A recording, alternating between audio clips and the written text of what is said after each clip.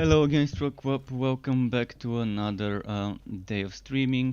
Today I will be continuing where I left off last night on the Railmaster on Ridiculous as the difficulty. So I'm level 14 as you can see, and my quest is which way to bro at Lake Gobdunk. There's gonna be very soon on twitch.tv/play Torchlight a dev stream, so you might wanna go and watch that. By the way, just keep that in mind. Max Schaefer, the CEO of Extra Games, will be answering some questions, so you might wanna head to twitch.tv/play Torchlight in a moment if they've not started even already, and catch that. And I've also uploaded a new build video as requested yesterday for the Onslaught Summoner on Sharpshooter. So if you're interested in that, it's on my YouTube channel on Struck TLF on YouTube. So you might want to catch that as well. So for now, what am I gonna do? I'm gonna go to Lake Gobdunk, I guess. Probably from Lakeside Clearing would be the better way to reach it.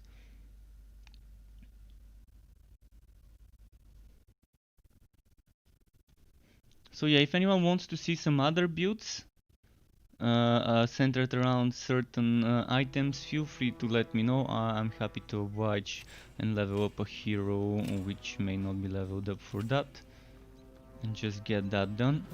In the meantime, am I going this way? Yeah, I'm going this way.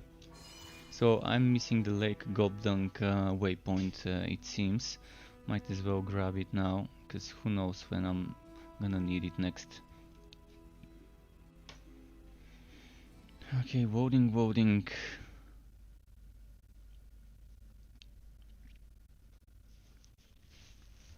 And here we go. Oh, I forgot to pause that I'm streaming on the Discord. Just a second.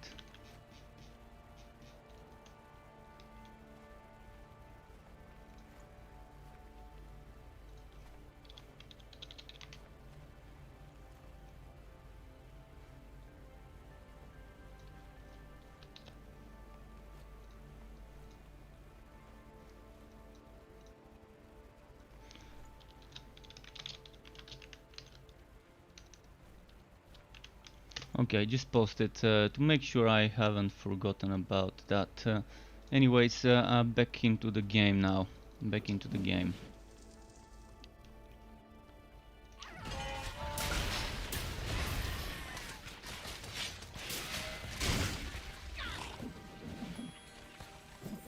Out of the 3 Torchlight games, which I prefer?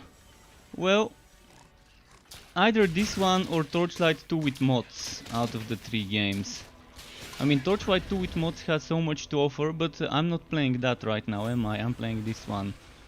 So I probably prefer this one right now. I mean, it's just different. It's so different from Torchlight 1 and 2, and I like different things. It's not that Torchlight 2 isn't amazing, especially with the mods. I just prefer this one. I like the classes so much. I mean, I love the Outlander, I love the Berserker in Torchlight 2. I loved all the mod classes that I could get on it as well. But right now I'm having so much fun with the system, with the skill system in this game, with the relics in this game, with that Legendarium, adding that extra variety to a build. And in general, I mean, that's my favorite game. Not my favorite ARPG game, but my favorite game right now. And it's been for quite some time, and I'm so happy to finally be able to play that again. And there are so many games that many other people might like, but this game ticks almost all the boxes in a game for me. When they add endgame activities and stuff like that again, it would be amazing. Right now it's a little bit bare without an endgame activity and without the ability to max out a hero reasonably fast. Right now I'm not even trying to max out a hero because it's just not gonna work well. Your life is slipping away.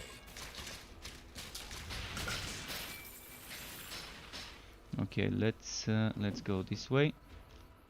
But I'm still enjoying this game so much. and hopefully would be for a long time. Can't wait to see what comes on launch and what comes after launch when the game's ready, but so far throughout those 14 months I've been playing the game, I can tell you they've been changing things a lot. They've been listening to us a lot. And what more do you want from a developer other than listening to the community and doing the necessary changes, the requested changes that are reasonable, of course. I mean, you can't listen to absolutely everything your fans say and do it, but the reasonable requests, of course, are nice to see making their way into a game. And they have on many occasions so far for this game. Death is upon you.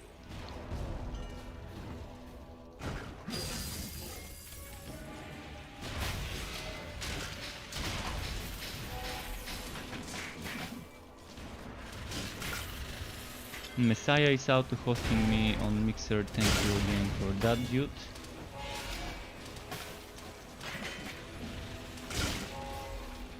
But yeah, I'm gonna be leveling today the Railmaster, but if anyone wants to see a forged build, I wouldn't mind spending some time later tonight leveling my forged.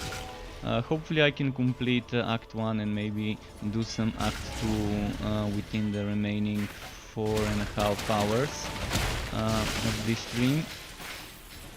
Oh shit, I am gonna die. I'm probably gonna die here unless...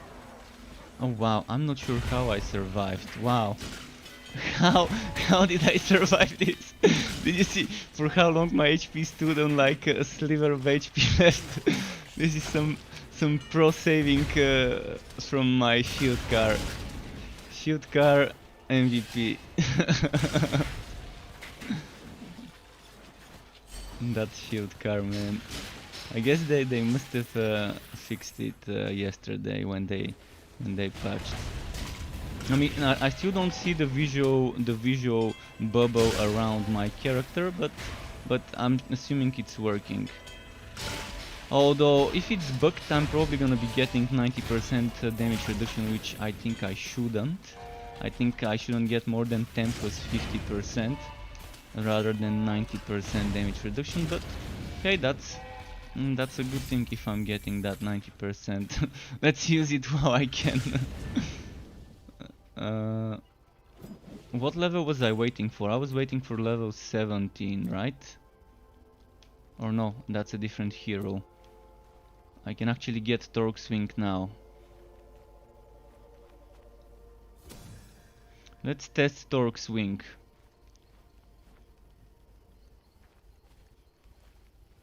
The one thing I need is... Oh fuck, I should not have spent that point. I was saving points for hammer spin damage reduction. So let's see how many points I need. First, I've got 3 Respectacles, which I'm gonna use on those 2, so that's 2 points. 2 points gets me to 6.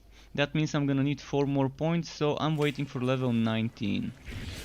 19 is what I need to be able to get this hammer spin damage reduction, which means once I get that damage reduction, I'm gonna be able to not use shield car and move on to a full melee setup and still have the survivability I need on Ridiculous with a close range fighter. Hopefully, I mean, if things don't work out, I'm gonna farm some more Respectacles from Sudista and just, yeah,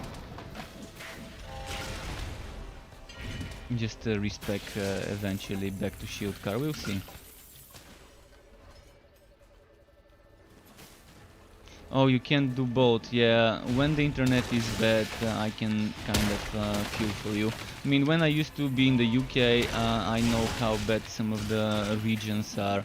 I mean, in some places, even if you can afford the good internet, and even if you want to get it, it may not be available because the providers may not have. I mean, the ones that depend really on the landlines and on the connection is terrible. I still don't understand why in Britain the internet is so much dependent on British Telecom's network, in British Telecom's network, and the cables going underground and all of that. and if they haven't upgraded the infrastructure, you can't get the good internet. And it was fucking terrible back when I lived in Woolwich, which is southeast London, for those who might be in different cities and don't know it.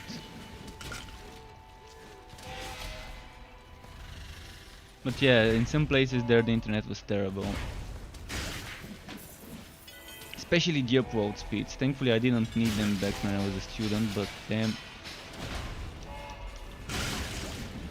When I needed to download stuff, I would go to my university and download stuff from there. Because it was much faster with the university optics and stuff.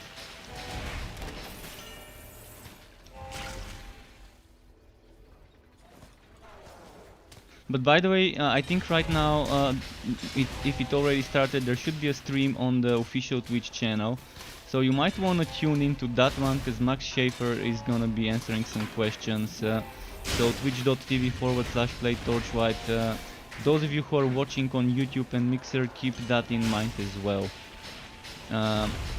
You might want to catch the official dev stream and hear what Max Schaefer, the CEO of Extra Games, co-creator of the Diablo franchise and the Torchlight franchise. So just letting you know that you might want to be interested in that one as well. I'm gonna be here for another 4.5 hours or so, so you can catch me after the other stream as well.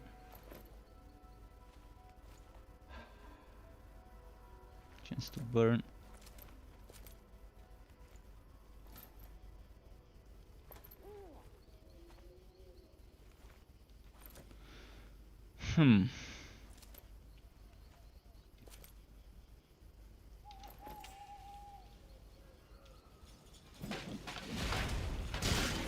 Okay.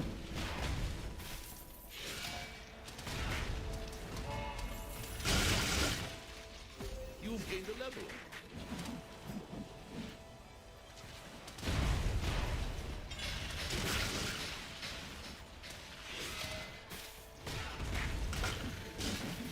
Oh, that hurt a lot. That hurt a lot. The blazing mod is kind of too much sometimes.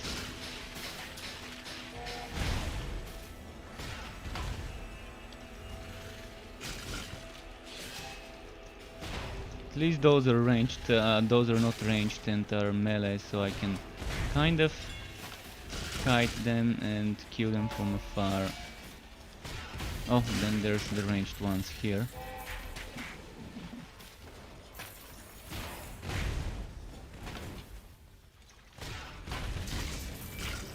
Oh, there's a ranged one over there which I didn't see.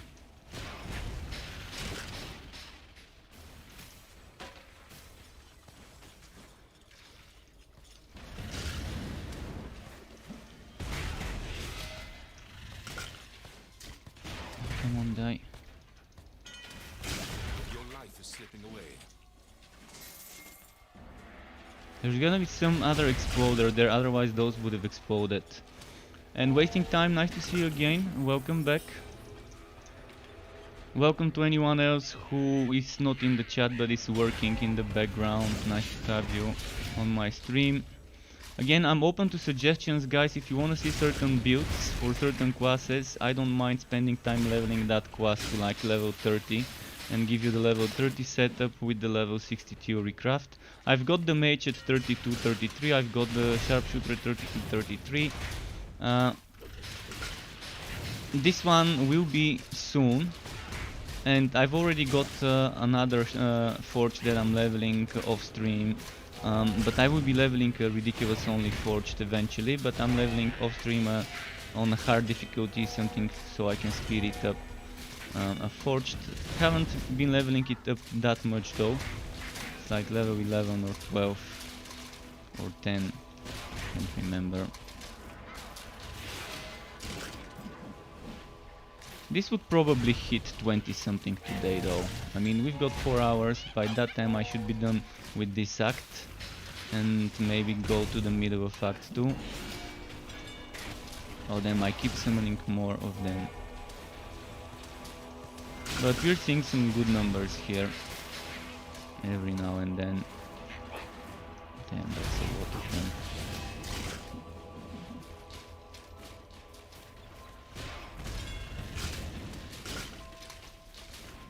Is he teleporting or is it just the charging?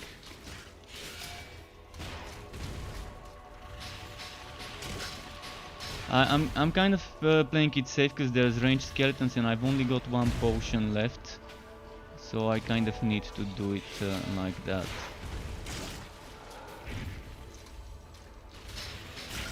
They still need to fix some things with shield car, like it needs an endurance effect, which I think is healing, or is supposed to be healing, but I can't confirm that. Wow, fucking blazing.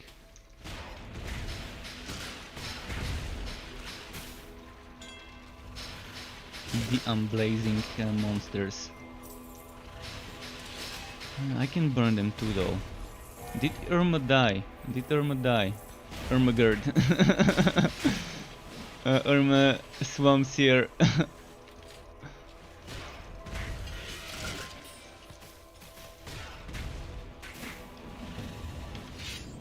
Wait, this one's dead. Alright, let's get this one.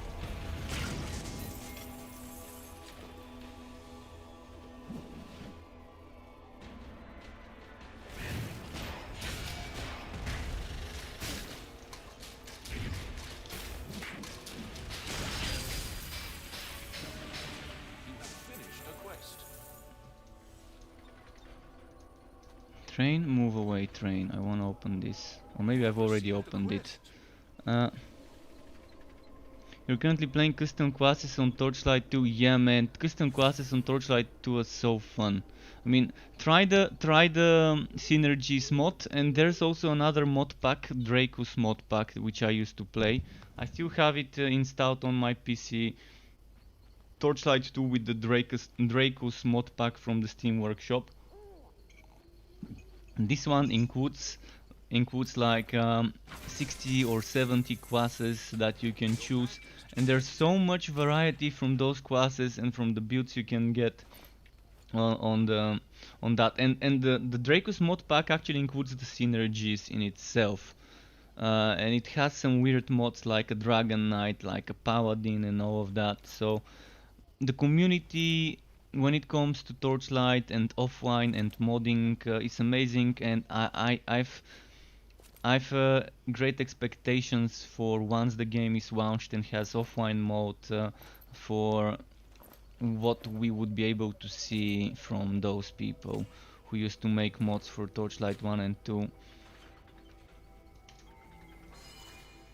Hopefully we see some nice stuff, like classes from from Diablo 2 and Diablo 3 making their way here, or maybe classes from Torchlight 1 and 2 making their way through the to the game via modding.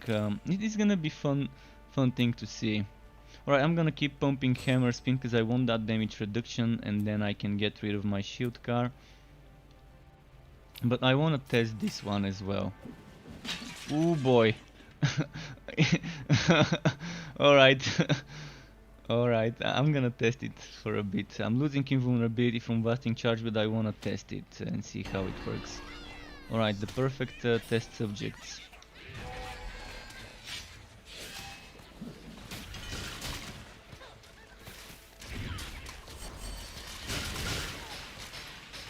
Didn't seem to do much damage, but it did do some damage. I mean, it's just level 1, that skill. The cooldown is a little bit too long though. The cooldown seems like an overkill, so I'm probably gonna go for Spike Drive rather than this one. What's the cooldown on Spike Drive? I need to check to see if it's the better option. I mean, Spike Drive Pound might be fun thing to get if I get that item that that's meant for those as a combo. I'm supposed to go to the Shattered Void. I'm assuming that's this way.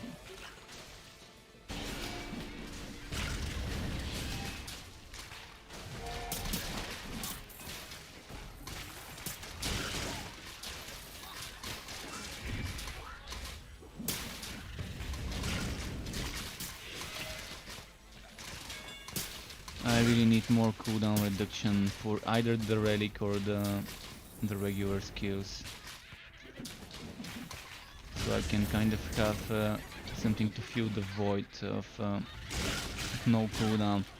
For now I'm probably gonna go back to Blasting Charge, just because of the spammability of it.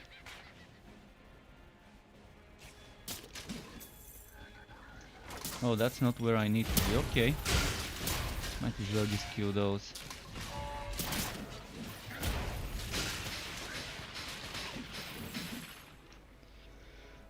Shattered Void. Oh, I see where it is. This way. Super Coke Star. I'm loving the swimsuit mode. That's a nice mode. First time I'm seeing it. Didn't even know it exists. Oh fuck! Blazing. Phew. I mean, I'm loving the damage this guy's doing. You are wounded. Your pack is full. Again? Oh, and I forgot to send the pet to sell. Alright, pet, go sell.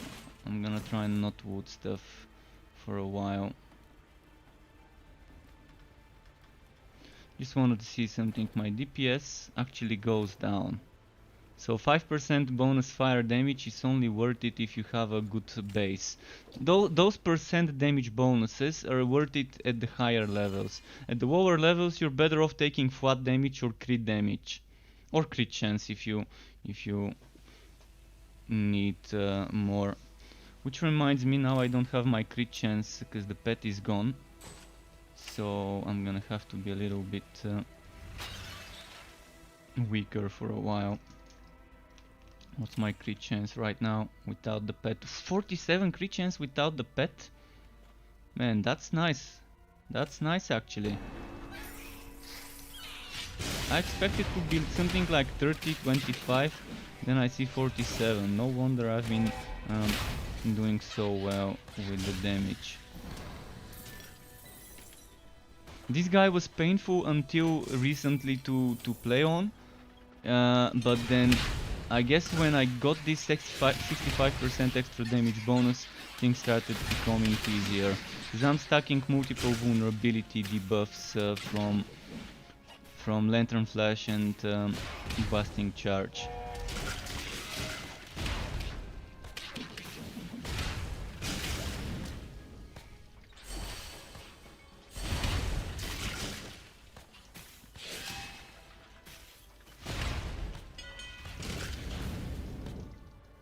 I still need more cooldown reduction for the Bane skill though.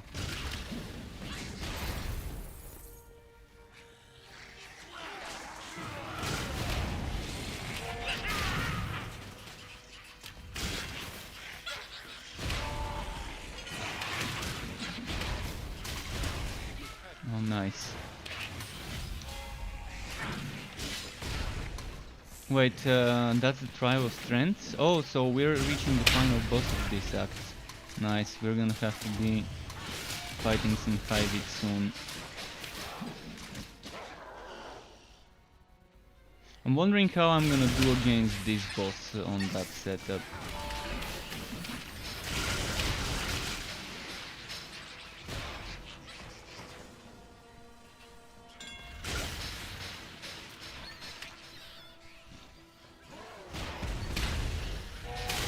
Probably gonna get level 17, but I doubt I'm gonna be getting level 18 before her. 70 is gonna be pretty soon if I keep fighting all the enemies on the way.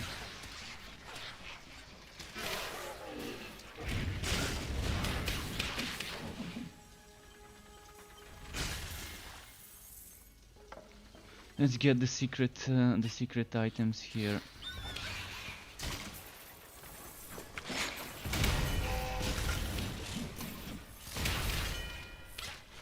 Gotta know about the secret rooms.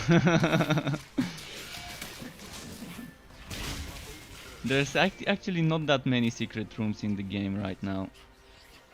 65? Oh yeah, that's an upgrade. That is an upgrade.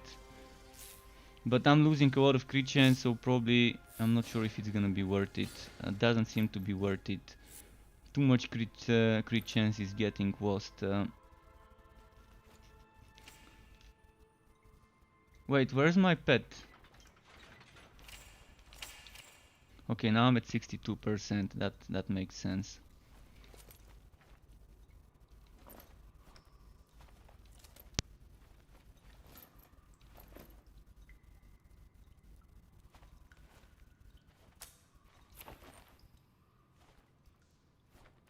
Okay, we're doing this.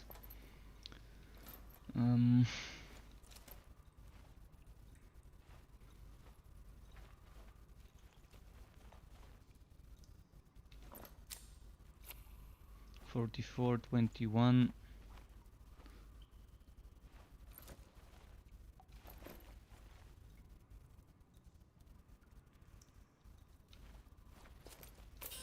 Okay, I think we're good to go. Pet, go sell.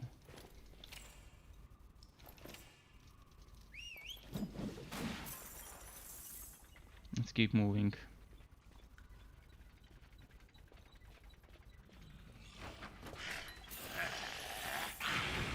We gotta save some potions for the boss fight, so maybe play a little bit safer from now on.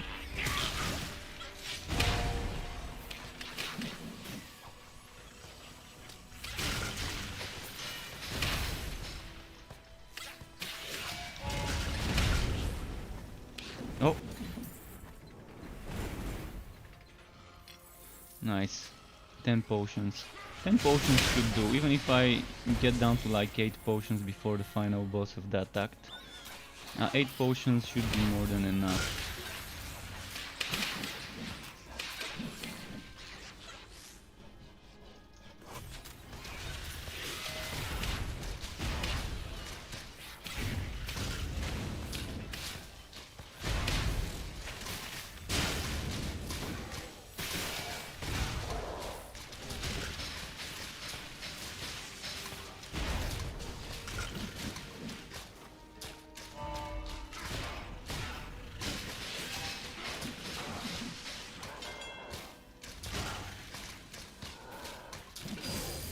Okay, got this one.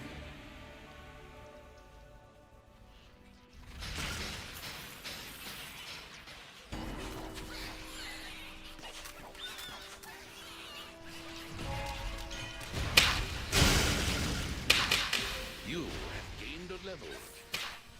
Okay, that's I didn't plan on doing it exactly like that. I planned on like escaping with my hammer spin, but it didn't let me. But it worked out okay.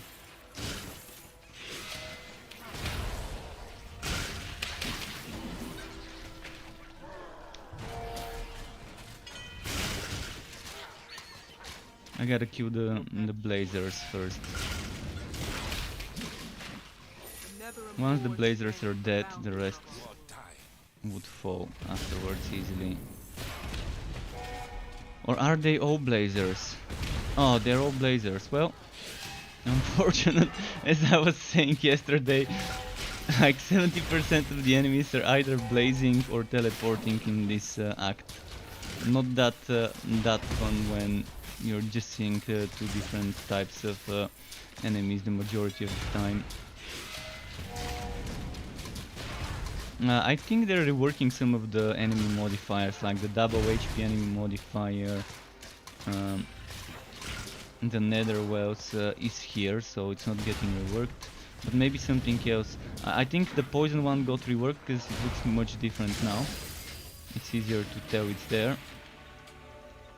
But there were more. I remember there being enemies that have increased chance for crit chance and crit damage. The Lito enemies.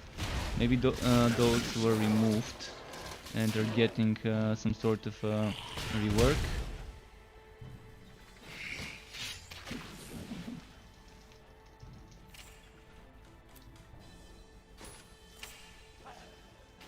Let's get that extra damage.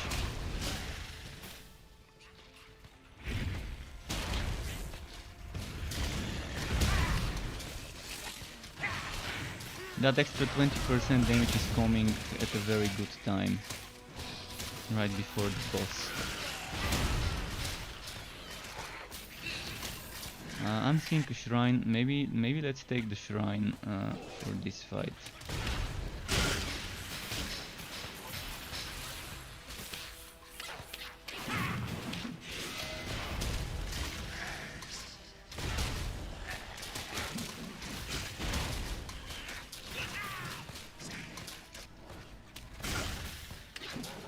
He's still alive.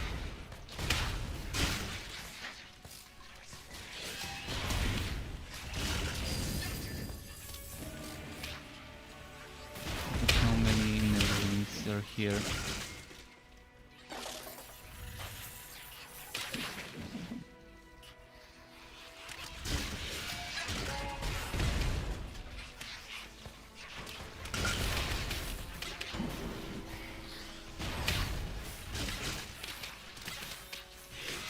Come on.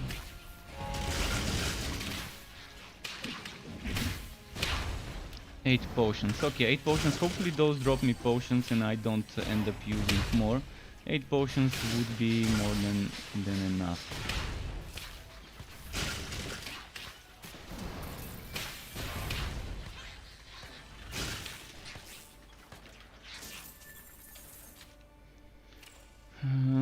Let's see. Don't need this.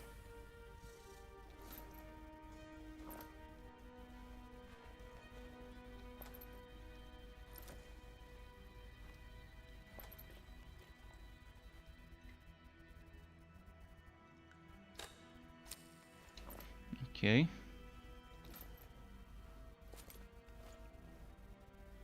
That's not bad. I might use it until I die.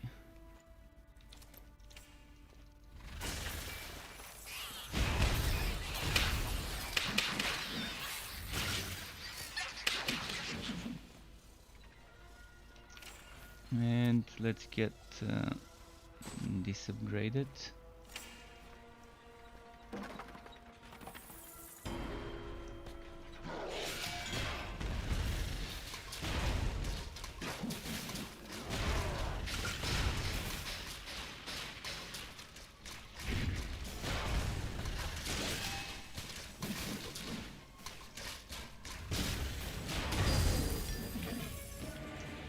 Okay, off to the boss fight now. Hopefully I don't get wrecked. If I get wrecked, well, the problem is even if I leave a portal here, it's not gonna protect me. I mean, it's not gonna let me come back to it.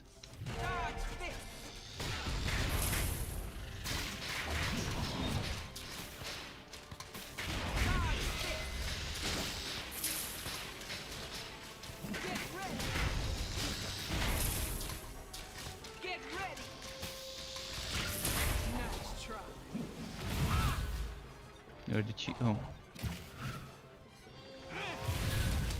Fuck. I was in a very bad spot. Should stay close to the middle for those.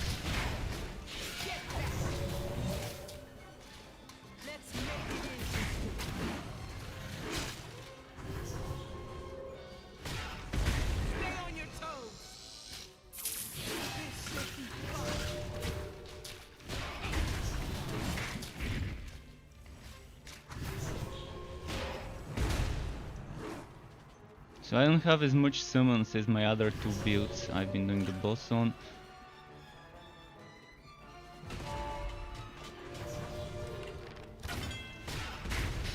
So it's gonna be a little bit slower when the wolf is next to her, or the nether wells. Too slow.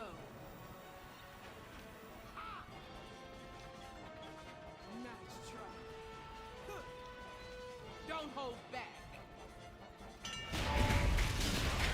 Can you handle this?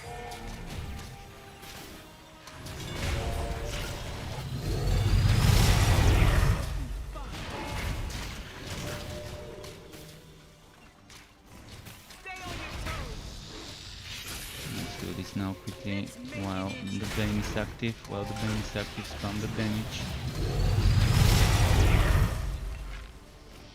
So many nether wells in the same place. Not today.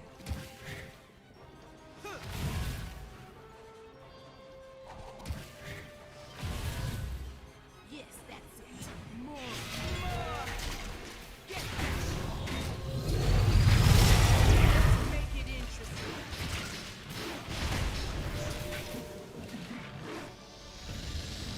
Not sure which one the real one is.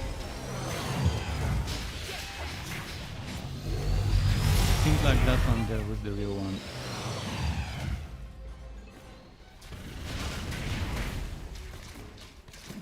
This should be fun. Dying so low. 1/4, 1/4.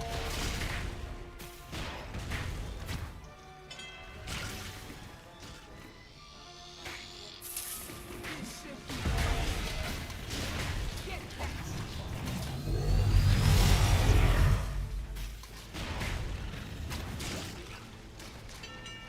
There.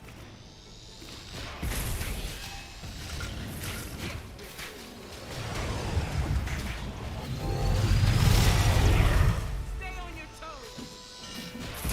Come on. Let's make it interesting.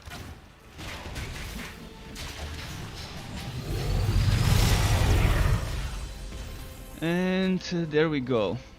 Alright, better than I expected. So not so bad. Let's send this one home. And Act 2, here we come. Act 2.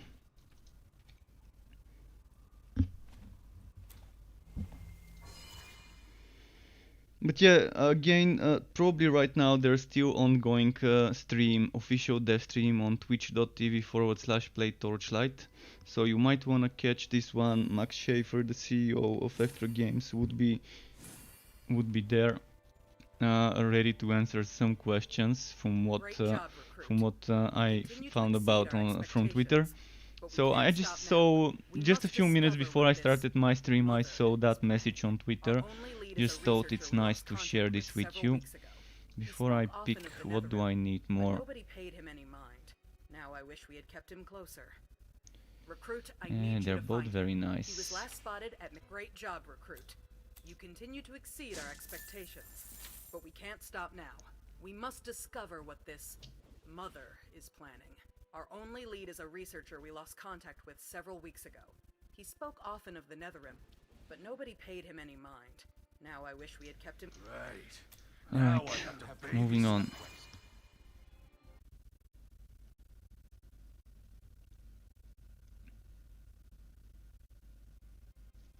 Our heroes set out to find the lost researcher. Their Very quiet voiceover. the Netherrim. Ancient trees loom in the darkness ahead. What lurks in this shadowy silence? But ahead they see a light, a beacon in this putrid swamp. Our heroes must make friends if they are to survive. Okay, here we are. Need to go and sell some Partner? stuff. I know the general was trying to keep it quiet. Is there something I can take off your hands? Sell. Sell. Sell. Wait, I probably should not have.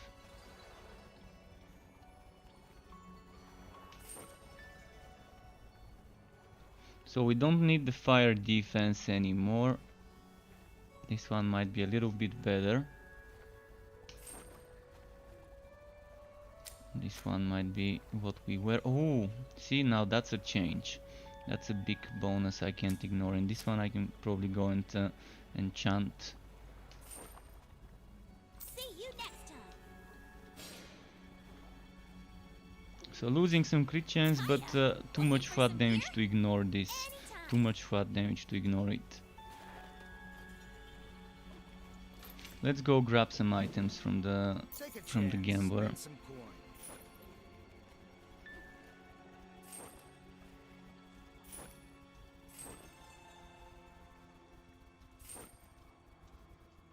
Okay, that's good.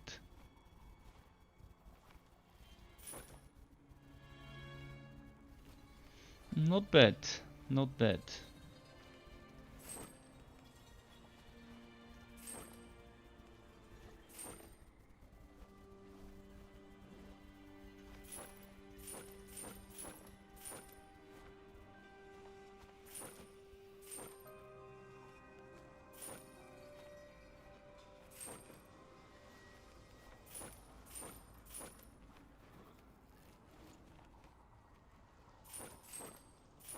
Come on, give me gear work, gear work. There we go. I'll be There waiting. we go. That went well. So we've got our new stuff. We can go and enchant some stuff quickly to prepare ourselves with some little bits of extra defense or poison defense. Because right now my poison probably is super bad. Do something for me first. Two problems. Quest First, I begun. need you to clear out the pests down in the high vid tunnel. Their incessant screeching is frightening my poor alpacas. Second, a foul Okay, sister of the quickly dark arts has stolen my baby's collars. doing this. Their collars have Some enchanted gems, enchanting. and I'd like them back. In the meantime, I shall divine the location of your researcher.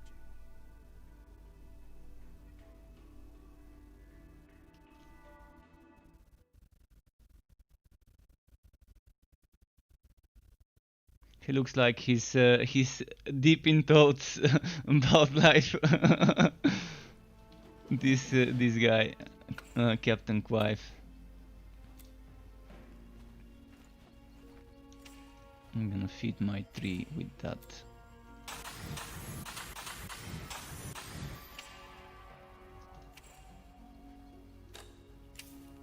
So what have we here? First I wanna enchant those legs, probably. We'll see. Maybe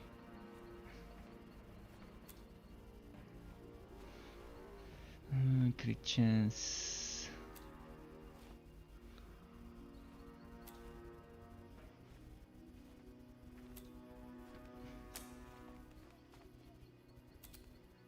I don't have the Hivit one yet. I mean, how haven't I found this? That's my third character, and I've actually even played on another fourth character, but I still haven't found this. Maybe it's still missing. I don't know. It's weird not to have found this one yet.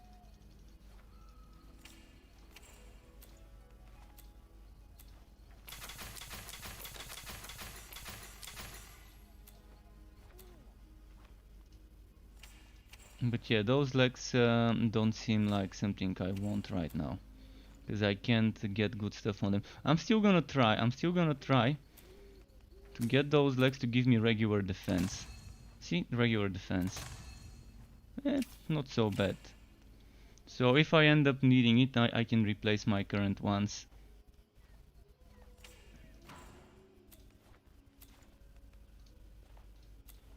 This one's going there.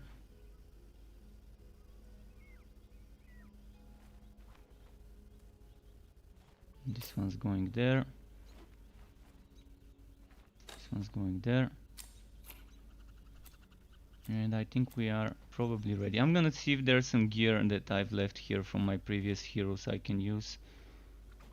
That one, for example, is not too bad.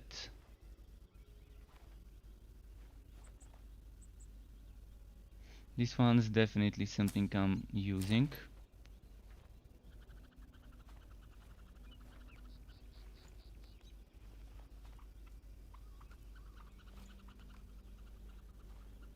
I'm gonna consider using this, because relic active skill cooldown.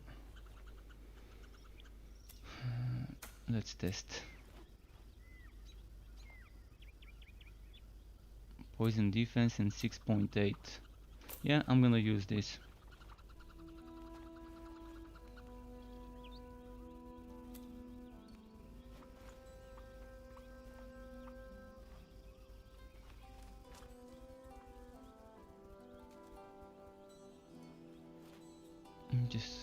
Just checking some more stuff. Gear work, okay. Yeah, better than the crit chance versus goblins and fire defense. Losing some crit chance, but overall.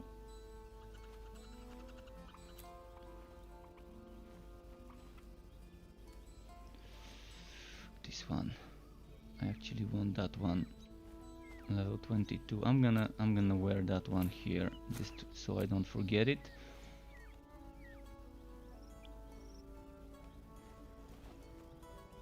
Ice damage what?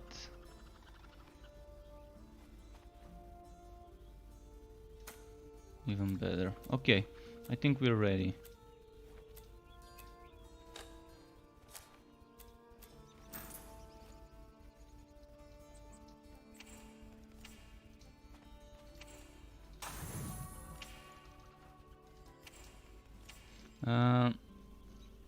Just a moment.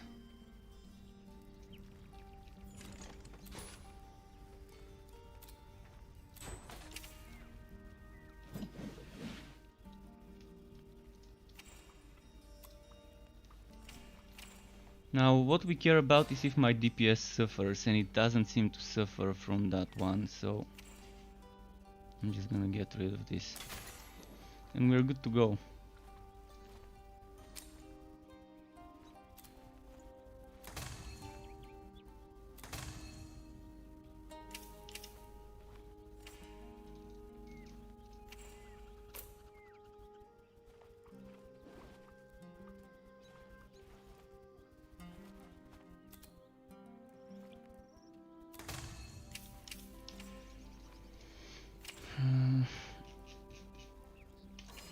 Finally.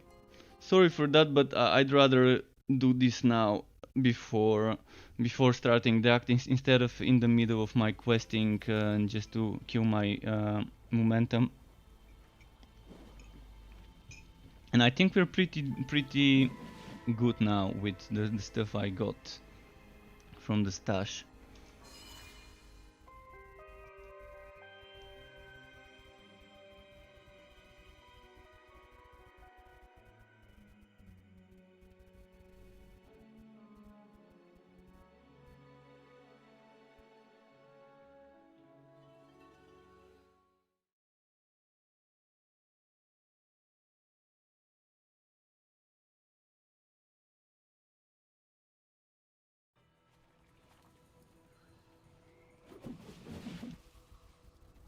Okay.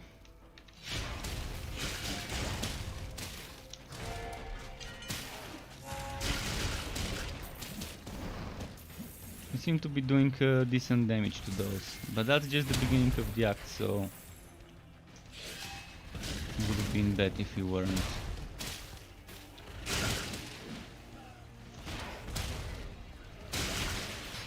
How is my crit chance right now? 44 with the pet. Yeah, we lost like 23 crit chance compared to before. Still, it's good. I mean, over 40 is not a bad number for crit chance. In general, I always prefer maxing out crit damage before getting that high of a crit chance first. I always try to get at least 50% crit chance in the end and 300 crit damage, but oh, that was close.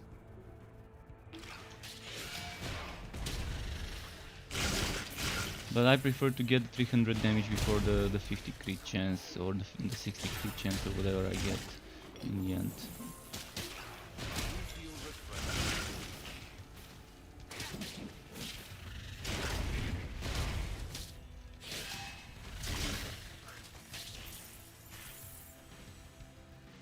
Alright, I'm just gonna move on.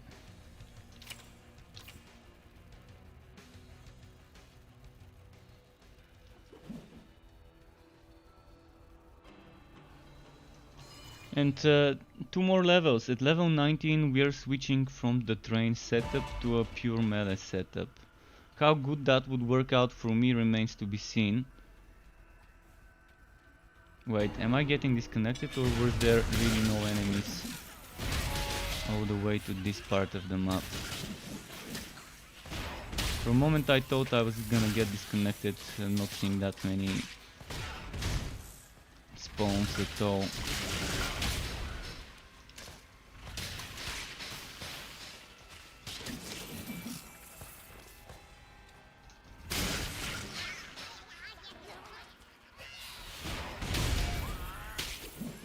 I'm not gonna bother with the phase beast. I'm not gonna get debated while leveling and questing to waste time for those phasic masks. Unless it returns me exactly where I started, which sometimes it doesn't, it's still wonky. It's still wonky, so I'm gonna focus on the task I'm doing.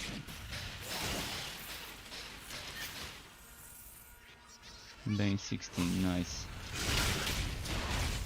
You have gained a level.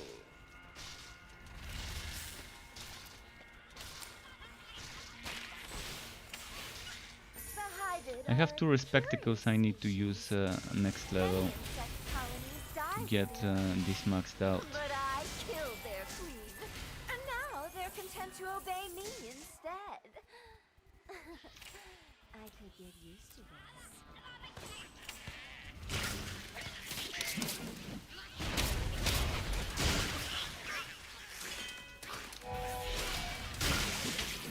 Oh, nice. That might actually end up being a good one if it's a wife round.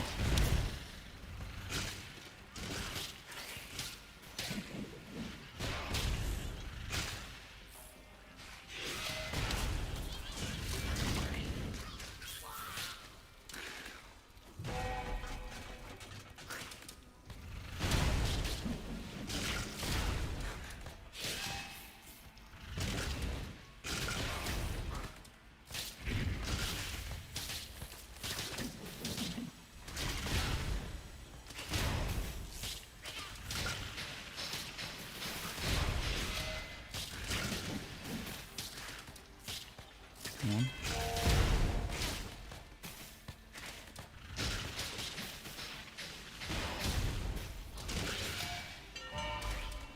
Almost killed it, come on. What's my cooldown here? 3.2 seconds, then still not as much as I want it to be. I mean, I can get the cooldown reduction from flame car, not flame car, from flamethrower car, and that's the worst thing. First, only this class and the forged have those minus 20% radioactive skill cooldowns that high. The forged has it on a level 15 skill, the Railmaster has it on a level 20, the others have it much earlier, like level 5 or so skills on the mage, and that needs to be rebalanced. It makes no sense to have those accessible at different levels to the different classes. It's gonna be much better if each class can get it at like from a level 10 skill or something like that.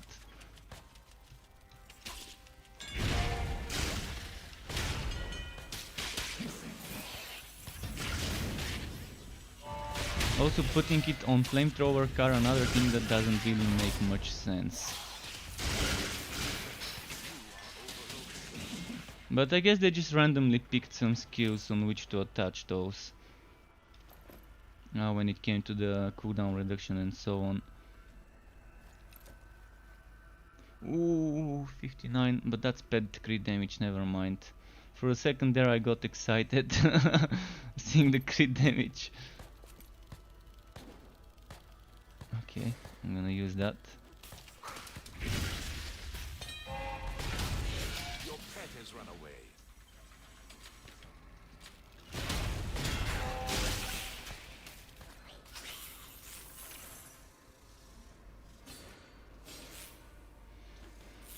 So let's get rid of what we don't need.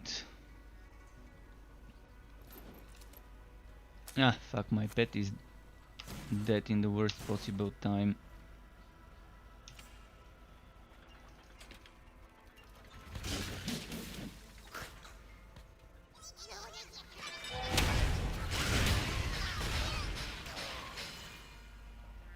Hopefully he comes back soon. I think it's a minute and a half left, less even.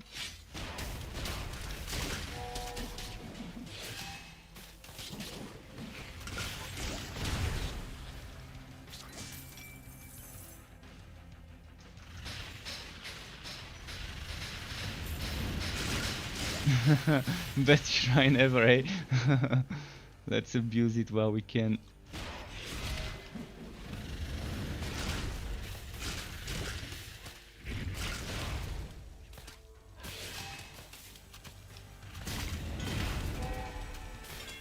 Such a short shrine.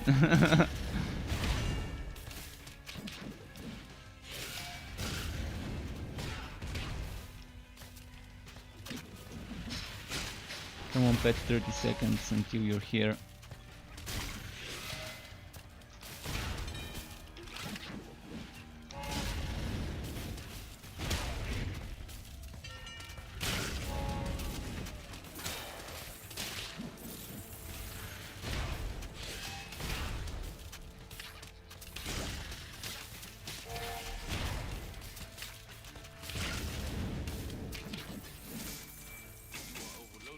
Okay, that worked well. So now let's give stuff to the pet. Oh! Okay, there we go. 100 rail hammer. Less crit chance to poison. Chance to poison. I'm gonna go for it.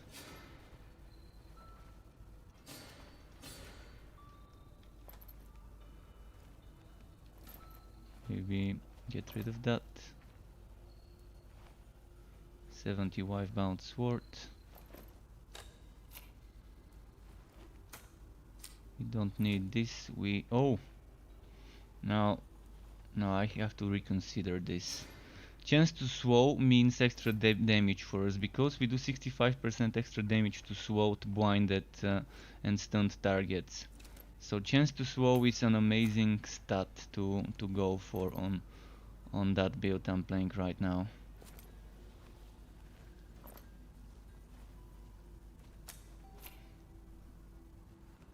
Wait, where's my crit chance? Oh, my crit chance kind of got melted. Yeah.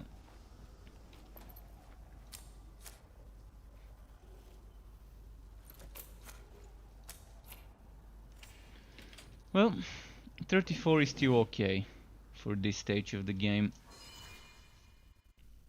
But that weapon I just got now probably would last me for another 4 or 5 levels. Unless I end up finding something else.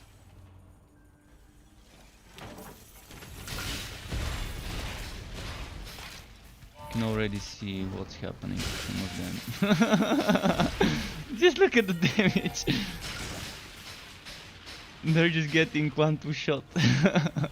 I wanna go to the boss fight quickly and see how quickly we can kill her. Of course she's a bit annoying, but let's go.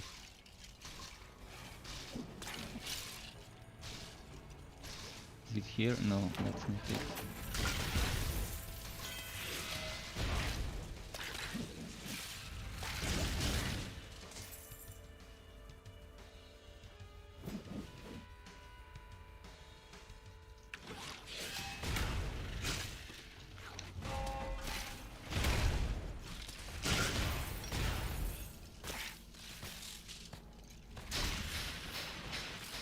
Come on.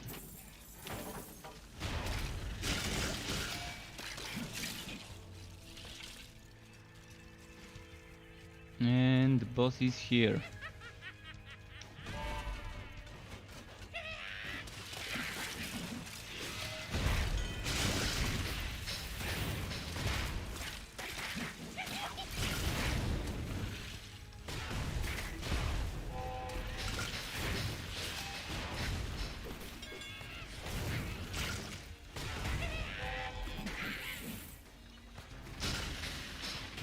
I think we can keep the train somewhere here, it's gonna be good enough.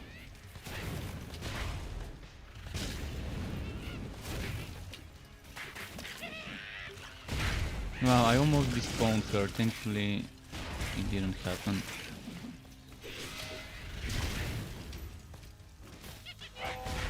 But you see how I'm hanging without being able to cast something. That's why I need to get the cooldown of Venom Smoke to like 1.5 or 2 seconds at least.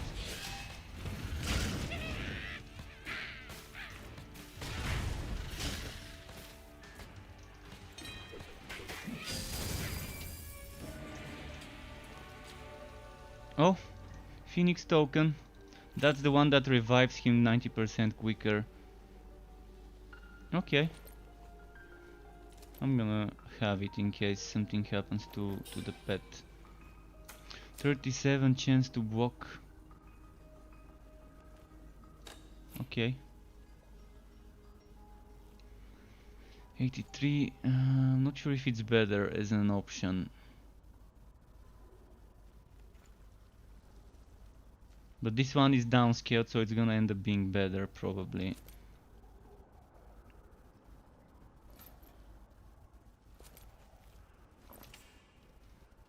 Pet go sell.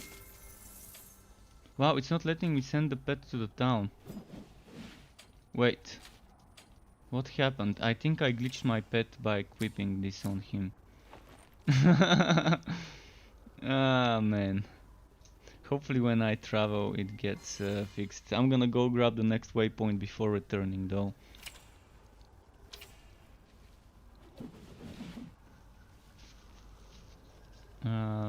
Think it's here. Is it? Yeah, it's here.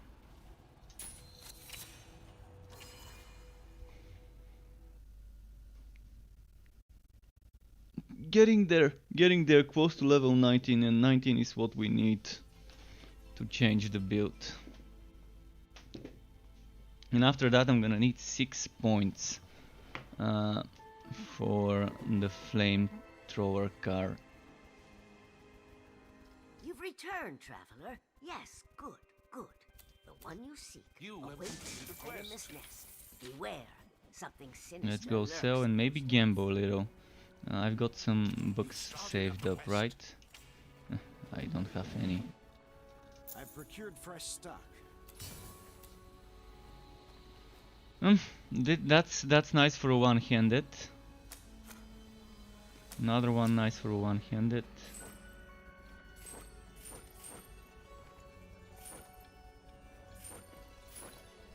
Till next time. Now I have to consider.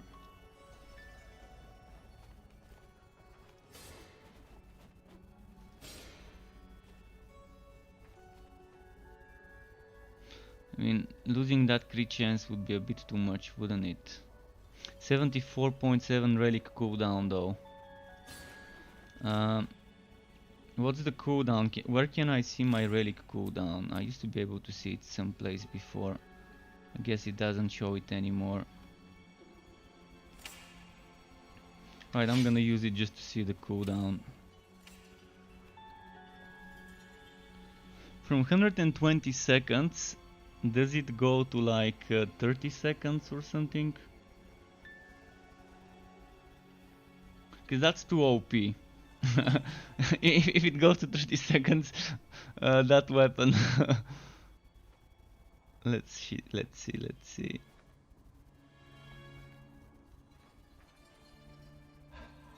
69 seconds. Okay. It's still pretty decent. And I still get some fine damage. It's not as much because I'm losing crit chance, but it's still fine damage. 119 versus 119, so yeah, that seems to be actually not a bad one. Losing the chance to wind and swow, but is that a wife bound? It is.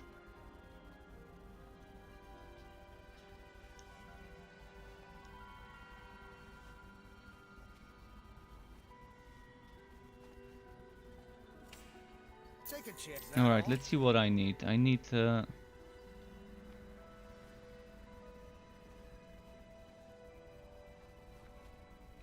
probably a nice non-wife bound shoulder. Let's keep this our little secret. Till next time. I procured fresh stock. I'll be Let's waiting. go.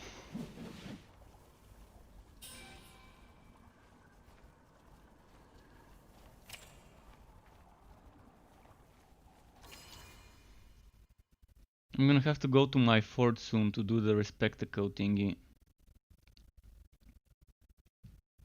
Alternatively, I can go and respect now, but I'd rather just respect later.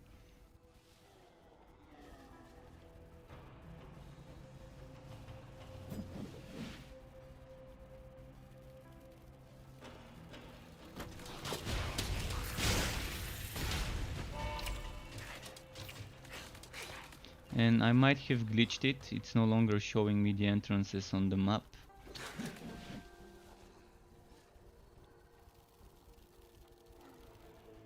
Oh, never mind, I see it.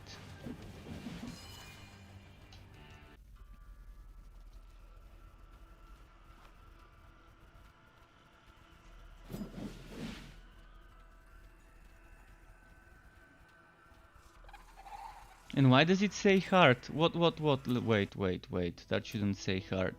It was ridiculous, then it suddenly changed to heart. This book is annoying. I mean, see, I'm on ridiculous. Why was it saying heart?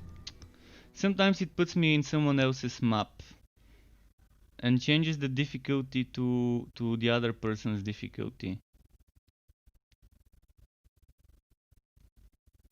And then I have to log out and see, now I'm at someone else's fort. So I probably was doing this guy's difficulty.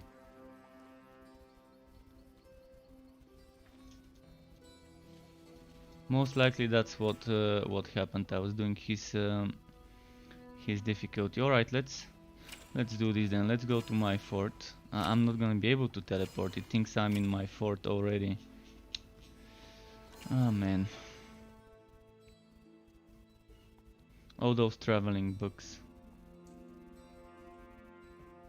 They fix one, another one pops up.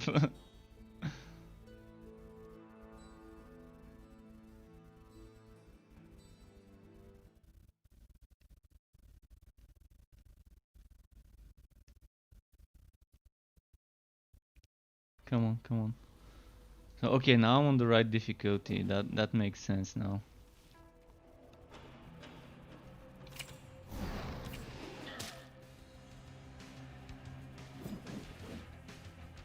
Gotta go forward though.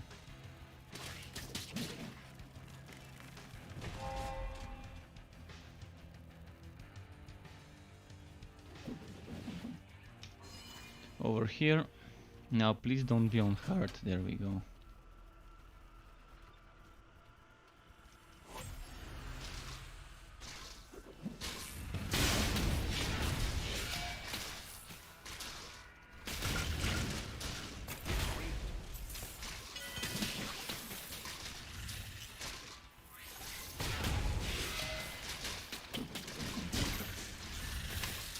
Fuck, I can't move away. Okay, nice. Got saved by them dying before the boat exploded. Right, almost leveled up. Let's group up some more. Let's make a big train of enemies for AoE.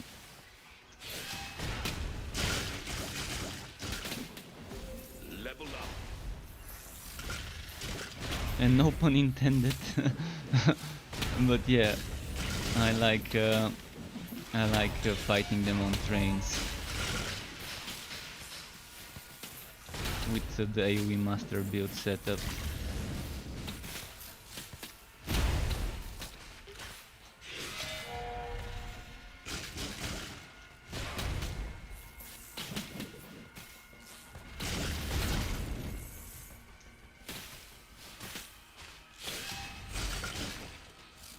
Come on. 800 damage, that was nice. You are wounded.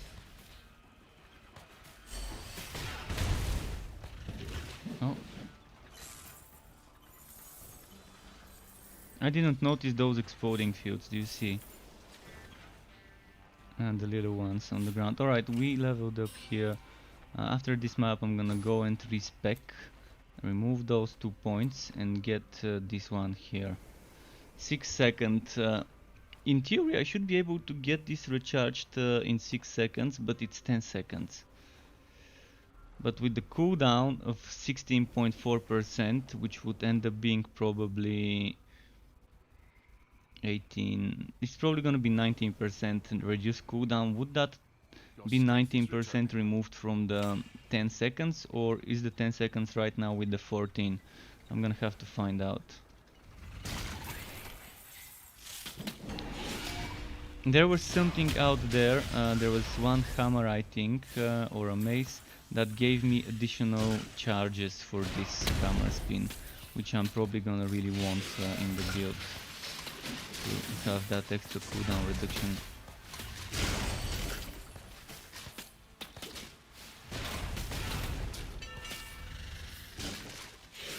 Right now, thanks to the shield car, I'm surviving a lot when I use that active skill. Oh, wait. Okay.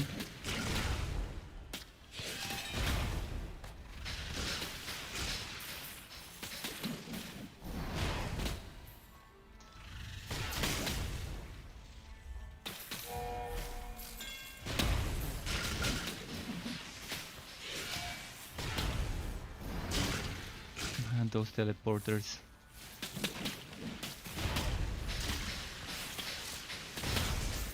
Wow, the XP is already 1/3 on the next level, on the way to the next level. That's pretty nice already. Now I'm trying to reach the boss as quick as I can and just ignore the rest.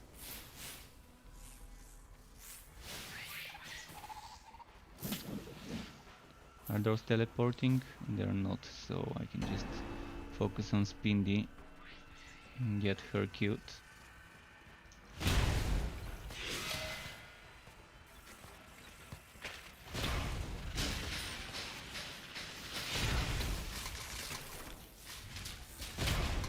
Ah, so many. I was not seeing those little fields on the ground that were popping up everywhere.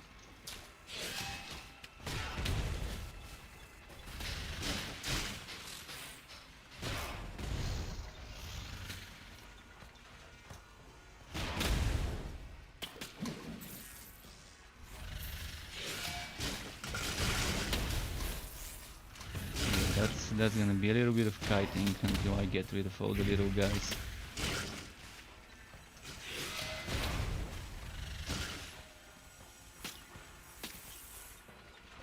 Once I get that extra cooldown reduction from flamethrower car, for my venomous mode things would be much easier for my damage.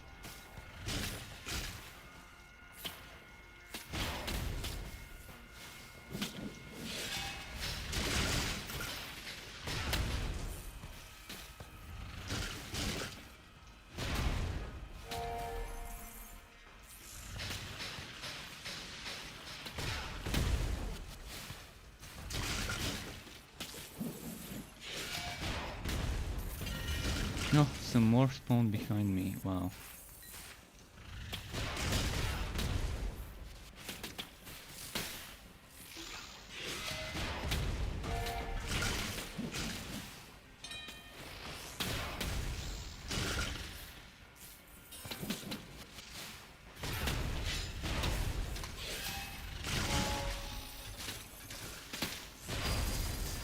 Alright, Spindy's dead.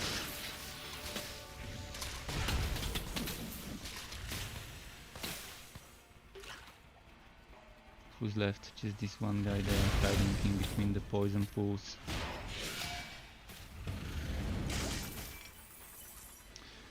Legendary skittering helmet? No, chest. Oh, it's actually the cosmic, not the skittering. That's good. That's actually good.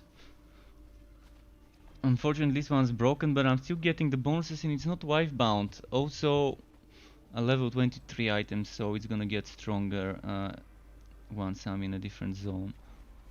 That's a very nice and walk chance. Can't wear it yet though.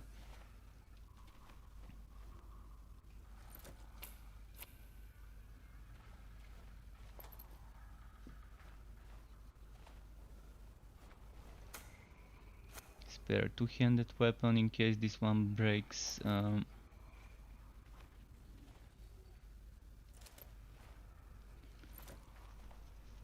Pet damage.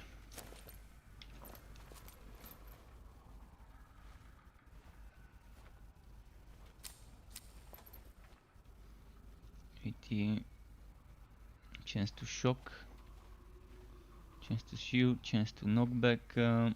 Yeah, I'm just gonna keep that one. Alright, pet, go sell. Let's see the other wood here.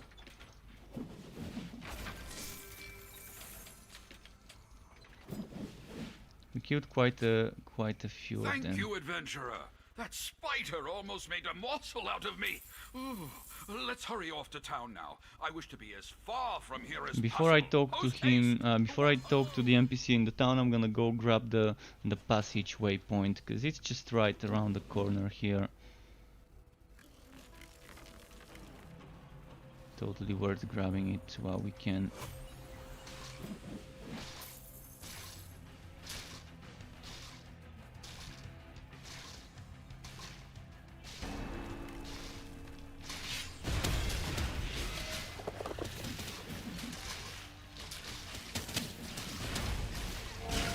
And by removing shield car, I'm gonna be able to use my torque swing, which would be nice. I'm gonna have a torque swing for a fewer, and I'm gonna be able to use something else like pound.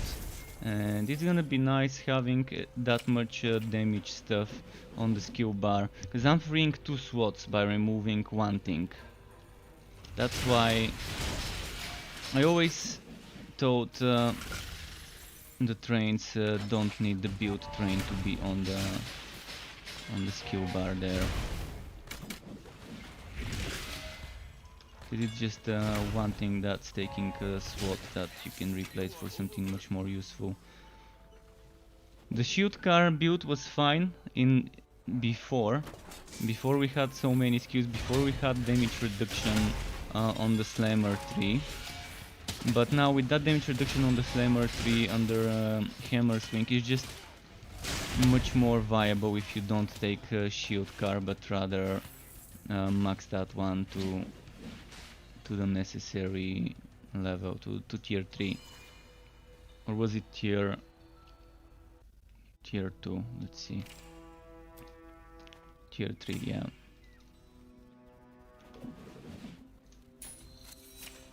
Let's go to my fort now. So now I'm finally gonna kind of make the skeleton of the build, which would mean I would have my skill. Actually no, maybe I'm gonna go for a spike drives.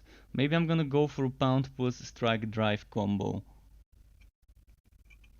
And there was this item that makes it much stronger if you use one and then the other, if I'm not mistaken. Right, respectacle.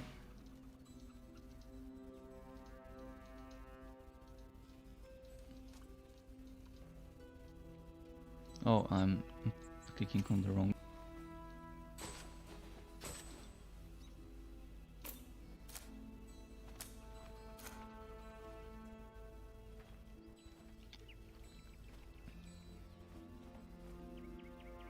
Ten seconds.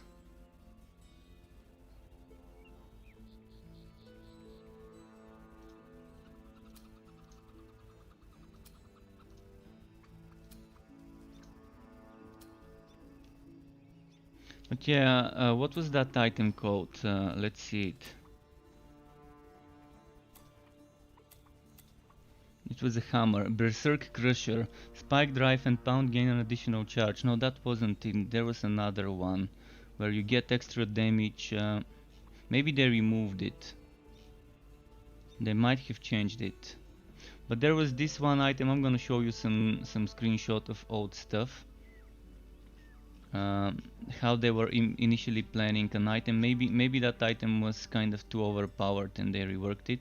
I'm gonna try and show you what item was kind of planned or maybe even existed for a while. So let's go TOF update. Is that update 9? Update 9 Mayhem. Do you see it? Let's see. Yeah, you see it. So that was the old version of the Berserk Crusher. Pound deals 100% more damage and costs 4 endurance, but since now the endurance things are changed, activating Pound makes your next spike drive cost no endurance. And now since we don't have endurance cost, things have changed. We have endurance cost not to activate the skills, but to actually activate the special endurance effect of each skill. And since they did that change to the endurance things, I guess now it made sense to to just give extra charges to those skills.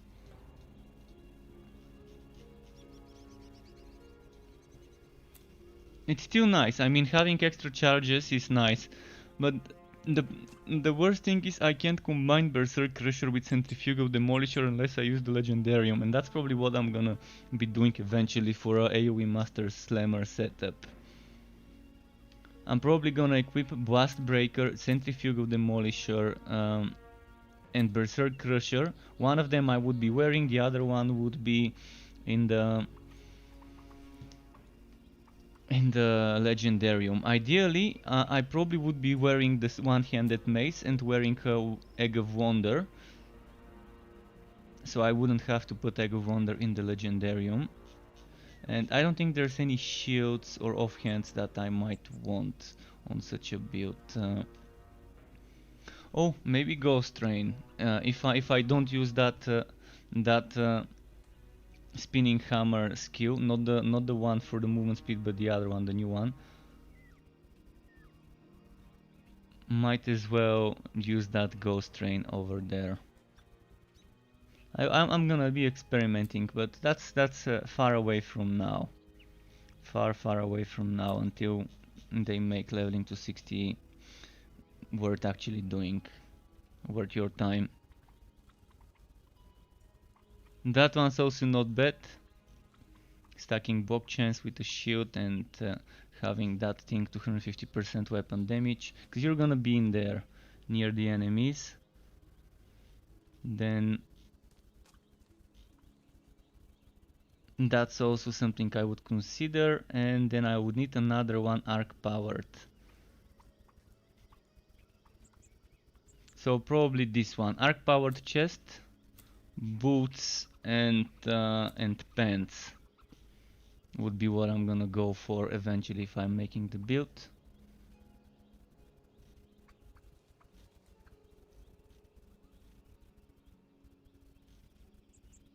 Somewhere going. All right. Yeah, enough theory crafting for this.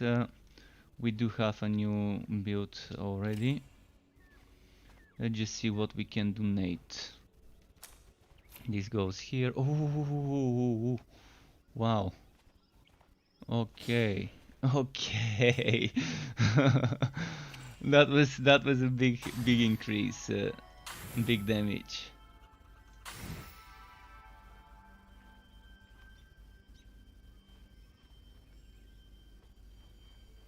Was I wearing the endurance regen or a shield with my mace?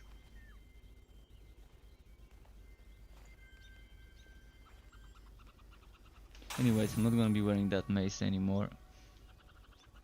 8.7, 4.1. Okay, don't need this anymore. This goes here.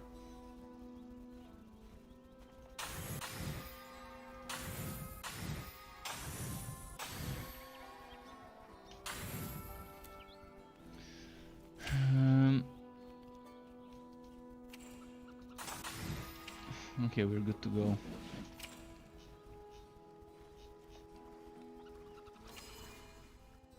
Man, did you see the damage increase? It was just too good to miss out on it.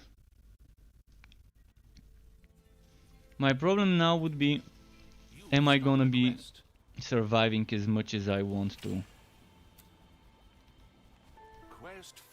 The next points I'm gonna save for this, 20%. That means I should have that by level 25. I don't want to remove points from anything right now.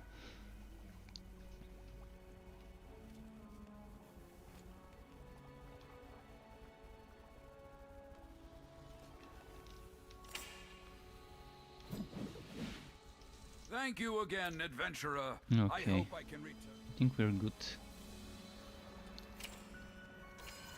Anyone, by the way, if anyone wants to join me on ridiculous on my quests around my level, you're welcome to do so. Just know that when I'm streaming, I'm not probably doing meta speed running the story. I stop sometimes to talk about shit. I go and enchant shit and disenchant shit. So keep that in mind. But I can try to keep up. if we would be speeding through the story.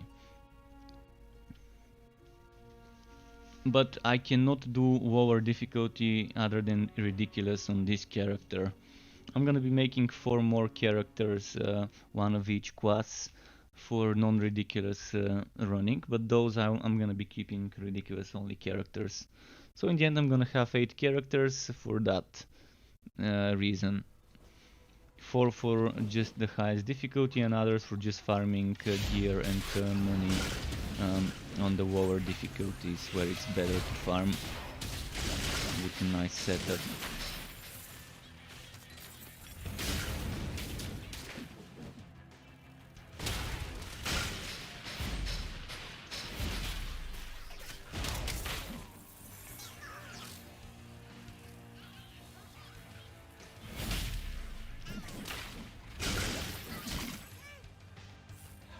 Razor Saw, let's test it.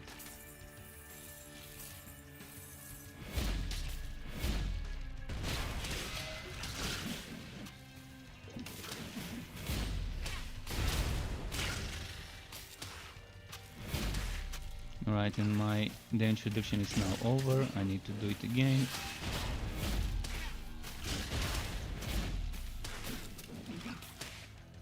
Now it's over. Okay, I need to pay attention to my damage reduction most of the time.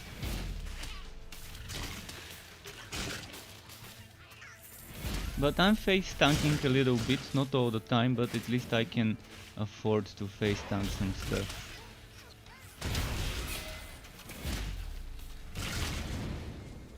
Would be much better when I get that cooldown reduction for the relic active skill though. New colony is proceeding beautifully.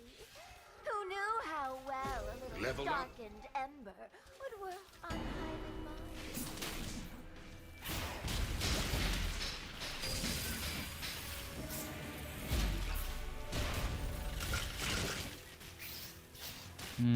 Which way do I go? It's not this way.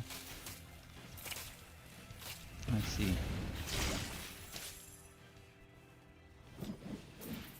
And J-Montastic, I mean, Egg of Wonder could take a while to find. There's 104 different legendary items, so it takes a while. But don't worry if you don't find it now. Just keep playing without it. Eventually you're gonna find it on one or another character. Right now, as I said, it's kind of not really good to keep playing after the story, after reaching like level 35. Unless you really want to only play one character.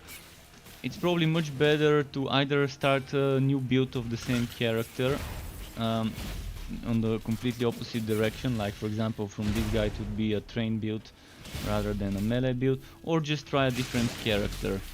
And eventually, while leveling one of your characters, builds, etc., you might end up finding that one. Even if it's a low level, you can just salvage it and put it in the Legendarium like I did.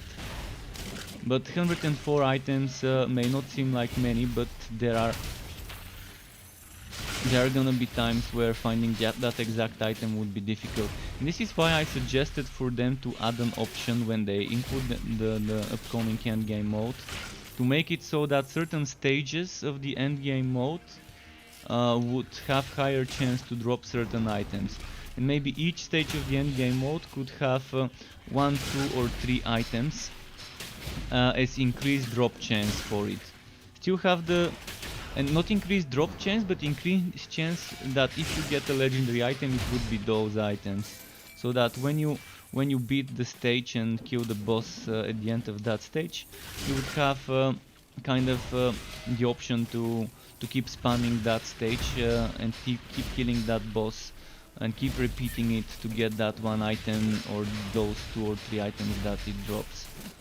The same way in Borderlands, certain enemies can drop different items but have a higher chance of dropping specific ones. For example, the Luda, which is a sniper, that's very strong, can drop as a world drop from everyone, but there is one specific boss in one specific endgame activity that you can get that sniper from with a slightly higher chance than any other enemy. So this is something that I think really would be amazing to include as a feature in Torchlight 3, as a quality of life when you wanna min-max a certain build and you're getting super unlucky and you can't find that one item you've been looking for. It's not gonna make the game easier, it's just gonna make it much more pleasant to get that build. I'm not asking for increasing the drop rates, I'm just asking for increasing the chance of specific items dropping versus another item dropping from specific enemies. And if there's 104 items, they can just pick specific stages and make those specific stages be the ones that drop those. By grouping them up to 2 or 3, etc. Per stage.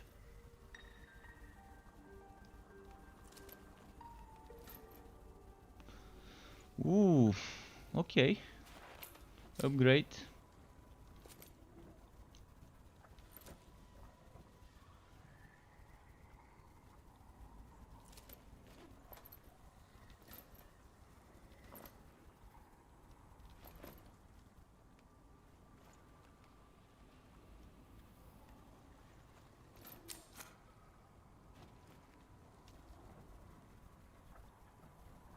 So we finally have this one. I mean, this doesn't work. The 1 skill levels to slammer skills doesn't work yet. Oh, wait. Almost accidentally moved out. My pet needs to go sell while we're at it. I've salvaged many legendaries. If it's wife bound, mostly I'm probably gonna salvage it. If I get the wife-bound legendary item, I'd much rather salvage it if I don't have it in my legendarium. If I do have it in my legendarium, I'm probably gonna give it to my tree of luck. Now I'm gonna grab.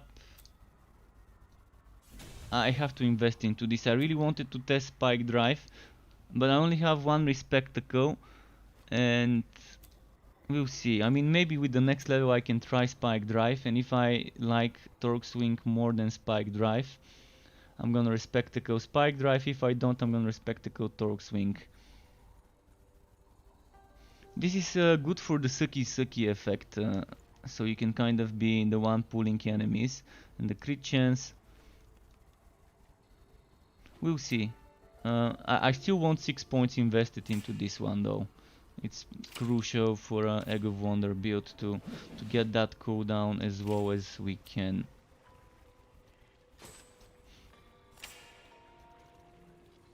Yeah, when you salvage a legendarium, the effect of that legendary goes here.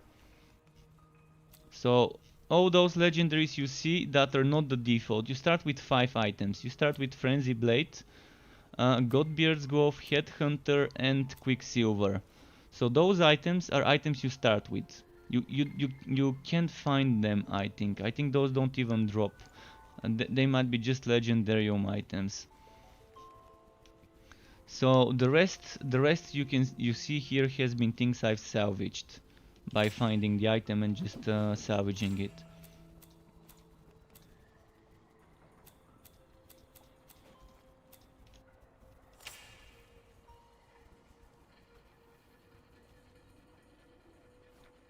Yeah, save those, salvage them, and then you can use them.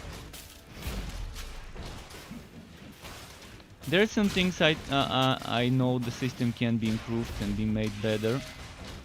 Some ways to make it better would be to make it so that if I have 2 set items in the legendarium and have one equipped, it would give me the set bonus, or vice versa. If I have like 2 items equipped and a third one from that set in the legendarium, I should get the set bonus. Right now it doesn't. But again, it's early access, so things like that are gonna get fixed as long as we report those to them. See, this is gonna go to my tree of luck. I don't wanna use this item and I've already got it in my legendarium. So it's the perfect candidate for something that would go into the tree of luck.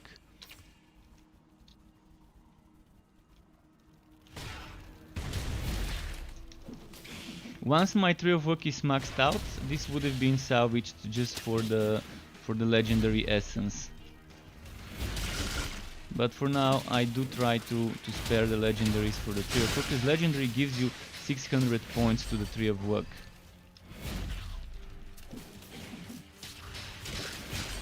And 600 points is a lot.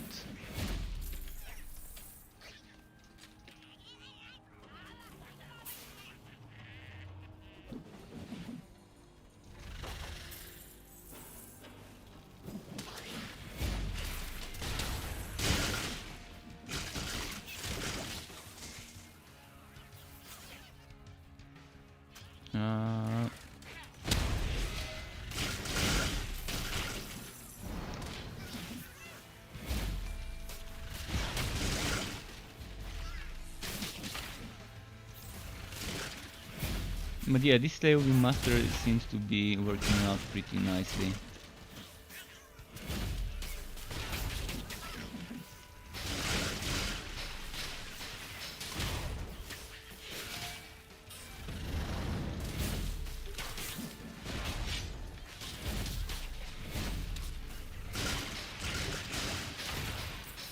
I kind of wasted my Bane regular skill before the boss fight. I should have saved it for the boss. But there doesn't seem to be a boss nearby, so just in case I die.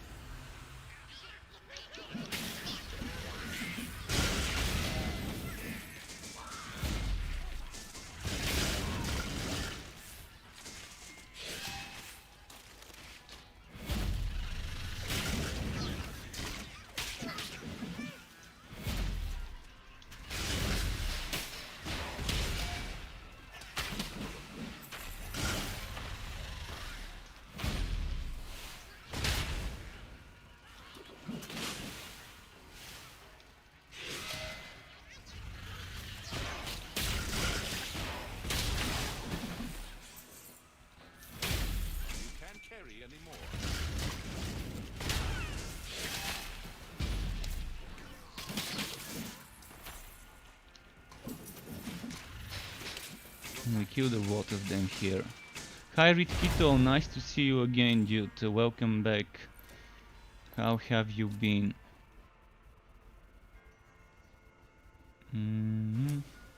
Actually no, this is Wifebound. What do you mean by Railmaster will be better? It's gonna be hard to tell if it will be better, but the Railmaster definitely provides a different playstyle than any of the other heroes. Maybe the Forged can get closer to a melee Railmaster on a melee Forged build. I'm playing an AoE Master, which would mean no train build. No train build is always and has always been and still is my favorite Railmaster setup. It's like a knockdown warrior, stun knockdown, etc. warrior, the Slammer setup. Because they renamed the tree to Slammer now. It's really befitting name.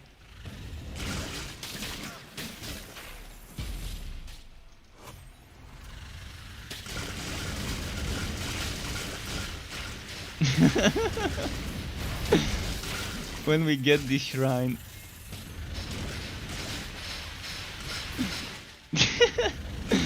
Yeah, getting this shrine.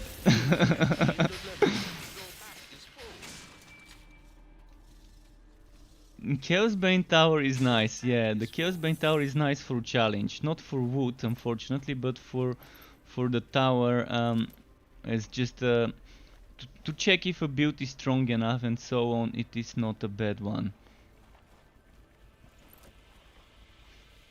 To push your build's boundaries to see how far you can take it. It is definitely a good one.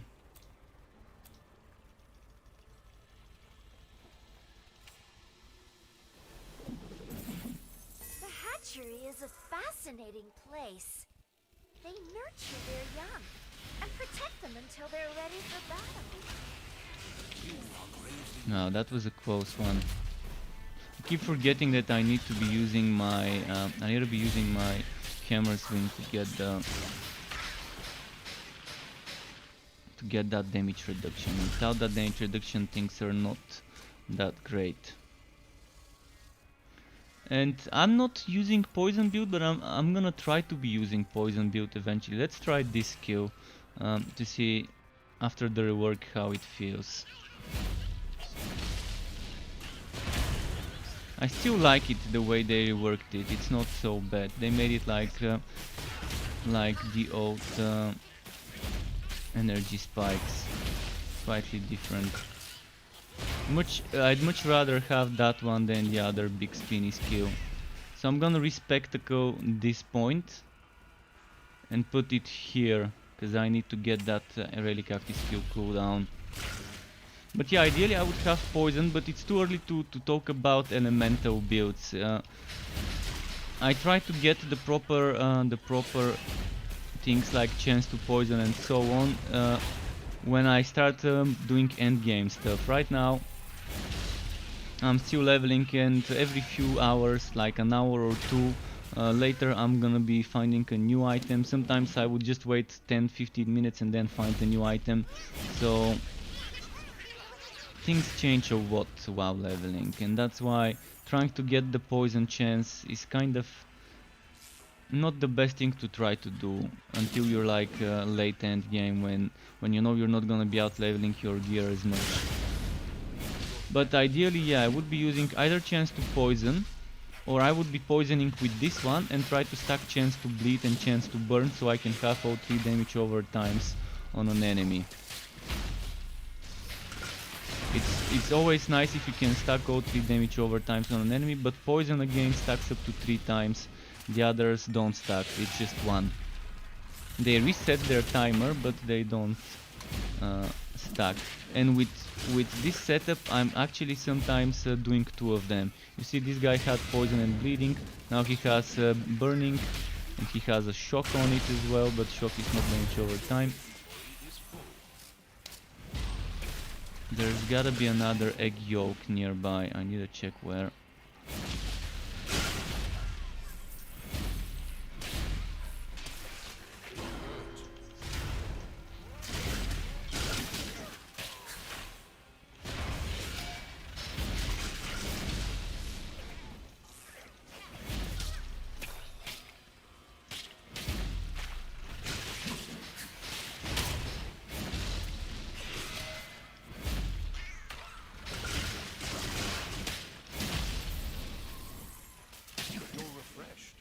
They did rework Spike Drive, but I think I like Spike Drive more the way it is now. Before it used to send AoE in all directions,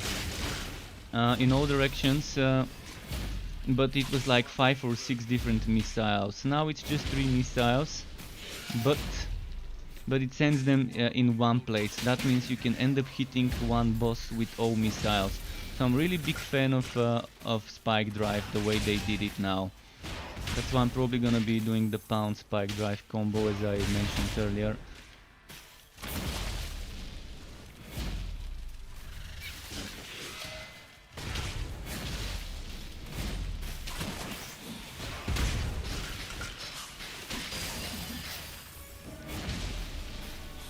Up close, point blank, you're hitting them with 3 different spike drive missiles. And then when you upgrade spike drive, consider the 4th missile. Oh, actually adds 4 missiles. That means it's gonna have 7 missiles. Think of how strong this shit is. 7 of those things. Oh, where did it go? Wait, I need for that charge to get. Oh, I need to spend endurance to get that charge.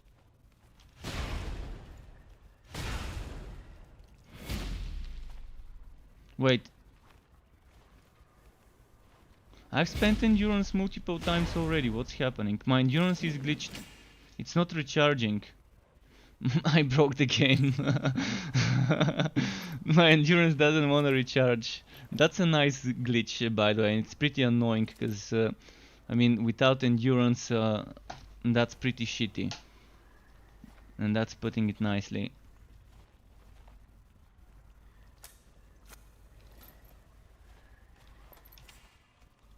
Let's equip endurance regeneration item quickly. No, it's still glitched. It doesn't want to recharge my endurance. Well, that's the worst bug I've seen in the game so far.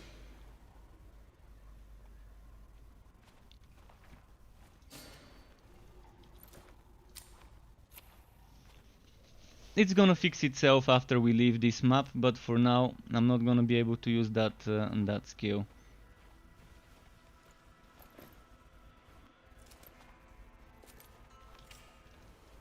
You can't carry anymore. So where is that egg yolk? Hopefully it's somewhere around there at the end of the map.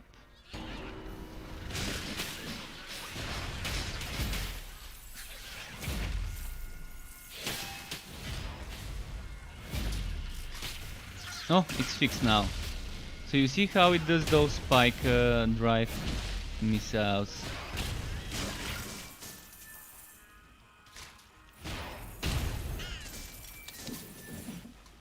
Those ones. Was that 5 of them? I can't see how many there are.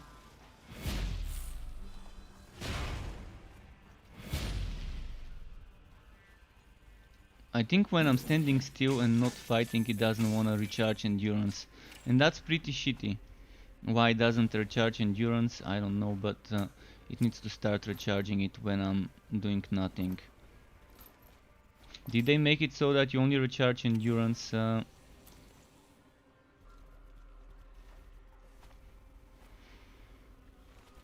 Endurance generates when dealing damage. Alright, so they made it to generate only when dealing damage. That makes sense.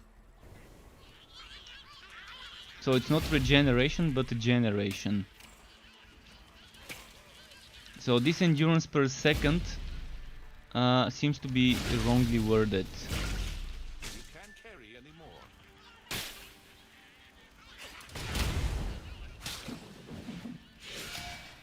Because you no longer get endurance per second.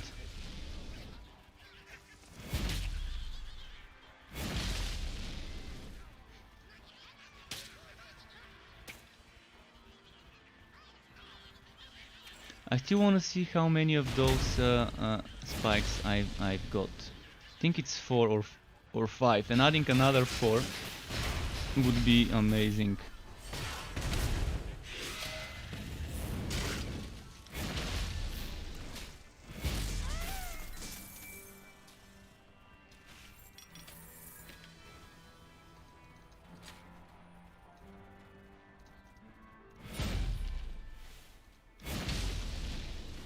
One, two, three, four, 5. Okay, that's 5. I could count them now. So that means we're gonna have 9 of those things when I max out the skill.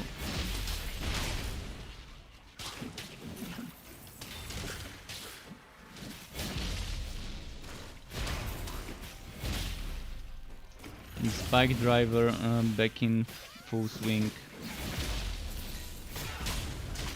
Kind of the same I played it, except I'm playing it with the Bane now instead of with the Flaming Destroyer or the Bleeding one, but the relic is entirely optional. Especially now with Egg of Wonder in the mix of things.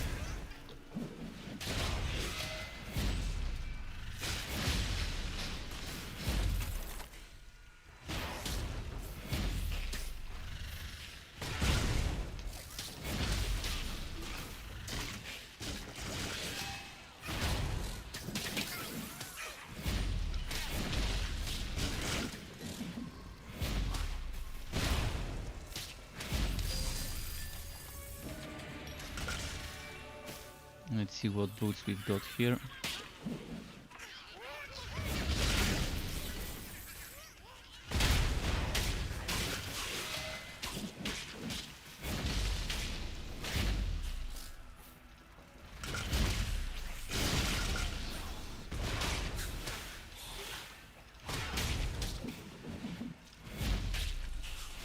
So there's 4 items I really want for this build. 4 items, I can put 3 of them in the Legendarium, the other one I can wear.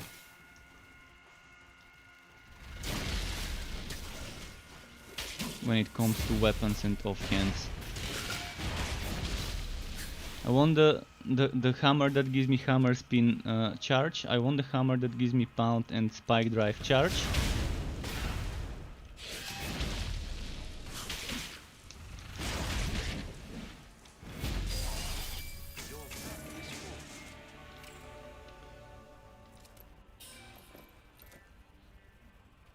Ooh.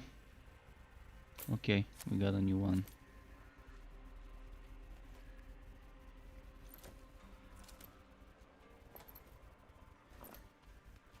Oh.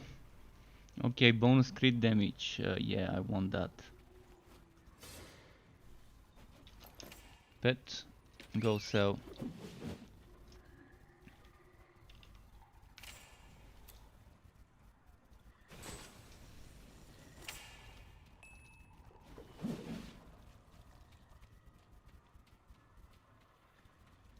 Meta in Torchlight 3, I'm gonna say meta would be either using Venomous Maw or using the spinning blades. When it comes to stacking cooldown reduction, you can get that cooldown so low, and using that with Egg of Wonder, this could be some sort of meta. Every class has some sort of a more meta build. For example, for the sharpshooter it would be targeted strikes and reload combo. That's just so much single target damage. For melting bosses and stuff, that's probably your best choice of skills on a sharpshooter. On this one, I think the meta would be using Blasting Charge and Lantern Flash tier 2. Lantern Flash tier 2 makes them take 65% more damage if they are stunned, blinded and slowed, and this also blinds them. This one makes them take another 25% more damage with the vulnerability. And then you can add another 20% when you max it out, which means 45 and 65, that's 110% extra damage. For the robot, I need to play more. I can tell you Furnace Blast felt great for the forged. Furnace Blast in the beta felt amazing in the closed beta as a setup.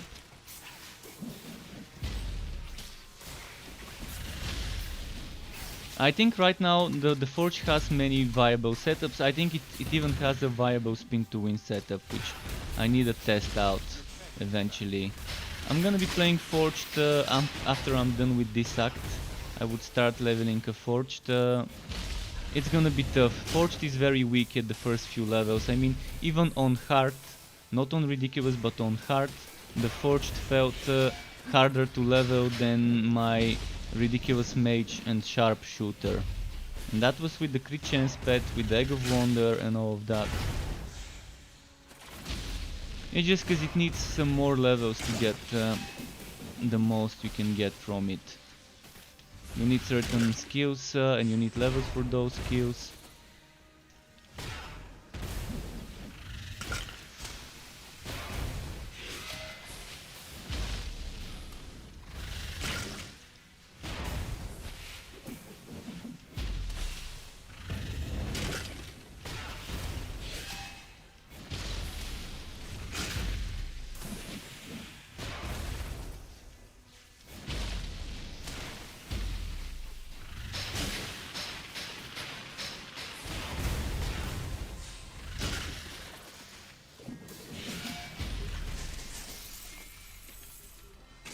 Okay, we got her.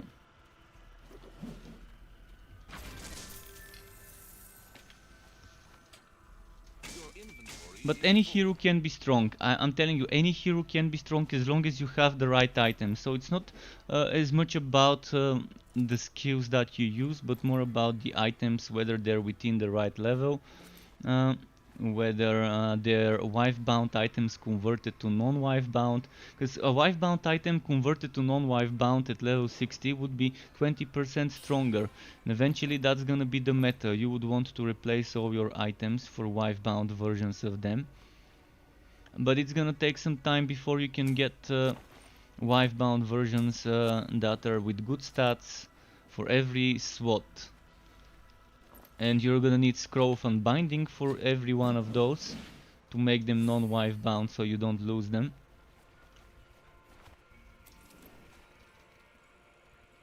The skill on my left click is the... This one I would eventually... I'm gonna level it up to tier 2 and eventually to tier 3. I mean, for level 60 setup this would be tier 3. This would be tier 3.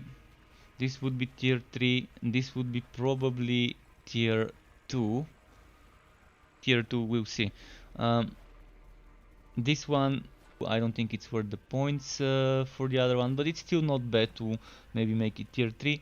This one would be at least tier 2, but tier 3 is also worth it. So let's say that's 10 points here, 10 points here, 20, 26. Let's say we make that 32.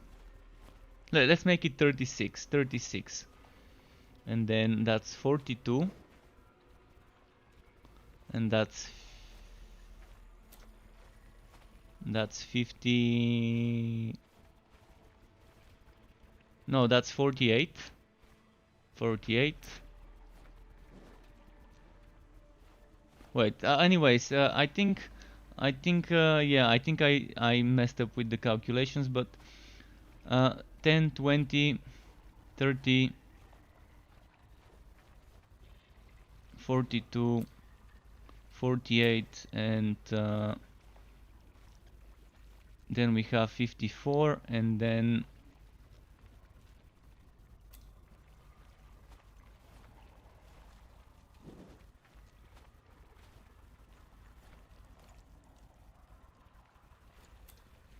probably some points here if we can get the tier 2 bonus. But if it's 58, the last 2 points we can just spend into something else like that one or that one for extra damage.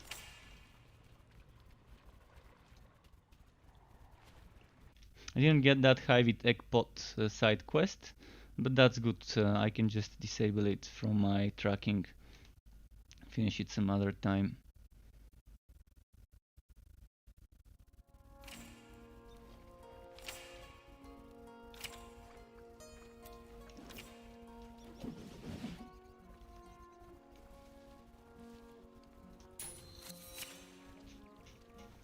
Let's do this. It's a fun build, I really love it. I really love it. Now instead of using Ghost Train, I'm using the Bane stuff. I used to use Ghost Train. Here, instead of Venomous Maw, I used to use Ghost Train, and that was my setup. That's Ghost Train. But the problem now is Ghost Train benefits from Conductor bonuses. So if I want a strong Ghost Train, I have to put 6 points here. And I have to also get cooldown reduction here.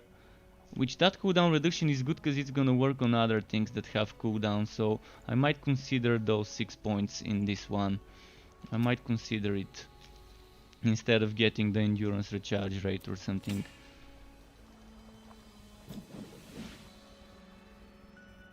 Oh, I've got a spare point. I need to re-spectacle that point, by the way. But there's time. I still need to get more points.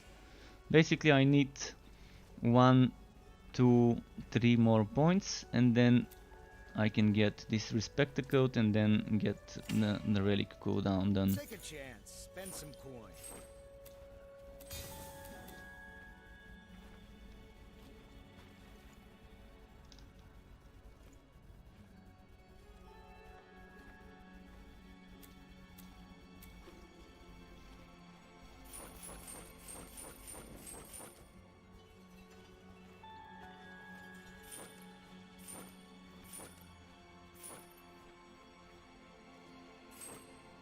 Got a nice upgrade there. Oh, and another upgrade. Is that all?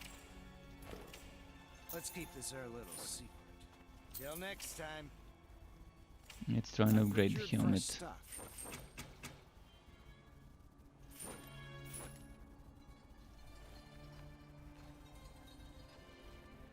that all? Okay, At last, confirmation. I that need the to go Netherrealm- to my fort for a moment to put some items in the storage for outs. Just in time, traveler. My alpacas have fled their...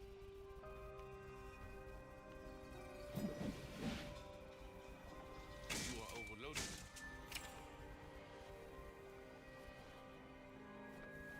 Let's see. I'm gonna be sacrificing this fire starter because I don't need it. Maybe I can get level 4 3 of luck now with it.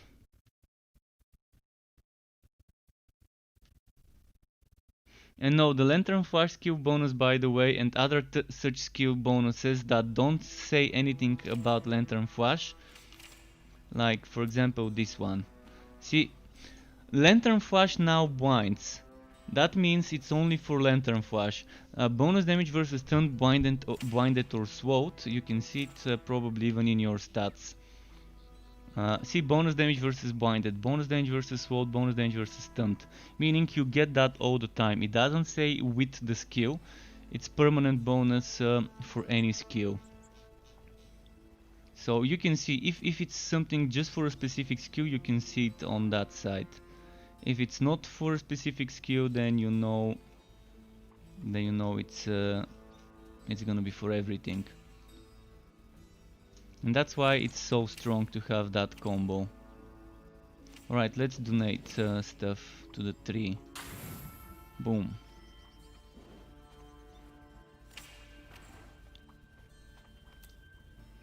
Alright, I no longer need that one, and I no longer need that one. And I don't need that one. And I don't need that one. Oh, there were some strong items here before which I couldn't wear. Let me quickly check. 26, no, that's mage only.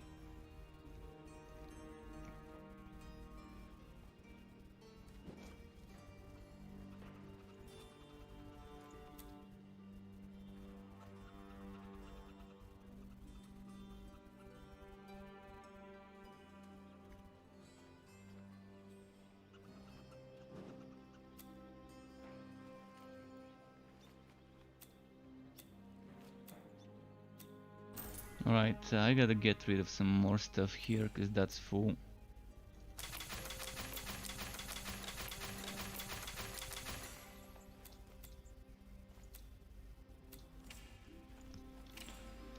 Since I've got that one, I no longer need this stuff. This stuff can go back here.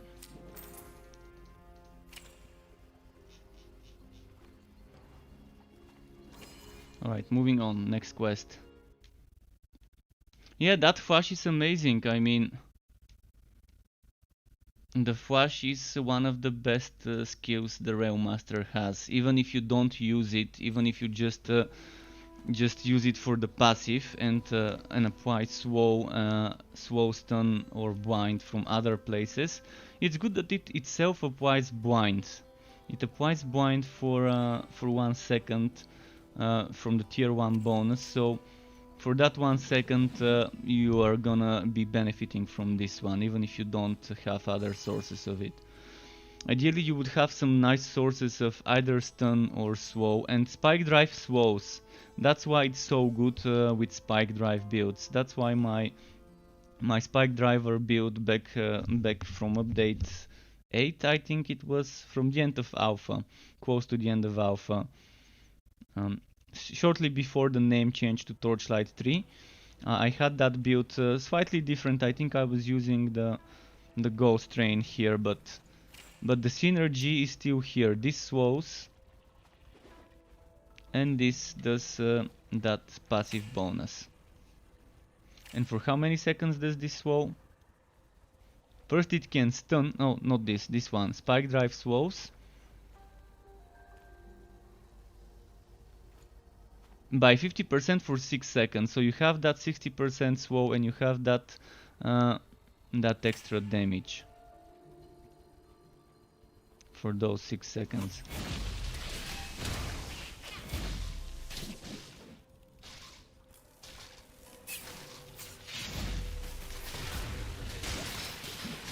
That's why it's worth considering investing into the 10% cooldown to Railmaster skills from the conductor tree. It may be in the conductor tree, but it would be worth investing for that 10% cooldown to have that lantern flash up time better.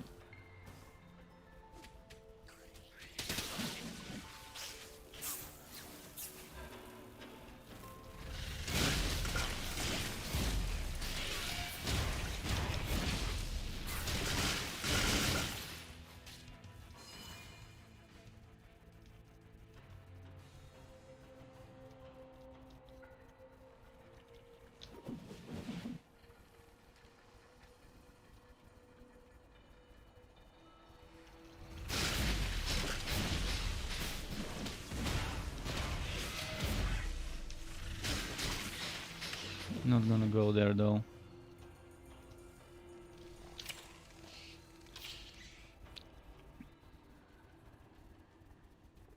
Sniper Lestrange.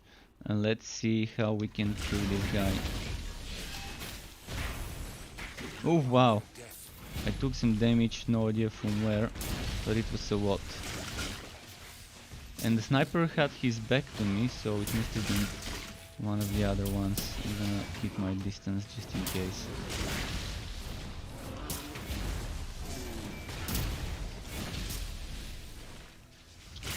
Oh, that's where I got that, from the poison missile.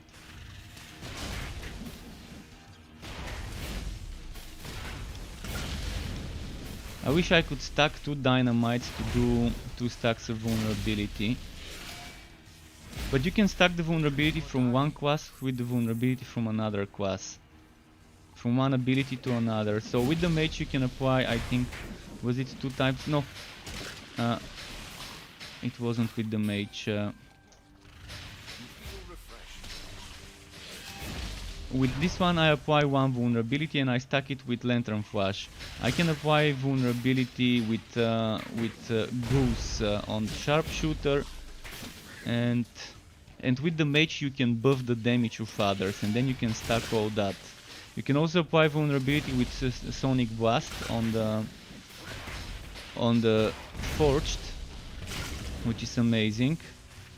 So you can do some nice things when you have one of each in the party.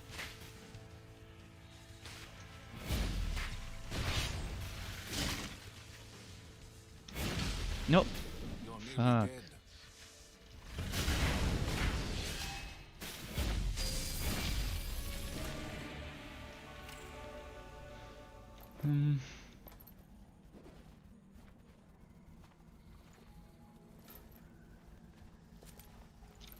Let's go kill the boss here.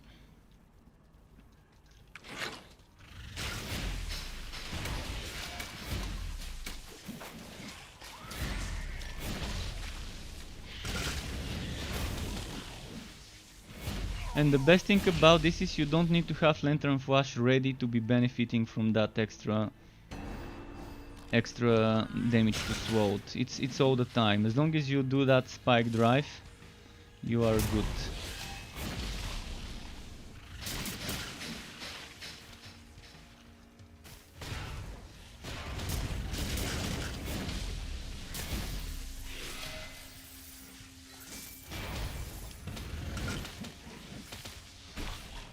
Oh, Blast Breaker, yes, yes, thank you. Please tell me it's not wife bound.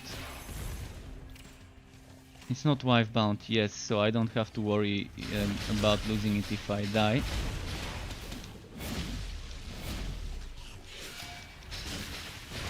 So it's probably gonna go in my Legendarium for now, because I do need that.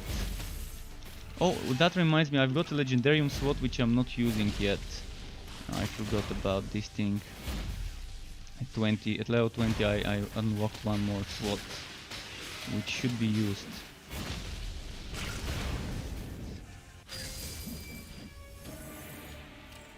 So there it is, Blast Breaker.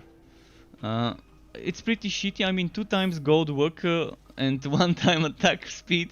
This is the shittiest Blast Breaker I could get for my setup. So it's definitely going into the Legendarium.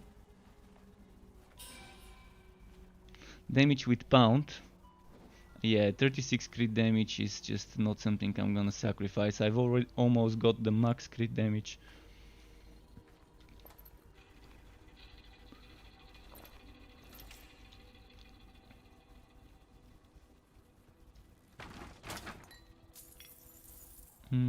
Let's keep moving.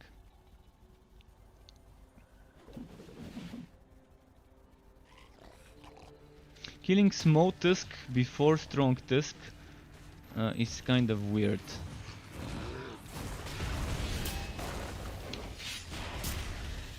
But I guess he wants to get revenge for killing his father.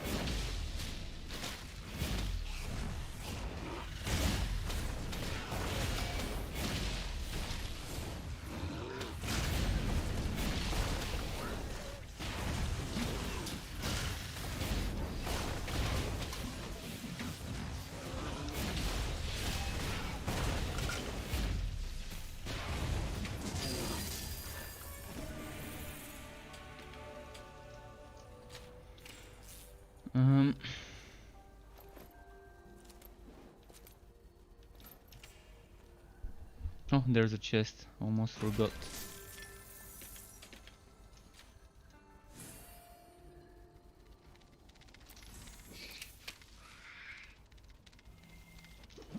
Traveler, do not be alarmed. Let's go to the Sunken Ruins now and get the waypoint on the way to there, because we're gonna need it.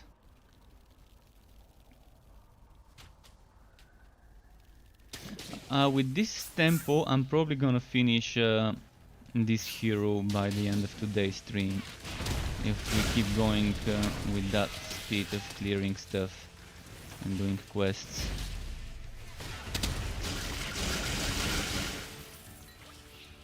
Look at my XP bar. It just moved like this.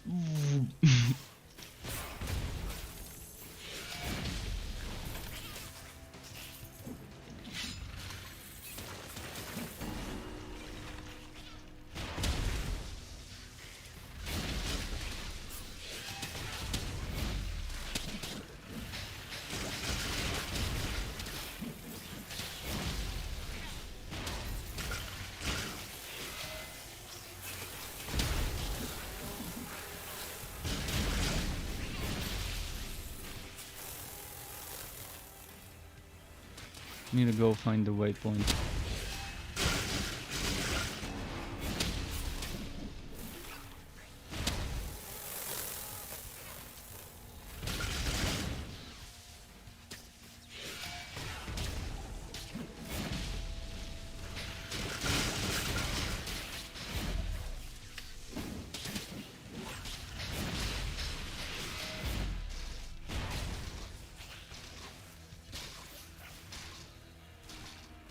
Look at how many of those there are.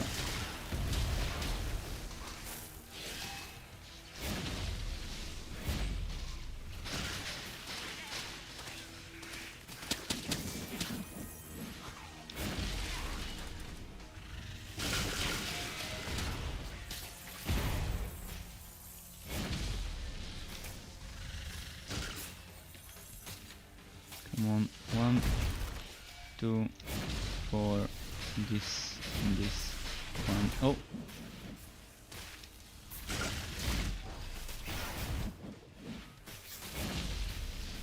Okay, let's kill the damn tree because he's annoying.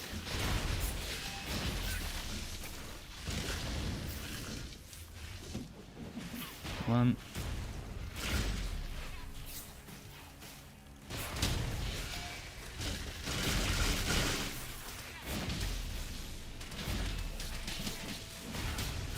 So I guess to do the combo I need to do number 1, number 2, number 4 and then my Bane skill. And that makes the Bane benefit from so much more damage. Or actually I don't even need to do the number 2 anymore, because I've got the Swow from Spike Drive. But I still rather do it. But probably it would be number 1, number 4, number 2. so that this benefits from the, because before Lantern Flash they didn't have those bonuses. They didn't have those bonuses with the blinding for 1 second being a tier 1 bonus.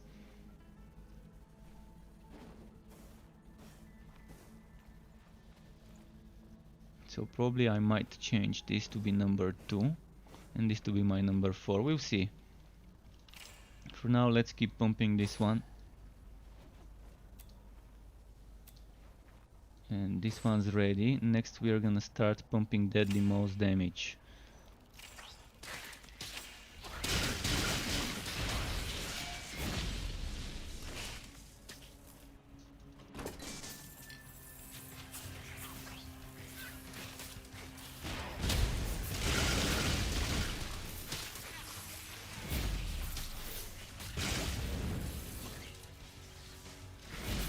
But yeah, I got so much XP in this zone. I always get shitloads of XP when I'm in this zone,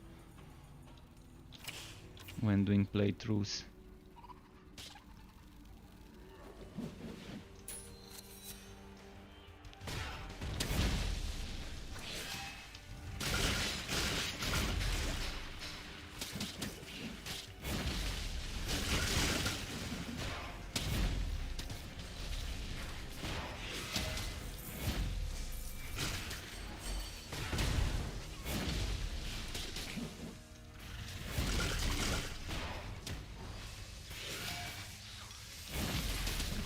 Alright.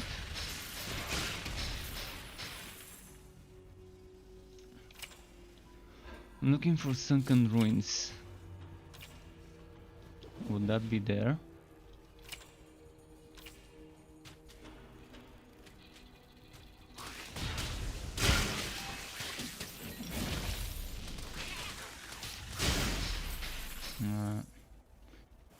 Maybe I'm going the wrong way, but we gotta check it out. Because I think this was the right way to get to the next zone, not to sunken ruins.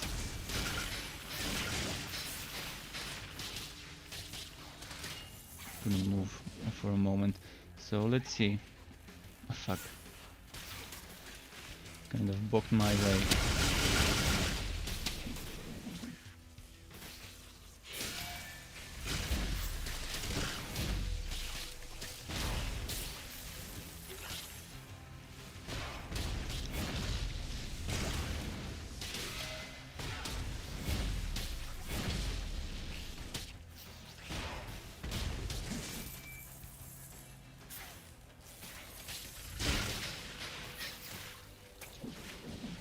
But as you've seen so far on most of the heroes I play, I'm kind of using that Egg of Wonder. I mean, it's just too good not to use it if I'm doing a build with a Relic Active skill, and so far I've only done Relic Active skill builds. I might end up doing a Relic regular skill build eventually, but that's gonna require a lot of specific gear that reduce the cooldowns, and that would also require mostly using the bleeding one. Or the fire one if I get enough of a cooldown reduction. The fire one is amazing for fire builds, for Forged and Railmaster. But the trained Railmaster most likely.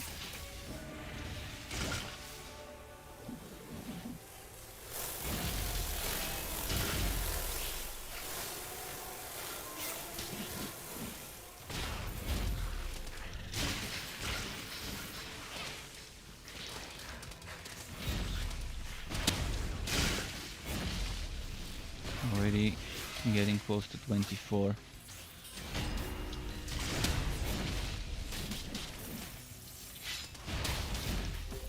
Level up.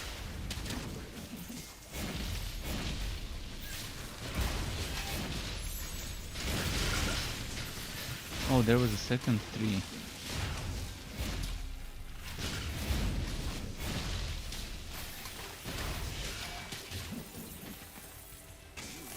Oh, and there's this guy too. Man, look at how many.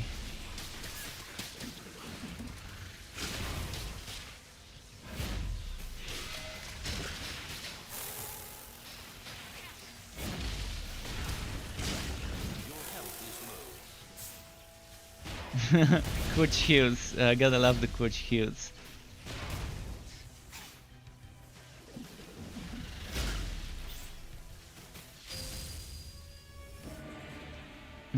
No drop, really. One more level and then I can respec.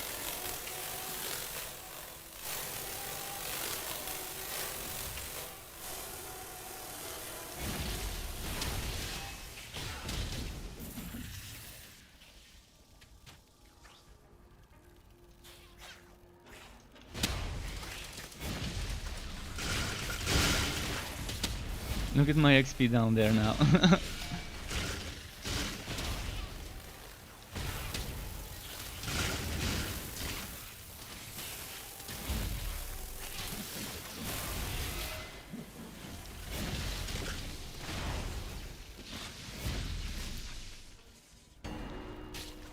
More?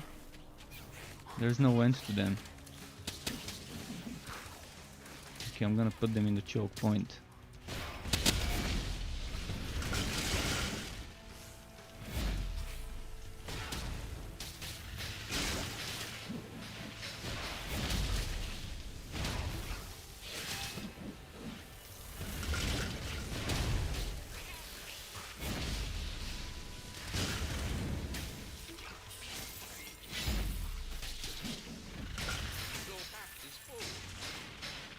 And I'm already full.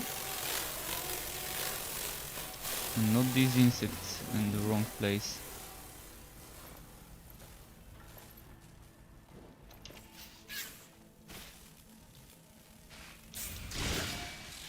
You see, those poison pools don't seem to want to disappear.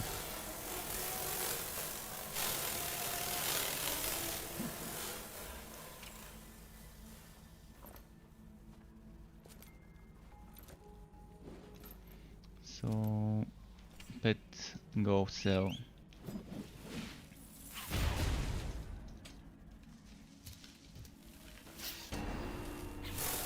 I'm not gonna fight every single enemy, just too many in this zone. And I just think I just did something bad. There's too many of them on me.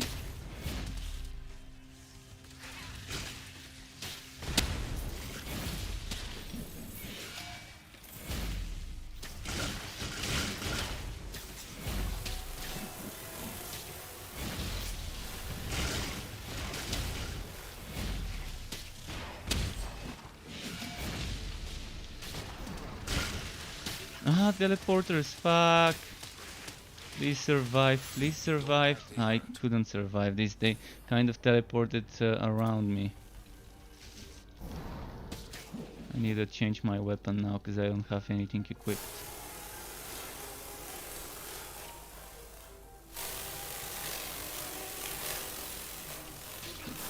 Get away from me. Fuck, no.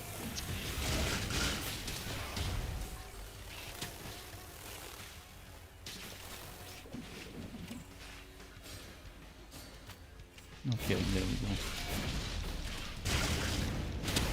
But that's been my first death since some of the early levels, like was it 8 or 9 or something like that. Been trying to keep those 5 bound items on me for quite some time.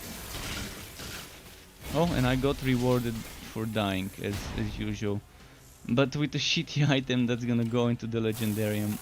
That's for a basic attack build. I mean, basic attack builds would be fun. Rail hammer basic attack build or something like that. It could work. But it's not gonna be something I'm gonna be testing anytime soon. Because it's gonna be very gear dependent. Very gear dependent.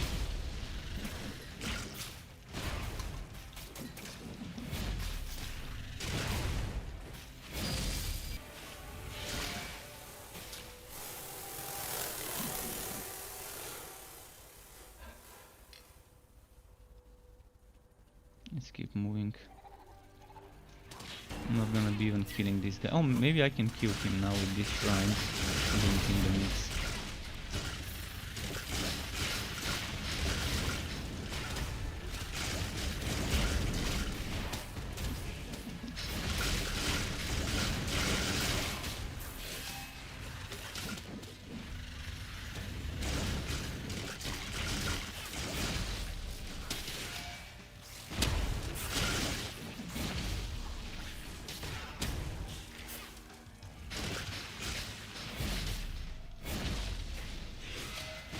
I spent too much time unnecessary on this map, but at least I got some levels, 3 levels.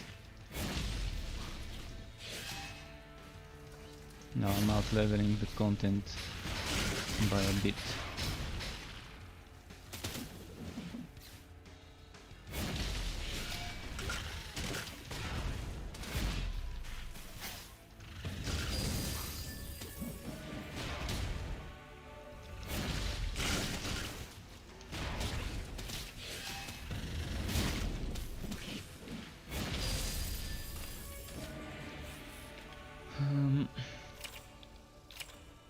This way.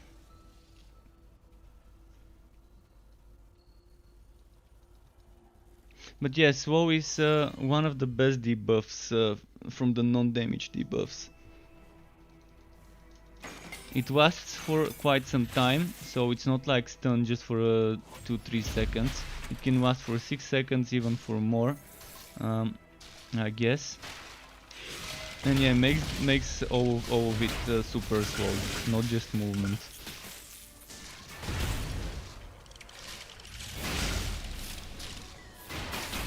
Since there's no such thing as casting speed for the enemies, that makes even guys that do spell casting do slower attacks when they're slow.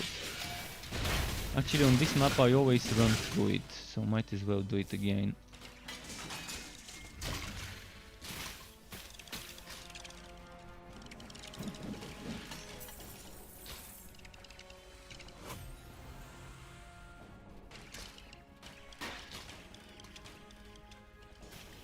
Wait, which way? That makes no sense. There should be... Okay, it's this way. Spiders.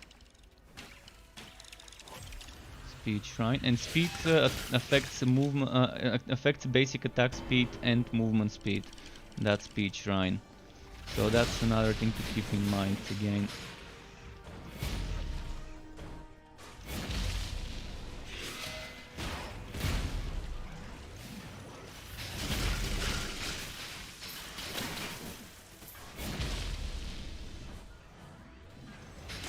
This is gonna take a while, because look at how many I grouped up. Oh, and there's teleporting spiders, which I think I need to kill ASAP. Otherwise they might end up doing what happened earlier. Clustering up with a teleport on me when I don't have hammer spin ready to react.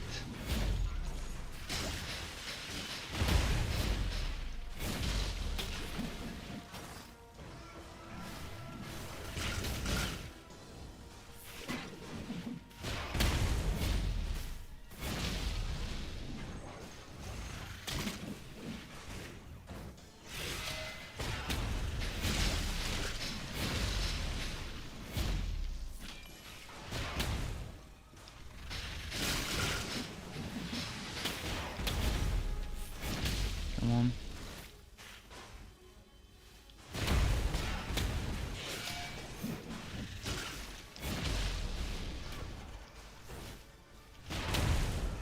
And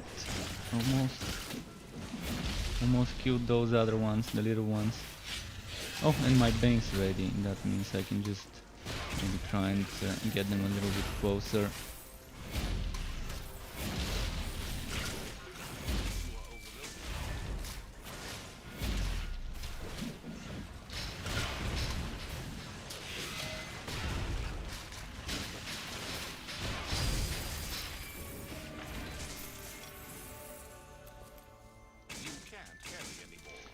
And the pet is not here in the worst time possible.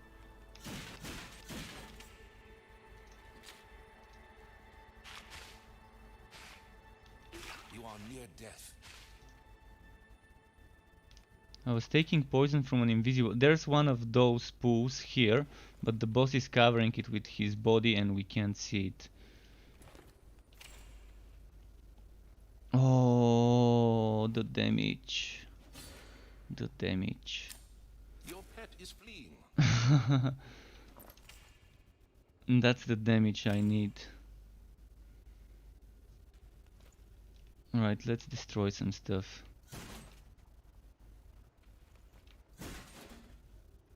Your pet has arrived. Oh, the pet is back.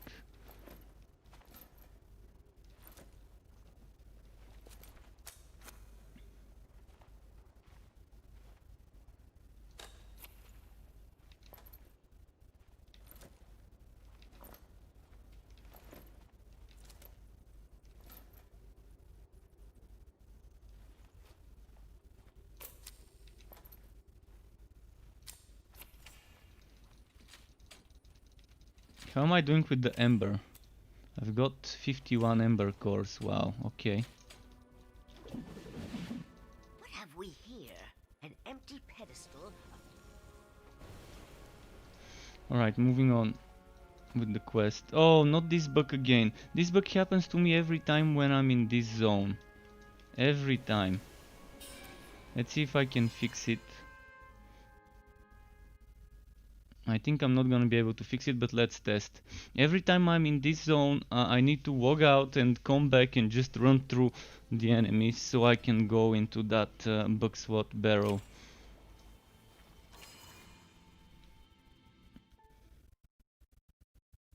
It just doesn't unlock the zone until I rewalk and make it to force refresh the quests I have completed. Hopefully this one would work, going to the town. No.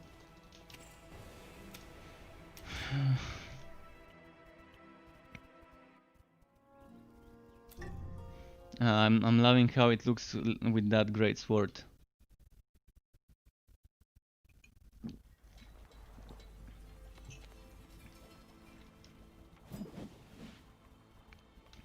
Well, since I'm here, might as well sell and gamble. Take a chance, spend some coin.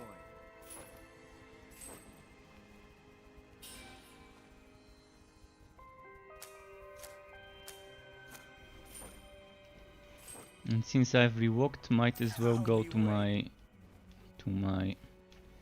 fort.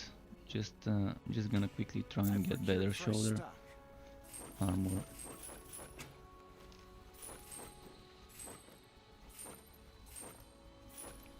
Is that all?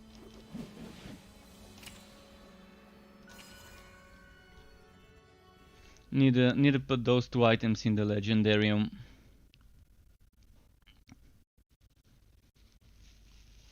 I've unlocked quite a few things already for it.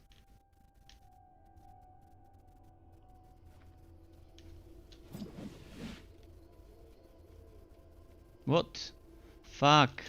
It's not putting me in my fort. Oh, those traveling books.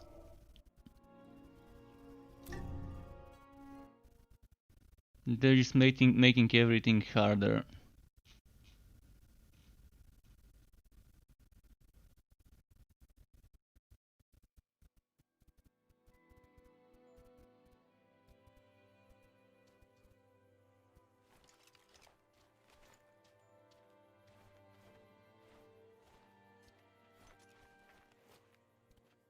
Let's see.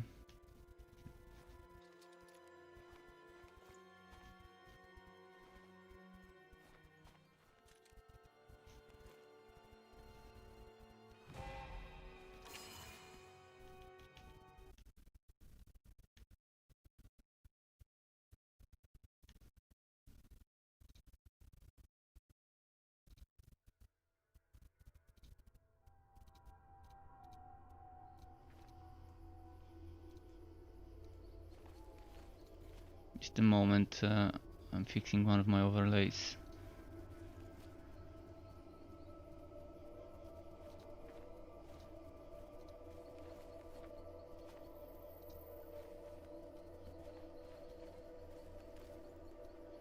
Okay. I think my stream must have stopped at one point, because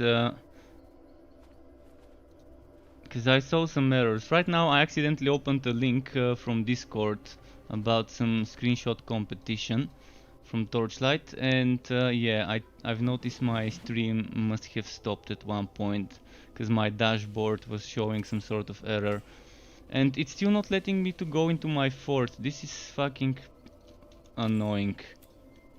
I can't even go to my fort for the end time. Alright, for now those are not wife-bound items, so even if I die it's not a problem. I'm just gonna go to my fort later when the game fixes itself.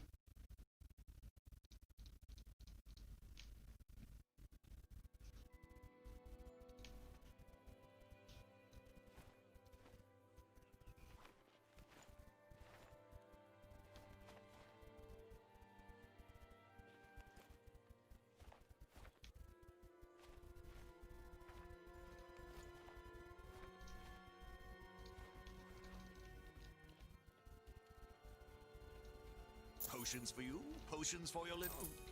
And I've got a spectacle, by the way.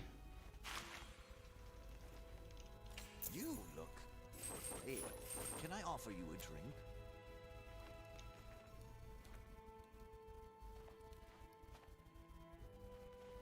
See you next time.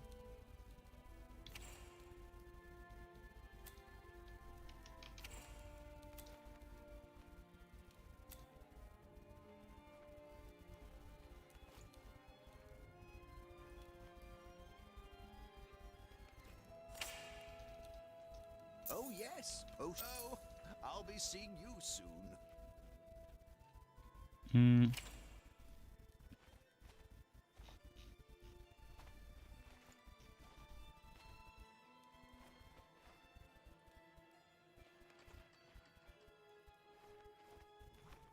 Let's do this now. I don't have a waypoint, so I'm gonna have to run all the way there. This is bullshit. In the worst possible time to get those books working against me, it always happens in this zone. I always have to rerun through all the books, all the Hyvit I mean, again on that same zone, reach that place, then reach the end of that place so I can go to the next one.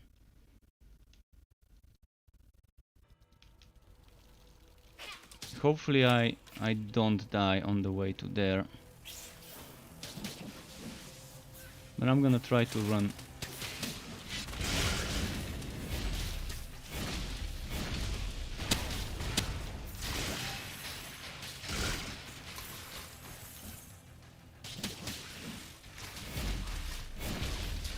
See, this is the thing, that this map doesn't even allow me to run through and skip some of the fights.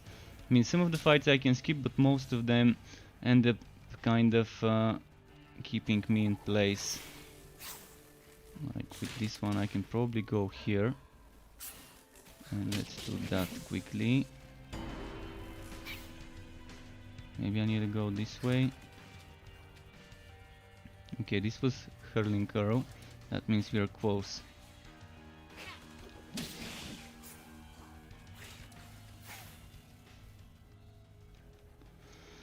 Alright, getting back there.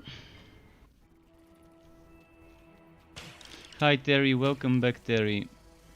Nice to see you again.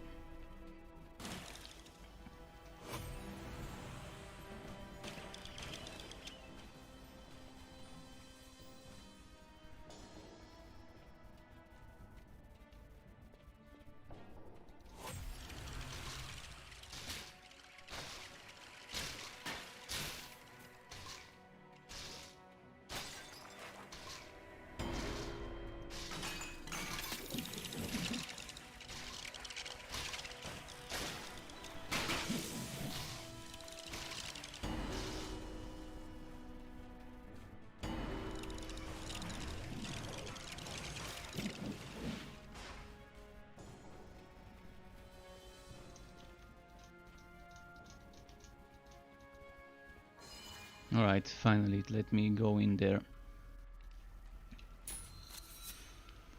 And now I can try and just rush through this zone if there's not too many annoying enemies.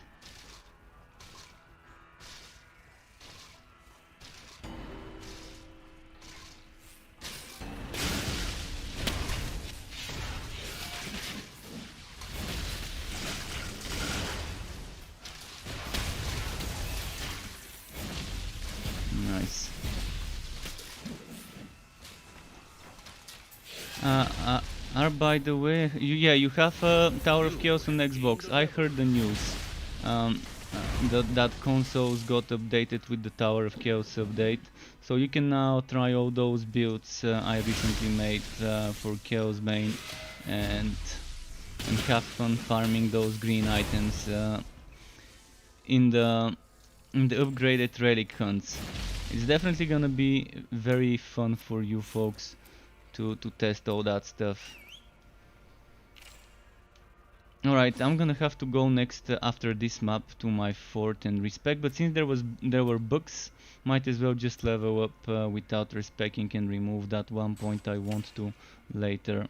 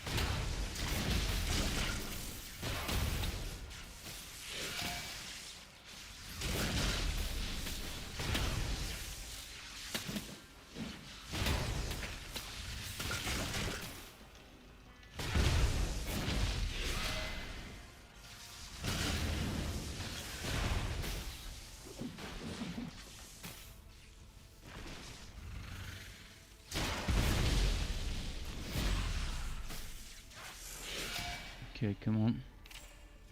I wanna see something.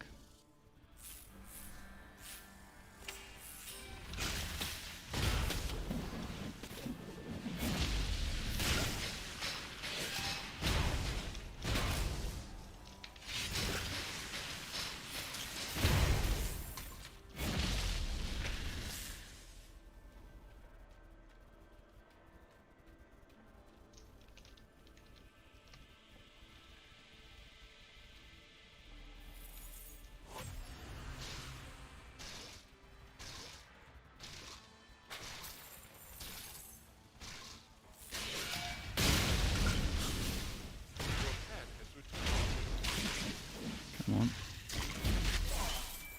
Yeah, that's clearing so much faster with this great sword, and I can upgrade that great sword. That great sword probably gonna stay for a while. Might as well unbind it. We'll see. We'll see. The damage is pretty low to be worth unbinding, because 252 I can get 400 damage items at level 30 when they're wife bound, and non-wife bound I can get like 300 damage. But for this stage of the game, it is pretty strong. Probably really not worth the unbinding, but if I end up upgrading it and making it strong, it could last me a while with those two slots.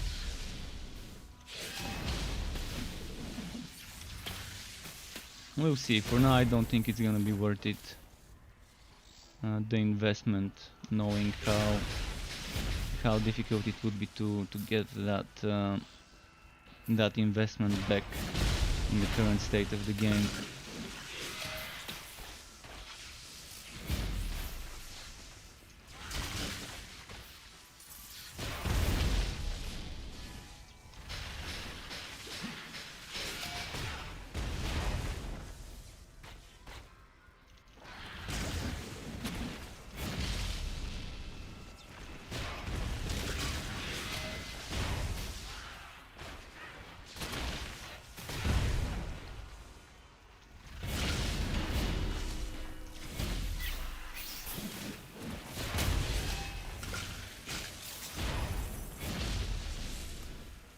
No.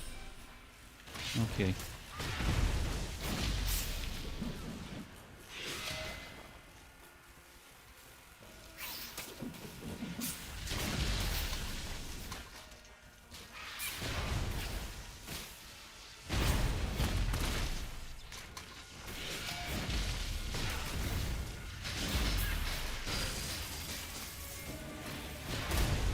Oh, and something legendary, leg armor. Okay. That's nice.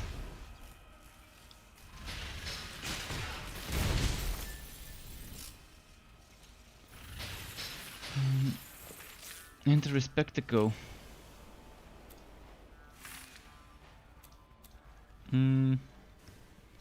Skittering legs. Well, it's better, but the problem is 8.1 crit chance might hurt me, but it's definitely nice stacking that block chance with that block chance, and I've got 13 block chance just from items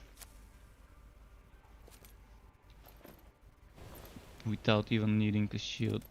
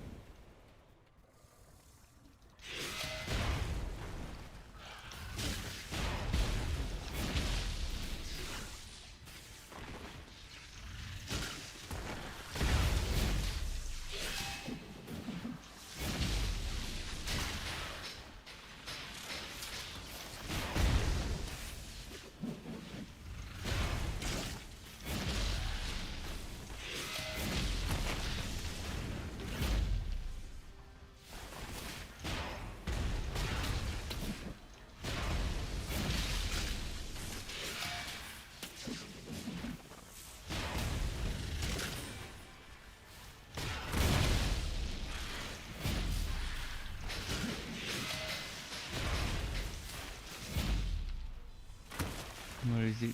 Oh, there we go. Sometimes it's hard to see where that one is. Oh, I've got 0 potions. Thankfully I got some now. Let's see. Oh fuck. More spawns. Shit, almost died because of that dialogue. There should definitely be some way to pause the game when you're playing solo. When you're talking to NPCs to kind of pause it for a moment. Or when you press escape. But since there's no offline yet, we can't have that pause even when playing solo. But there should be a way even on the offline mode for them to make it pause when you're soloing stuff.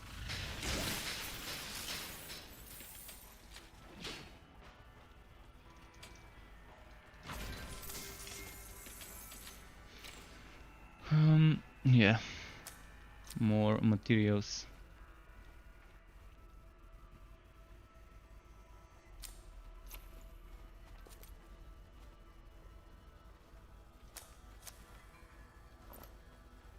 Content 51, okay. 59, wait.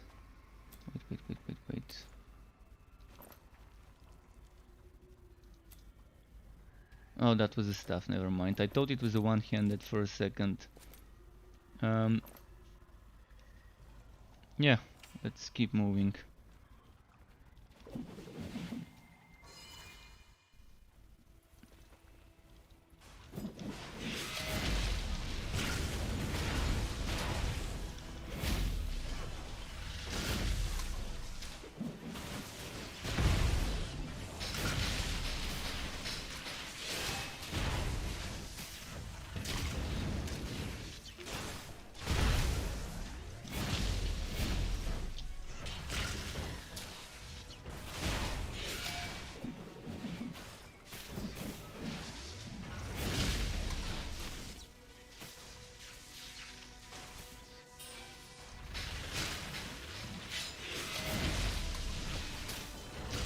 And he should be done now.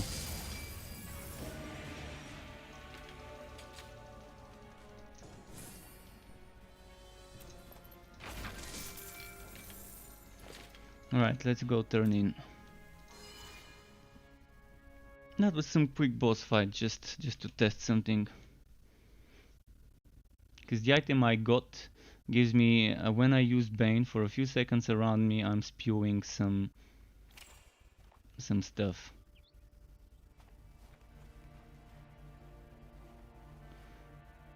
So it says activate your relic, but it works with the relic skill, not just the activation.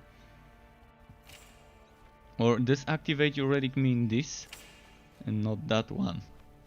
Because That's what usually it says, activate Bane, so means activating the relic, not use the relic active skill.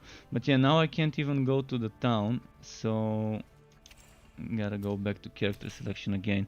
There's some serious issues with the traveling on the EU servers apparently, as you can see.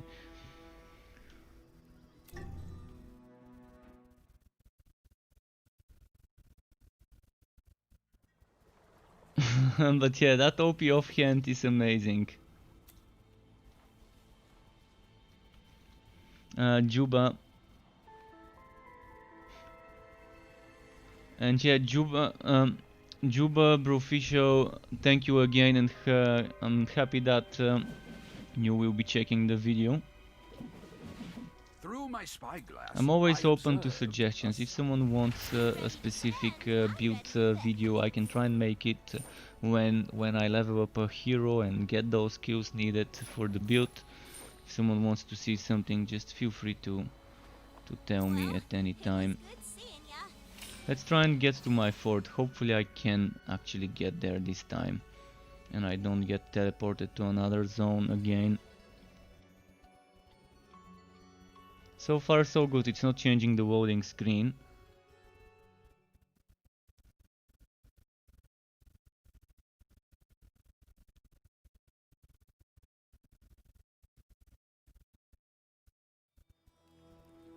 Nice. Alright, I can try and enchant some stuff. Well, not the worst. Okay, got some damage, nice. Enchant. Better change that.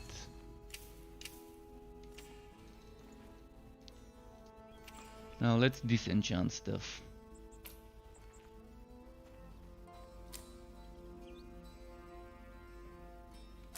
This is done. This is done.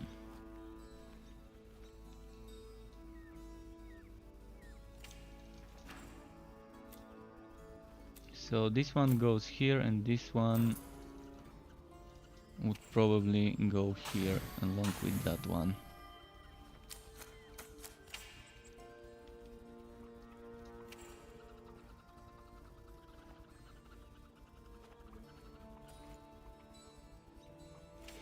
Alright, we can just get some of those spent.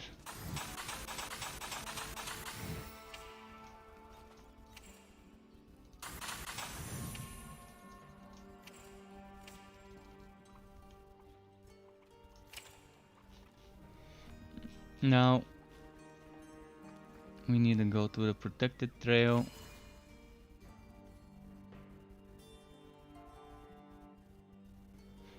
Getting there though. I think by the end of my stream, within like almost 2 hours from now, I probably would be done with this act and with this hero, and tomorrow I can do some forge stuff for everyone to see. I do have one forged level 9, but that's gonna be different than the one I'm playing. I'm gonna start one for ridiculous only. As I said, that other forged is just for another video I'm planning on making.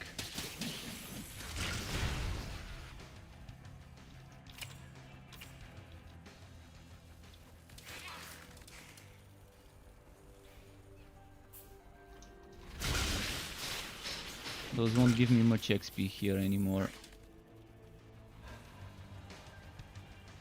I'm close to 26. 26 would be when I get that extra cooldown, right? I could have done the respec when I was in my base, but I forgot, so I didn't.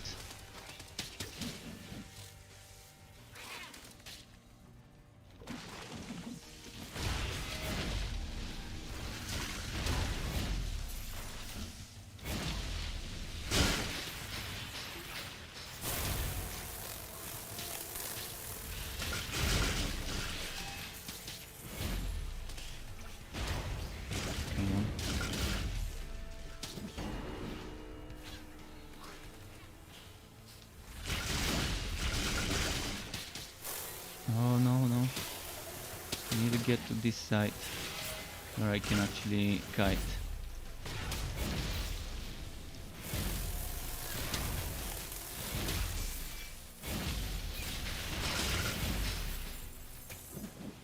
Ah, the tree is still here.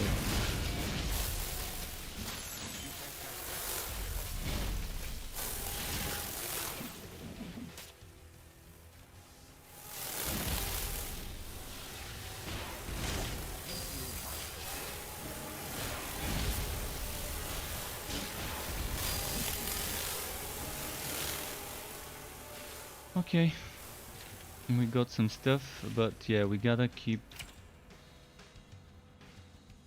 moving that way, I think. Almost got the level up.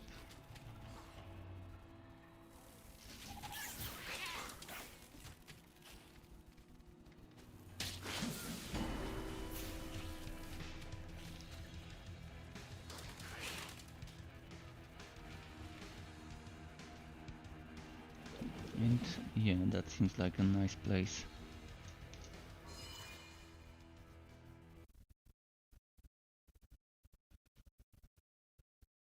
But yeah, the OP offhand is nice. The OP offhand is I'm gonna show you just a moment. I wanted to make sure I'm safe. So this is what he was referring to, the Egg of Wonder. The Egg of Wonder, which I'm using in my in my legendarium. Oh, I keep forgetting to put something here. Equip. So the Egg of Wonder is the one people were referring to when they said OP offhand.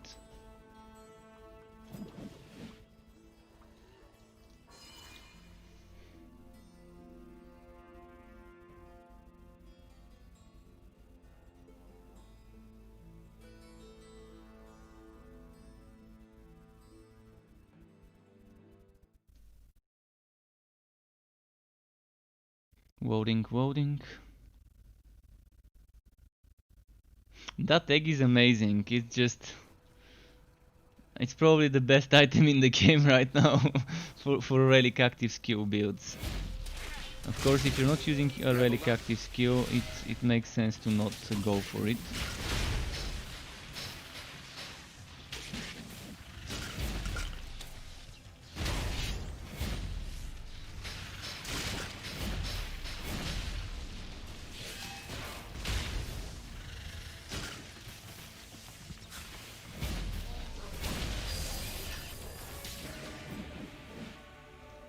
Alright, let's go find Quats and just defeat him.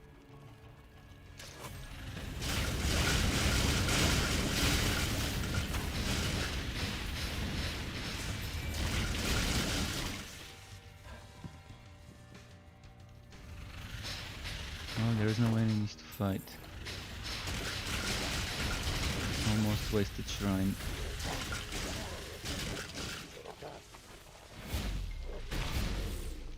Okay, now we get that cooldown and my relic now is at 2.4 seconds. Not bad. 2.4 seconds for it, and we're getting more damage.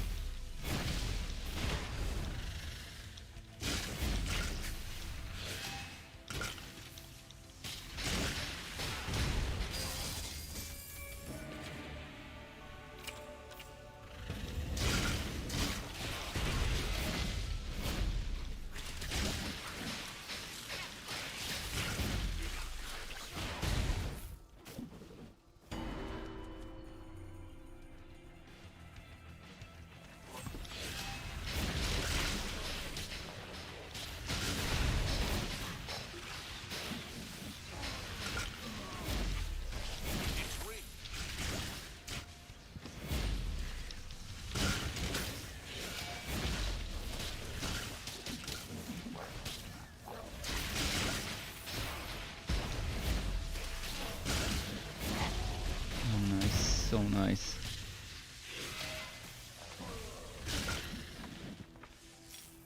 And so many many bugs. I mean, not bugs, Hivit Warva. In this game, when I'm referring to the Hivit, I should avoid using bugs. But I kind of can't. It just comes naturally when referring to those, to call them bugs.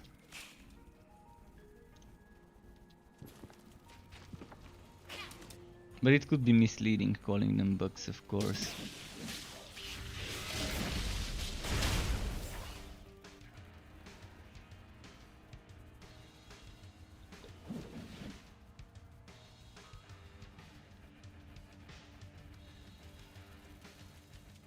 Let's try and pull some more together.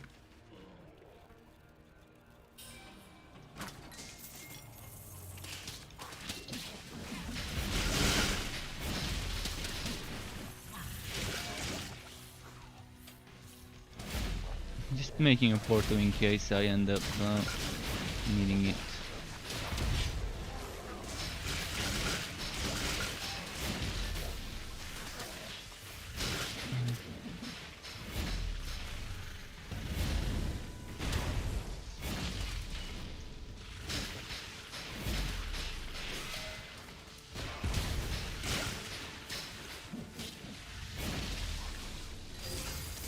$4,000 damage, wow. Wow.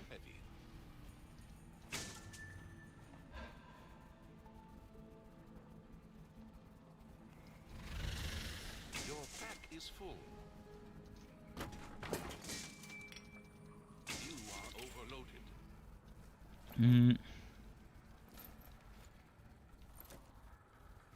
What else has been dropping?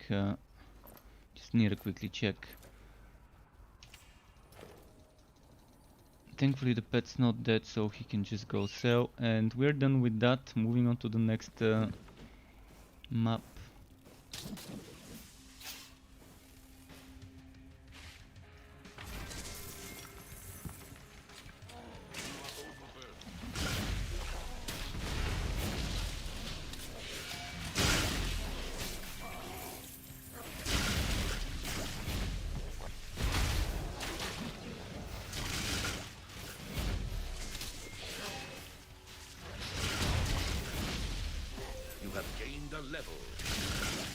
Getting those levels though. Did I hear 4k damage? Yeah, 4k damage definitely is nice. I see it as well. It's not just hearing it.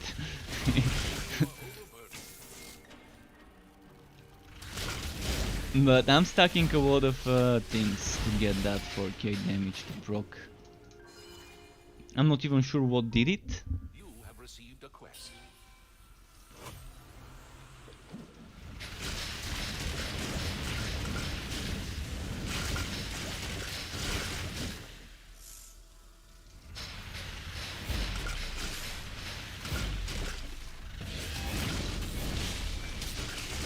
Your health is low. Your inventory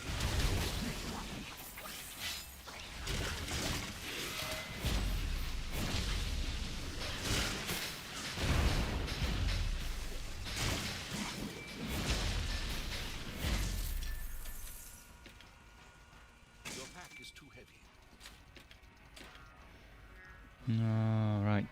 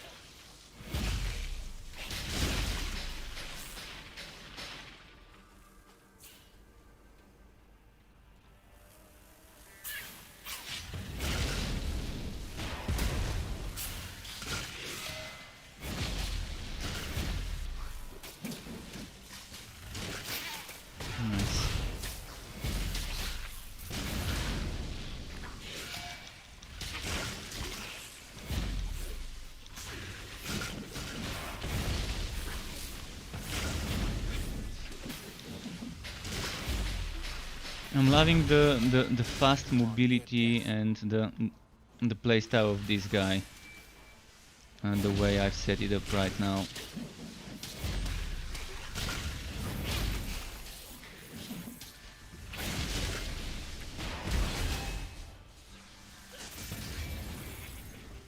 Your pack is too heavy.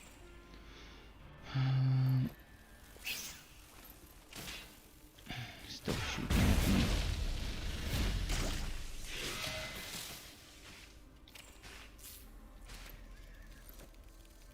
Fuck, I can't check my items, they keep coming from out of nowhere.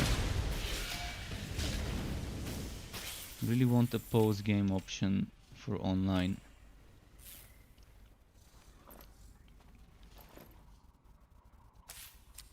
Is that an upgrade? It might be an upgrade. I mean, for a while I'm gonna use it until it breaks.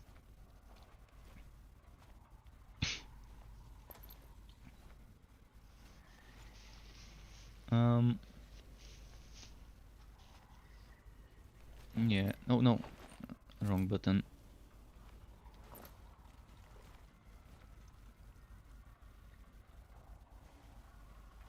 Okay, that's not as good.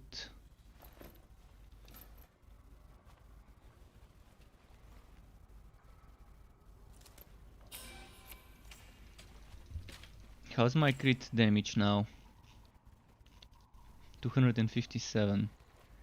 This has a SWAT and it could be stronger.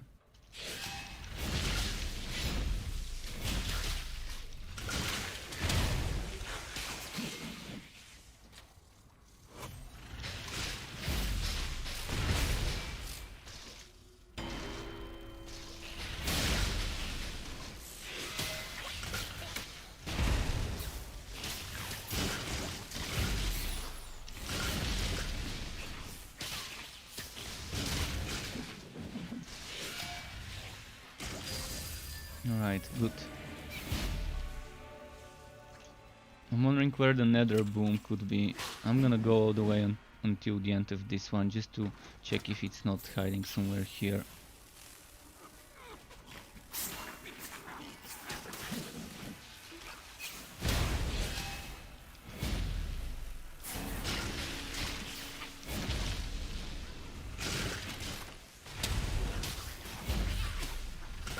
Taking a lot of damage from those. Is my defense this bad? Or are they just super strong? Because even after getting that damage reduction, those seem to do a ton of damage for me.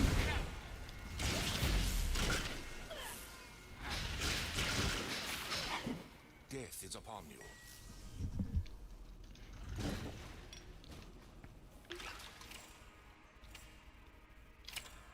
I wanna go over here and see.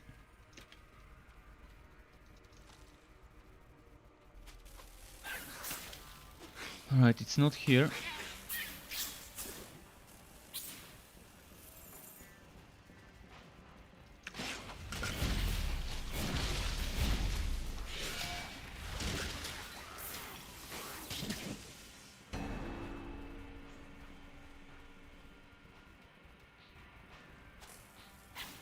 And it's not here either, apparently.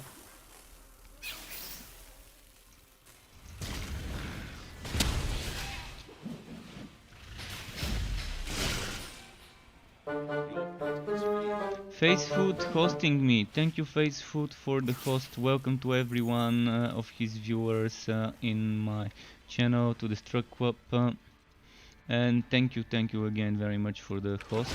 Enjoy your stay. Feel free to ask questions about anything, about any character. I do have some knowledge which I wouldn't mind sharing. In fact, I would love to.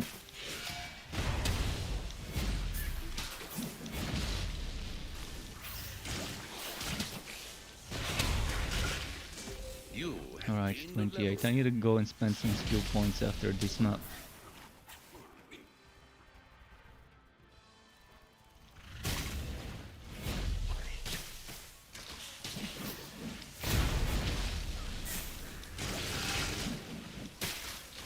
Ah, nice, nice.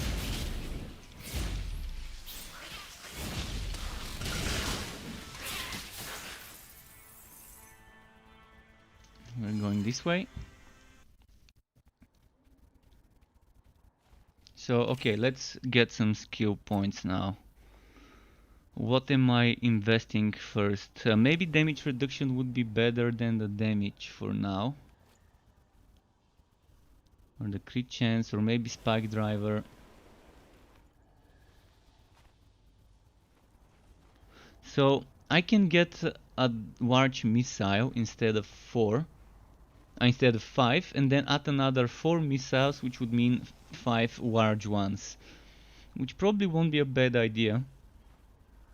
But it's double the damage, so instead of having 5 that do each 200 weapon damage, I'm gonna have one that does 400 weapon damage.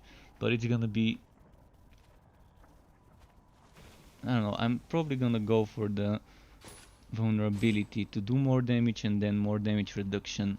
And eventually I want that maxed out. Eventually I want this at 6 points at least, and then this one at 6 points at least, maybe even 10 points. But there's so many things that need to be done. And by the way this skill works is, first you get this to 50%. That means from 150 it goes to 200% weapon damage. And if you have something like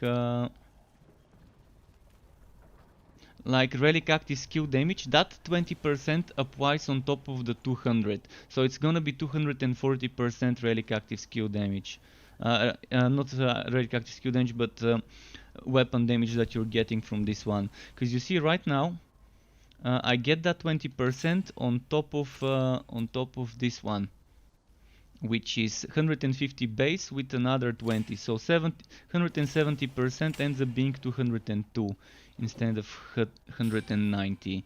So there's kind of a formula about how things work. Because you're increasing the base, you're not adding percentages on top of the base the way you do with the passive when you're putting skill points into the relic. And that's a very nice way of doing it.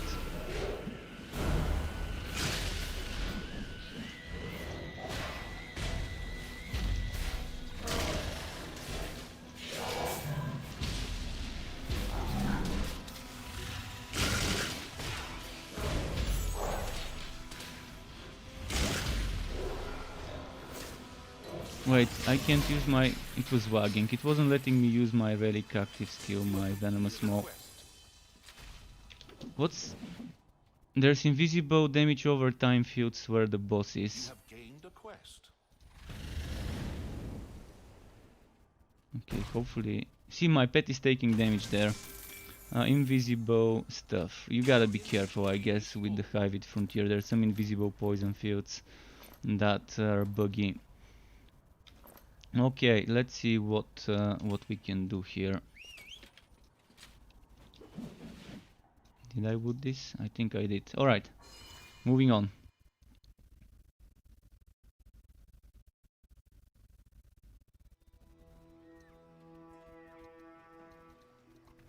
And Facefoot, I'm glad to hear that I taught you so much about Wosen in the beta.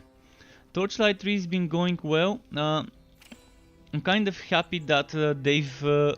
It's a mixed feeling about certain things, but I know it's for the better. When they remove things like the endgame mode, they're removing them because they're gonna be adding a new one eventually. When they remove Act 3, they're removing it to make it better, to make it in a state worth showing the early access supporters. So I understand why they've removed those things, such as the contract system, which is a very nice way of getting certain consumables, such as receptacles and what was its name, the scroll of unbinding. Those things you can kind of get easily from there. Snecko stick 275 damage. This is a tough choice. But look at all the relic cooldown, look at the chance to poison, and look at the bonus crit damage. I think overall losing 6% crit chance to get that damage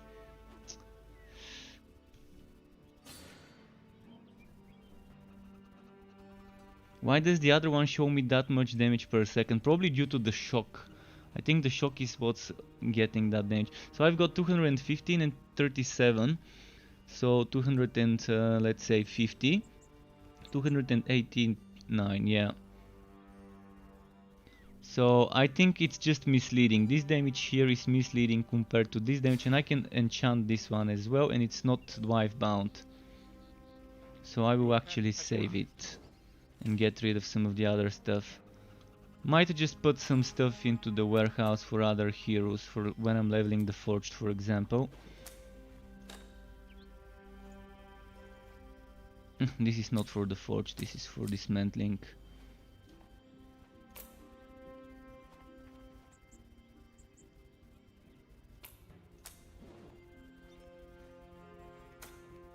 Those things I'm putting there to dismantle later. I don't want to lose them if I end up dying. And is there a tree of work here? There we go, tree of work. 9% gear work. For 300 seconds.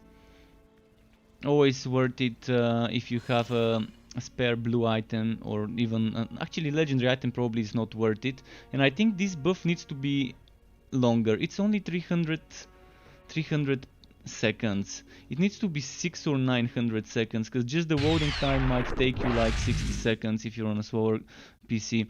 And thank you Alimo012 for the follow. Welcome to the Struck Web to you as well, dude. Appreciate the follow.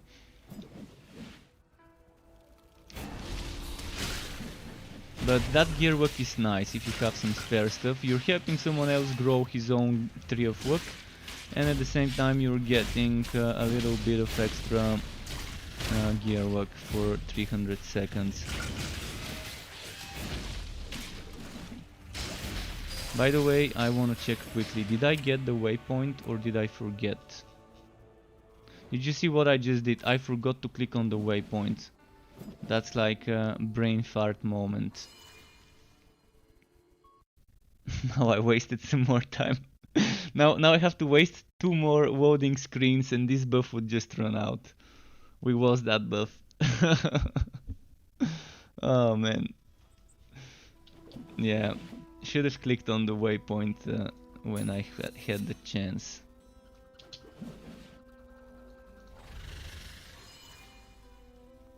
Okay, we're getting close to the end of this act, thankfully.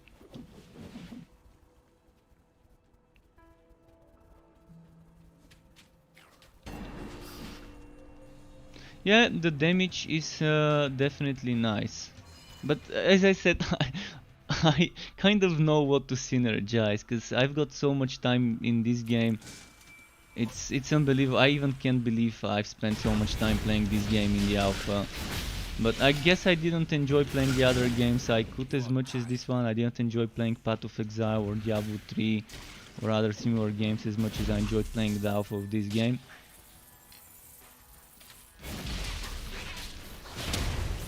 But the damage is good because of all the procs, all the things I'm stacking.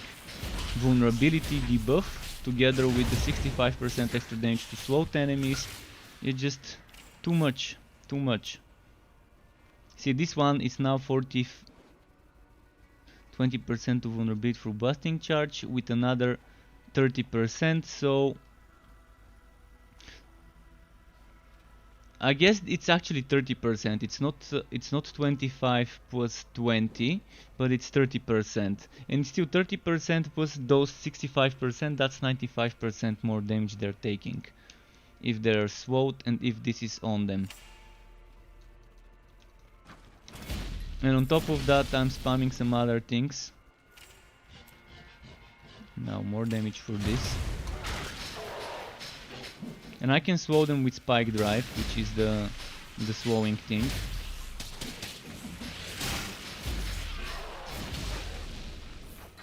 I can still bind them with Lantern Flash as well, but just for a second. So that's not reliable as a means of getting that damage versus float stunt and wind it. I mean, just earlier I did that 4k damage and it was nice.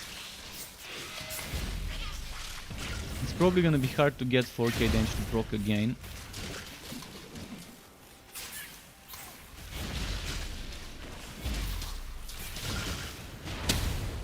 Oh shit, my headset needs a recharge. After this fight I'm gonna have to recharge it.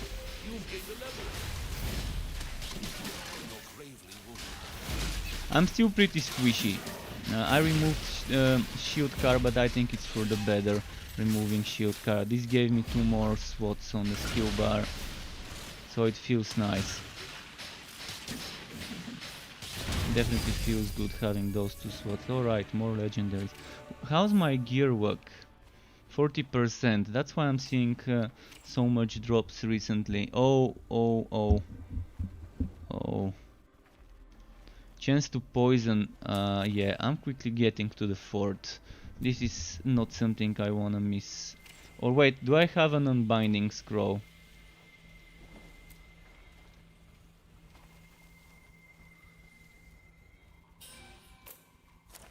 Never mind.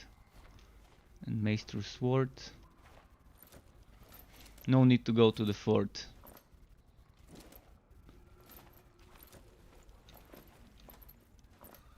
I was gonna unbind it, but I want that pet crit damage and the pet chance to poison. That's pretty much the 2 things I care about. The rest I don't care, even if there wasn't defense. Zorks, I've always thought this game is worth buying, but it depends. I mean, I've got different choice than most. In fact, probably 99% of the ARPG players don't like the things I do like. I'm kind of more of a... I'm more of a casual player, so this game has everything I need. Of course, right now it doesn't have endgame. Right now it doesn't have Act 3. But I've been playing this game for 14 months, and I can tell you there is endgame in the works, replacing the old endgame which has been removed. Act 3 is in the works. They constantly listen to us. If one thing is for sure for this game is the developers know how to listen to us, and if anything, that's super important for me. If the developers listen to the community and care about their game and about what the people who play it want the game to be. They've changed multiple systems based on feedback from us. Multiple systems changed multiple times. The skill system changed, I think, 3 times. The relic system changed 2 times based on its initial version.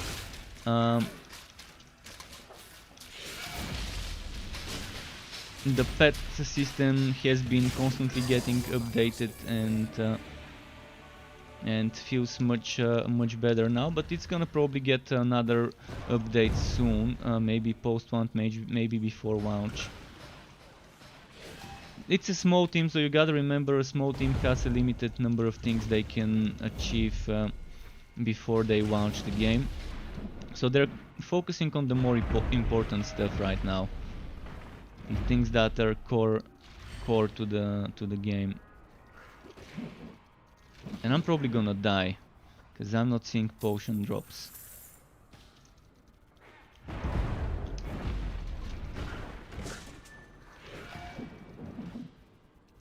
She doesn't want to drop potions to me. Come on game, drop me a potion. Is that a potion? No, it isn't.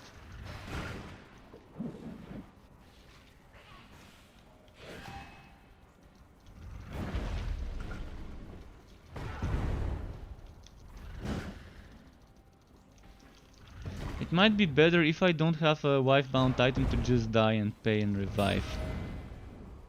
Instead of wasting time playing like a Care Bear. Alright, potion, nice. Your strength is returning.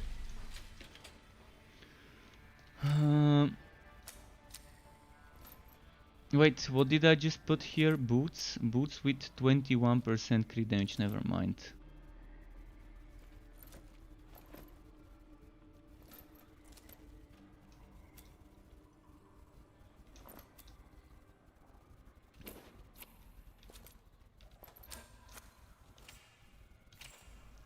And this can probably get replaced by this. What class I'm playing? This is the Railmaster. It's the Railmaster, but it's a melee Railmaster, a slammer build. I like to call this the AoE Master. From back in the day I had a similar build. And it's a no train build. You're not using the train, you're using the other skill tree. The only reason I've invested into the train is to make this skill stronger. And the one thing about this skill is I'm not using a single skill, I'm using 2 skills. So you gotta consider when I'm investing in those 20 skill points, 20 points for cooldown, and when I get where is it? The relic active skill damage. This means I'm casting 2 skills every time I cast it. So all the more reasons to invest into things like cooldown or damage for it. Just a moment, I need to plug my headset.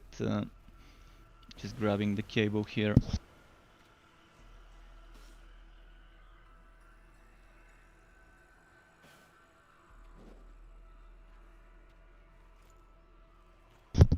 Okay, here I am back, headset plugged in and everything to get recharged.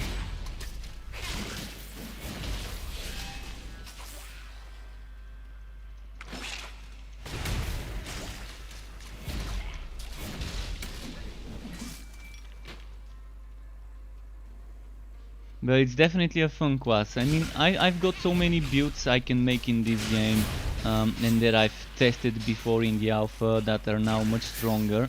And there's also builds I never tested making in the alpha, the basic attack builds, which weren't that good then, but now they are kind of viable. You have certain specific items you can get, but for a basic attack build you really need specific items. That's why I'm staying away from those for now.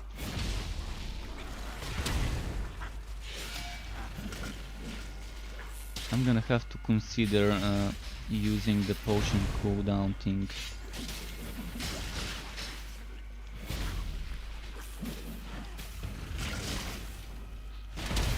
Your health is low.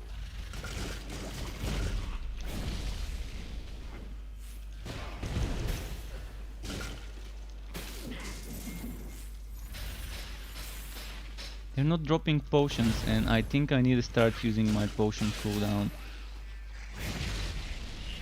Oh no. This boss can kill me easily because he does blazing, and if I don't notice it on time, I'm done for.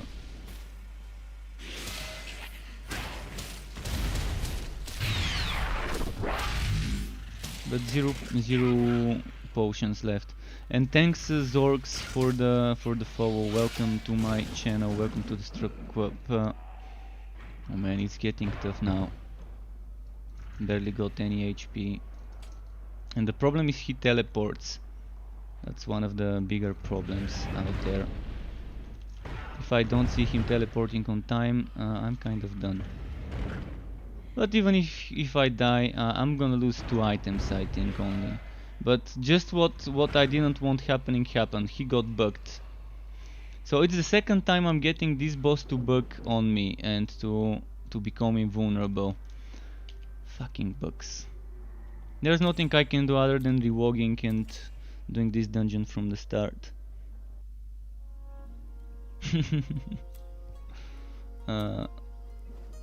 Okay.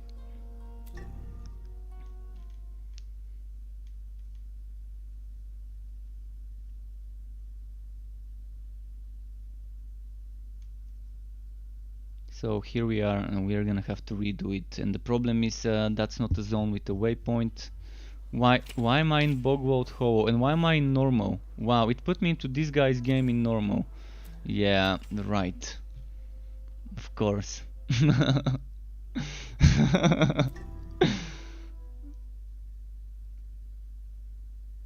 That's just wonderful. The end game right now doesn't exist. There is no end game right now. The only thing you can do is to keep doing the zones.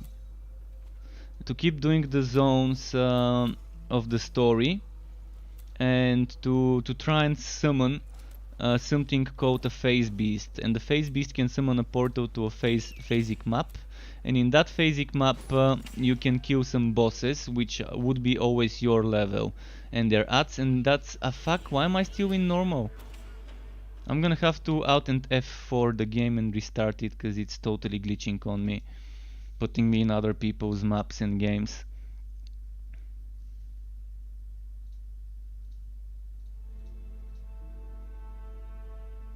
Early access though, early access. Things happen in early access. Okay, just a moment.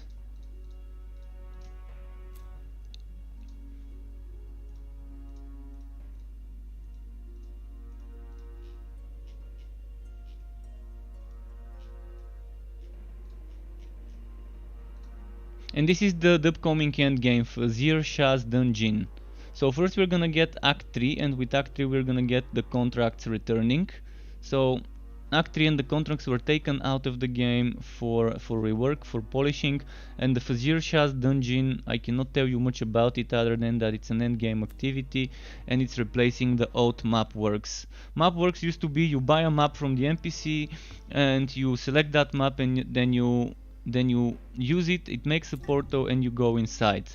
The Fazir Shah would be similar, but it's gonna be much more than just doing certain maps.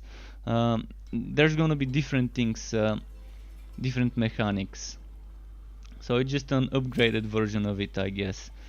Is how you could put it. And now I'm going to Last Passage and have it capital.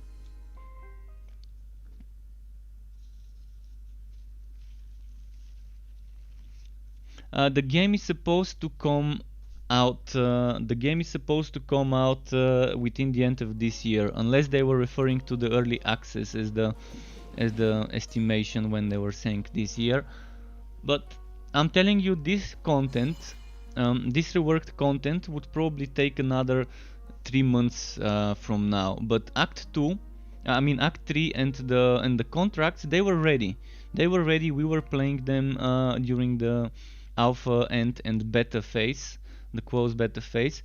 They were probably like 90% finished, but you know, in this business the last 10% are always the toughest when you're finishing some sort of content, because that's the last 10% are the ones that matter the most. That's like the polishing, the finishing touches, where you're flattening out all the issues and problems that could come. So I don't have potions, as you can see, and hopefully I can find some from chests. I should have bought some from the town when I was there.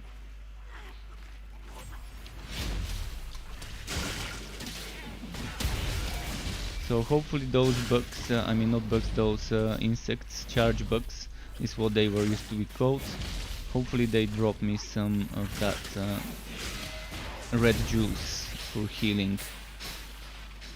The tomato juice. Let's heal with some tomato juice. Some Bloody Marys.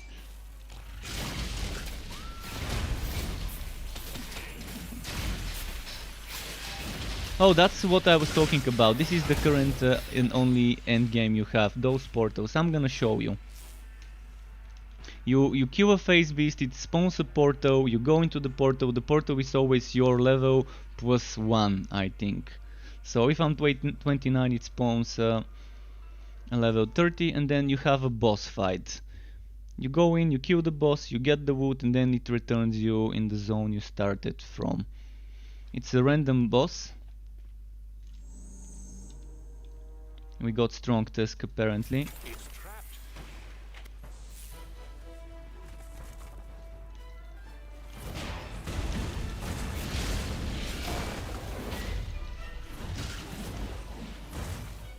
Since I don't have potions, it's gonna be a little tougher to be aggressive on that fight.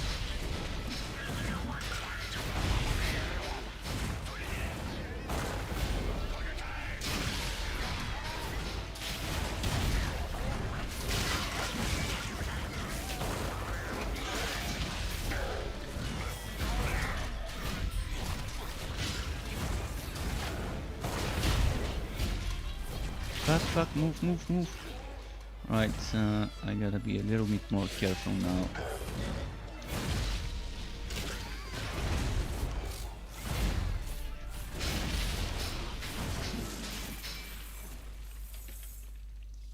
Your pet is back. Alright, and my pet returned on time.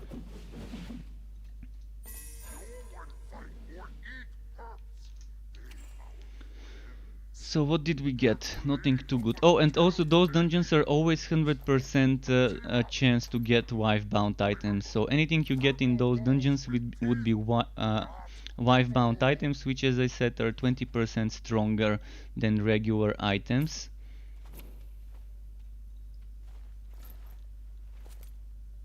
So right now I can get this thing. Or this thing equipped.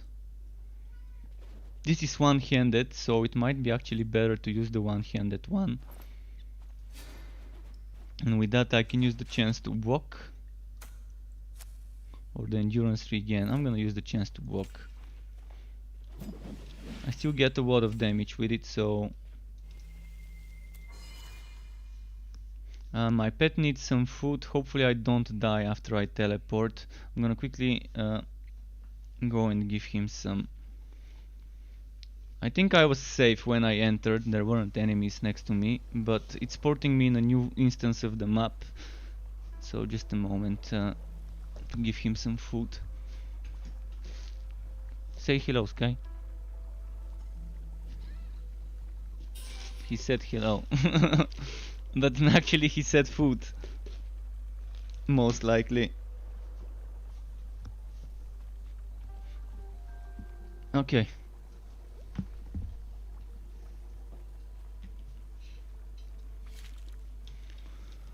And I need to go back where I was in that dungeon with Nyx.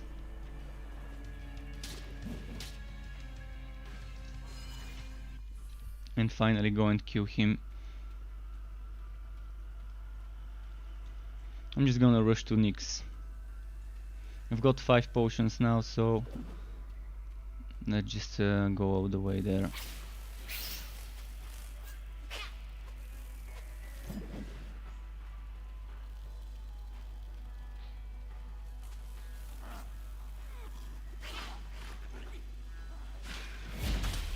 You are dying. Wow, look at how much damage they did to me.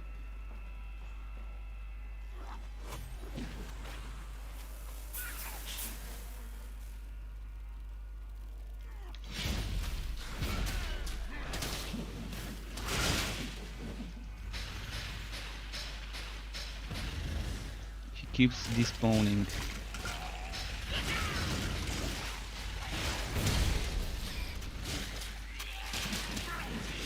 Oh, and there's a shrine to kill him quickly, this shrine.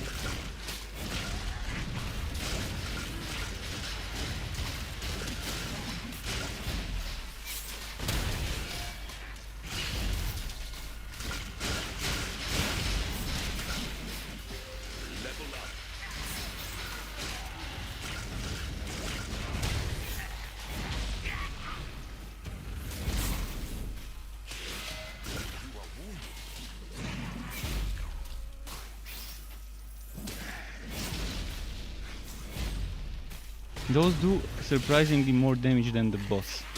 Those hybrid soldiers or whatever they are. A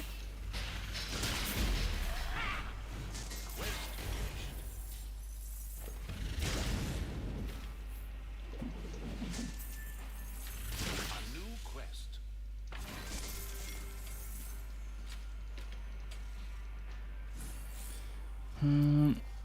Let's see. Did we miss something? Alright, we're moving.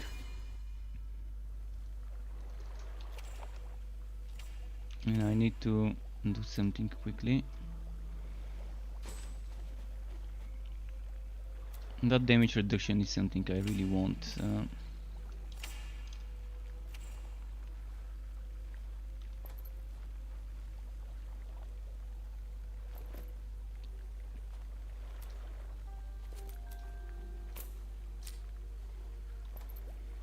271 one-handed weapon. Starting to see those big numbers. See, this one is the overkill of overkills. You cannot get more than 40% bok chance. So this one is definitely an overkill, but I'm gonna equip it and wear it for now.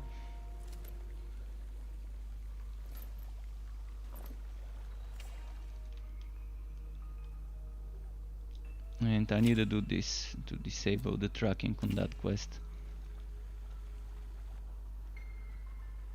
But yeah, the end game right now is kind of boring. You killing bosses over and over, and on the way to the boss, hopefully you can get a phase portal. You can also go and farm some low level zones and try and get a phase beast portal like this guy. If you're lucky. I mean, I would love for them to make the level scaling of the enemies be a thing.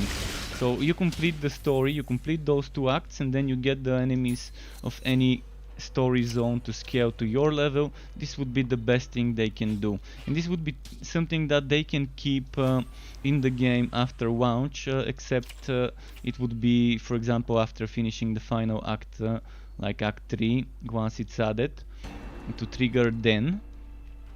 I think if they add something like this, that would be doable, because then people would have a reason to farm phase beasts. People would have a reason to go to the story zones and hunt for phase beasts. Until the end game mode is added, until the dungeon is added. Fuck, don't fuck. Alright. I didn't have my charge ready. Now I need to quickly run away, switch my gear.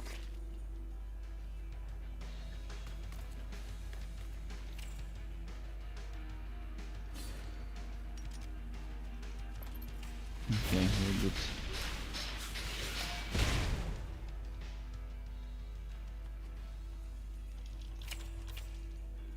I'm just skipping the fights, which I don't wanna fight. It's taking too long if I fight every single elite.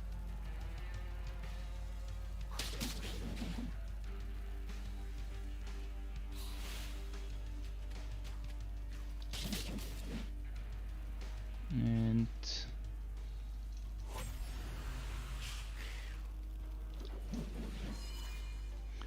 we're getting close to the end of the Act 2, which is nice. I'm trying to finish it before my stream ends, which would be in like a little less than an hour, or an hour from now, something like that.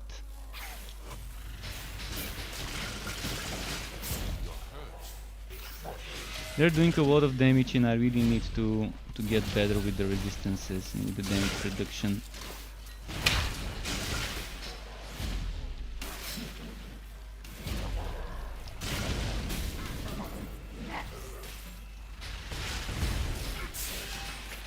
Oh, my pet's dead. That means I don't have my pet aura with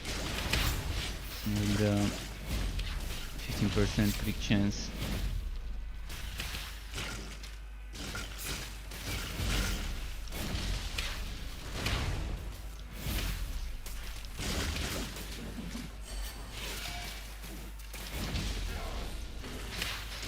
But yeah, this thing with the wife bound items is kind of a nice system. Not many like it, but I really like it, because I think of the possibilities this system allows us for when level 60 is easy to obtain, and when we start farming level 60 items, we would really want them to be wife bound items. And that's why we would want to be doing those phase beasts preferably.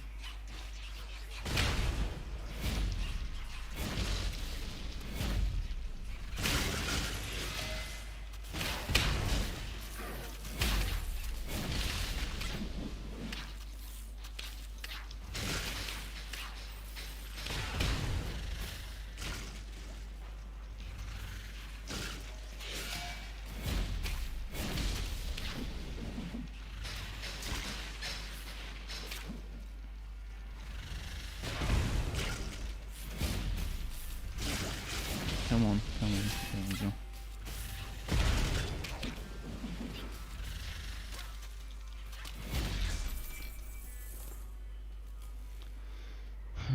Let's keep going.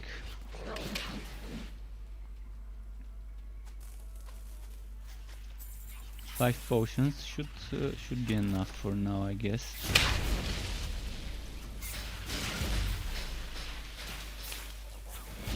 I would really need to upgrade my armors because they're very low level. I was keeping them for the crit damage bonuses and crit chance bonuses and stuff. But right now my armor is so outdated, you can see I'm taking too much damage. And I'm at a state where their damage jumps very high and my damage jumps high as well. With the new items I can get at this level. After level 45 you're gonna notice a huge jump in the damage, like between level 42 and like a 45 item you might see like almost double damage, or at least that's how it used to be. Haven't done it to try and level up this far in this current state, but thinking it's gonna be kind of the same.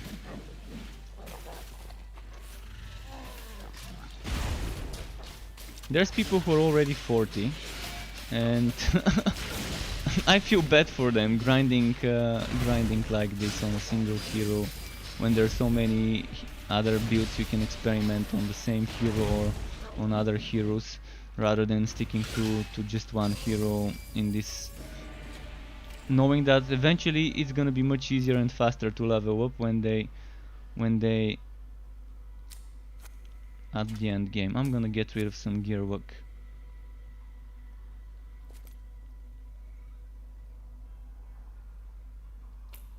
Crit damage. Do I wanna do this? Probably not. Ooh, nice.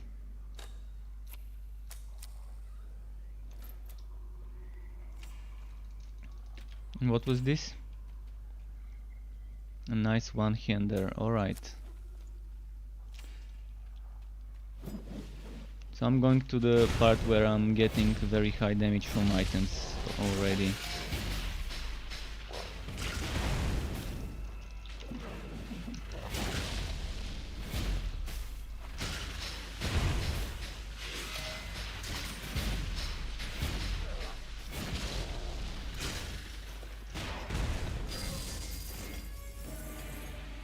This one got spawned in a very bad spot for the type of enemy he is.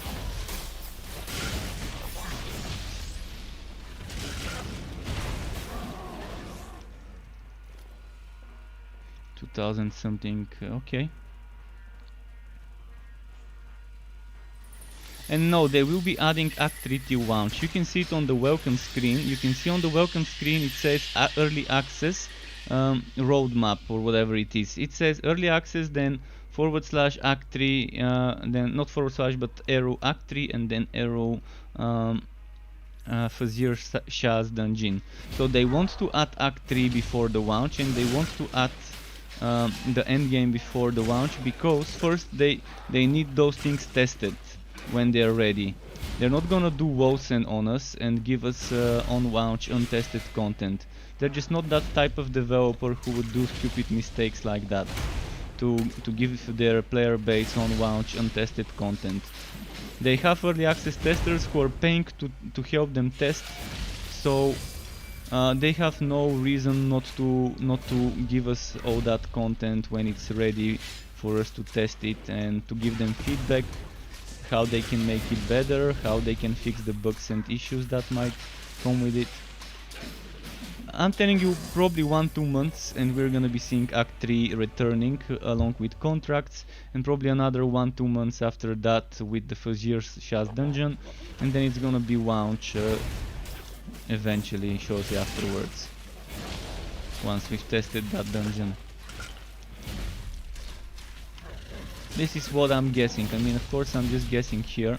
I don't have any idea how far they are along with the development of the dungeon, but I know how far they were with the development of the Act few weeks ago, based on what we had with Act 3 and with the contract system. As I said, Act 3 was kind of like 90% done, and the final, the most important 10% were missing. Like the boss fight the final boss fight wasn't the boss fight we would be getting. You know, so far we've been getting from those three sisters, each act had one of the sisters as an enemy. Now we're probably gonna have the third sister, the boss of Act 3, and the boss of Act 4, which probably would be coming post-launch, would be probably their mother, the Mother Netherim. That's just my guess.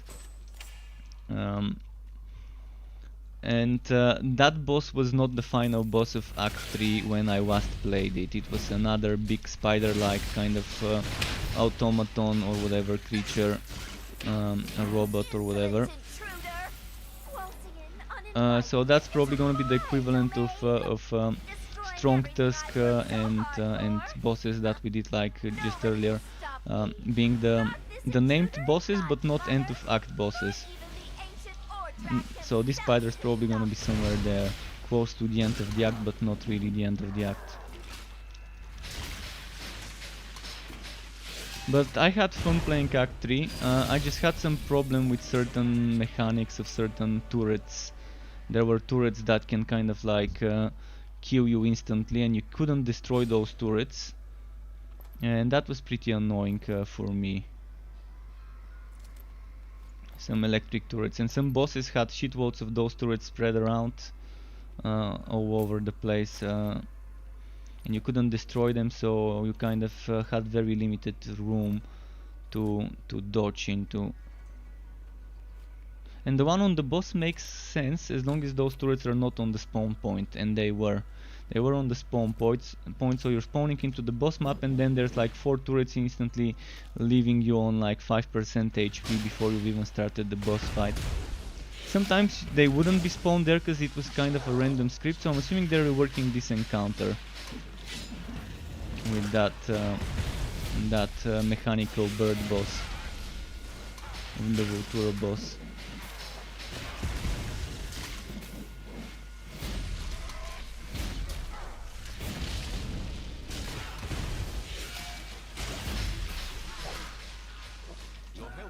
Fuck, no, I couldn't dodge on time.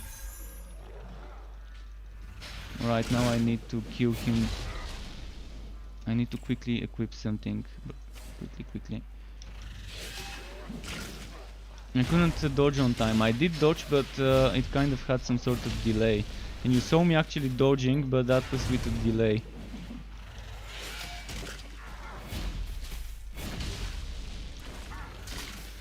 Just when I got that amazing great sword with so much damage and 2 enchant sockets.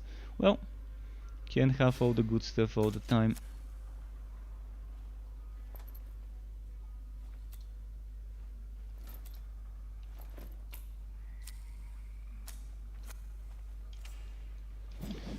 Okay. Damage reduction finally. Not much, but it's still something, because right now my damage is abysmally bad. It's 22% versus the element, versus the primary element, otherwise it's 9.9. I need this to be pretty high. A good build for level 60 would have around 50-60 total versus the primary element, and like maybe 40% general resists at level 60. But at level 60 you get huge bonuses, huge numbers of defenses. Right, I'm not gonna fight here, I'm just gonna move towards the boss. Although I do need some potions, so if I can kill some of them to get potions, it would be actually nice.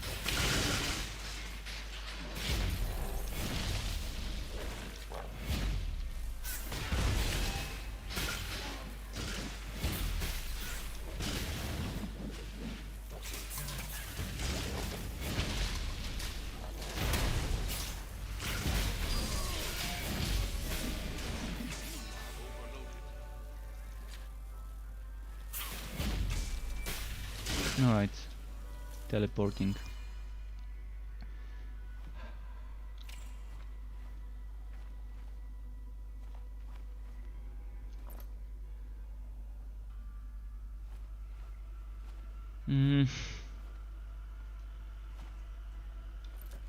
Oh, nice. Nice. Damage with slammer skills. This is the perfect synergy. Chance to poison, crit chance, damage with slammer skills, and poison damage. Additional. Because I really need the chance to poison on it.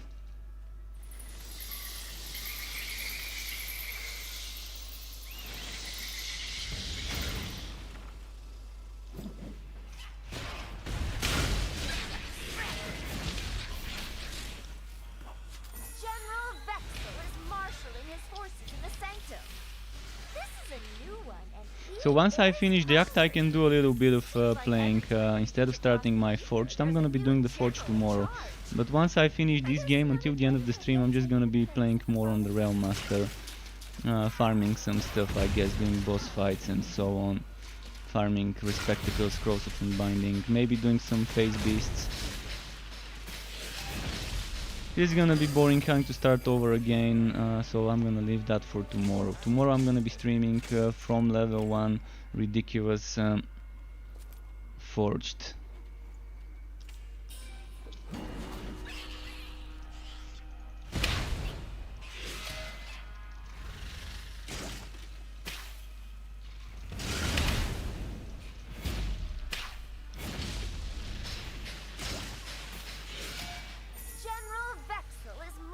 His forces in the sanctum. This is a new one, and he is hungry. Seems like every time we reach across the ether, there's a new general in charge. I guess none of them have yet taken Okay. place in the fallen level.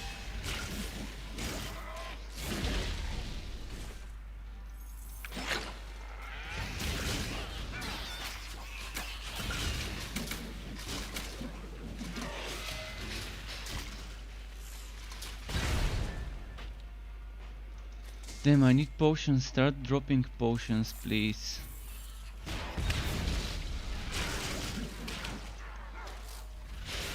I'm gonna be going to boss fight, I really need those. Alright, I'm gonna do one thing quickly. I'm gonna change one of my items. Your pet has arrived. So let's do this.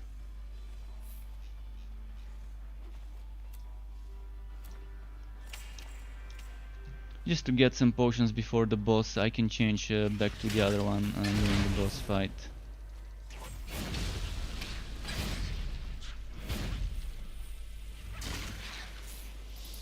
I wanna have at least 6-7 potions, maybe 8, just to be on the safe side. Because I don't know with this build whether I'm gonna be able to face tank as much as my summoner with the curse of PP.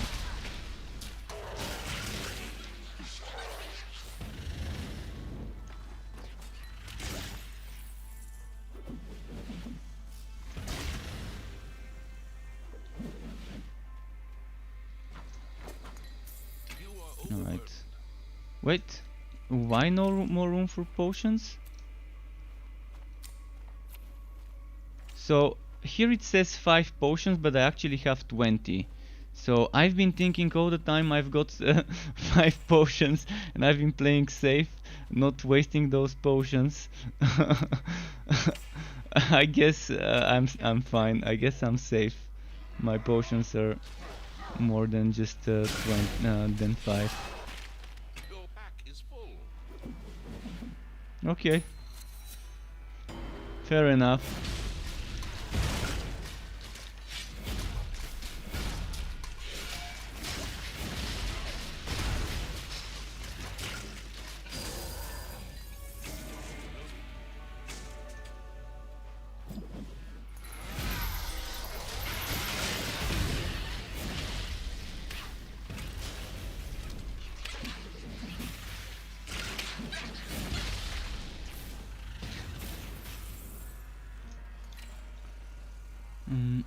I need to get rid of some stuff quickly. Oh wait.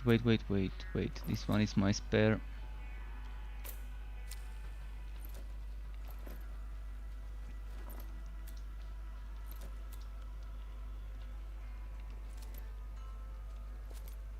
This one could be spare as well. I'm gonna run to the boss now. I'm not gonna fight anyone on the way. Well, okay, that's just easy XP. I have to kill those.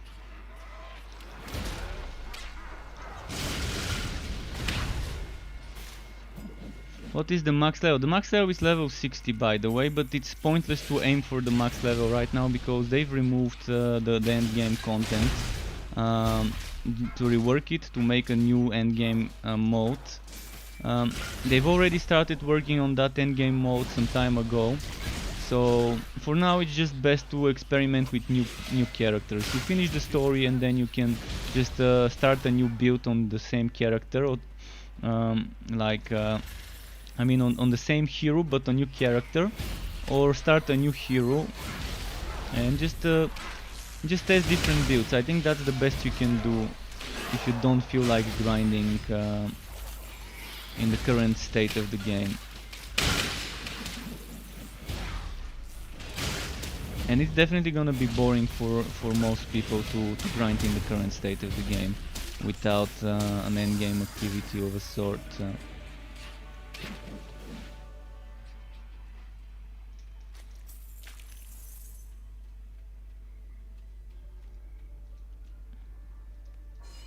But yeah, level 60 is the max. Whether you want to be going for it is it's another story. Varys will take over your assignment. Return to the Aether immediately. No, I'm done taking orders. See, even this isn't finished. And there's other cutscenes that haven't been finished. You are a lazy, insolent child. A failure. When I enter Novastrea, you will be the first thing I devour. I'd like to see you try. Now that I have this. The perfect Void Ember specimen. The Void Heart. You have succeeded? I did not think it was possible. So you can see this is a placeholder that's eventually gonna be replaced with the finished one, with the painted one. And I'll show you just how incredible it is. Scorer X85, thank you for the sub on YouTube, really appreciate that if you're watching.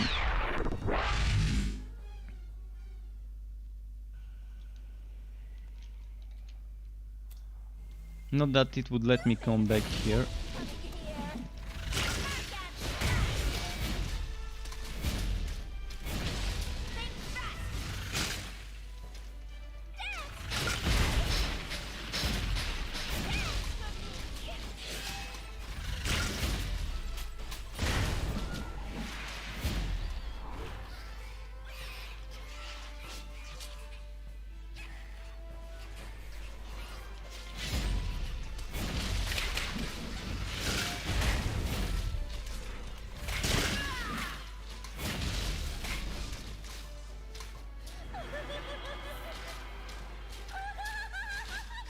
Yeah, the mapwork system is getting replaced with the new dungeon system, the Fazir Shah's dungeon system.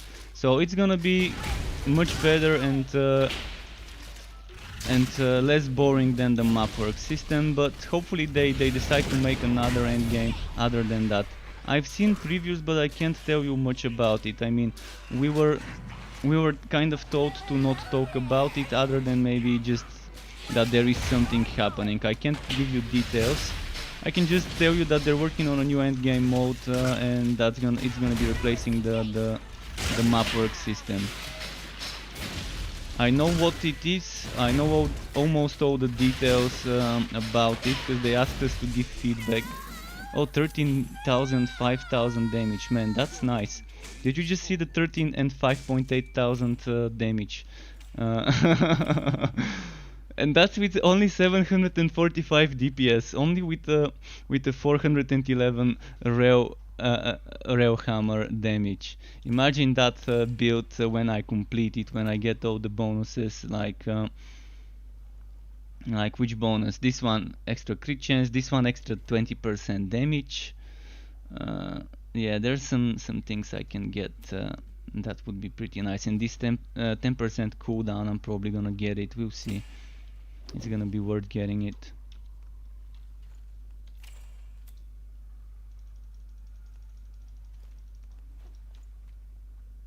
Mm.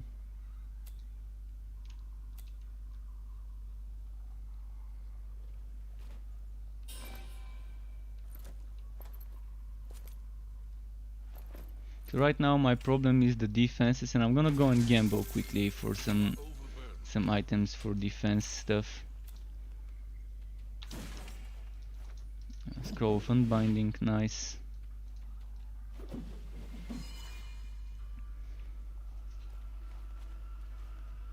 What do you mean there's nothing much right now? You have so many things to develop your character. First you've got 2 skill trees, and you can't take all the skills. Even if you take all the skills, you can't get them all to the max, so you have to make choices. Do I take this skill? Do I take the other skill? Do I get this to tier 1, to tier 2, or to tier 3? Then you have pet skills, which okay, that's pretty boring, it's not that much.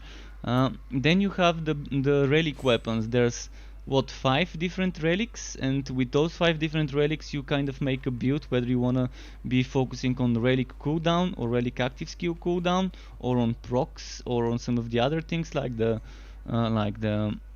summons or so on. And then on top of that you have the legendarium, and you have 104 legendary items.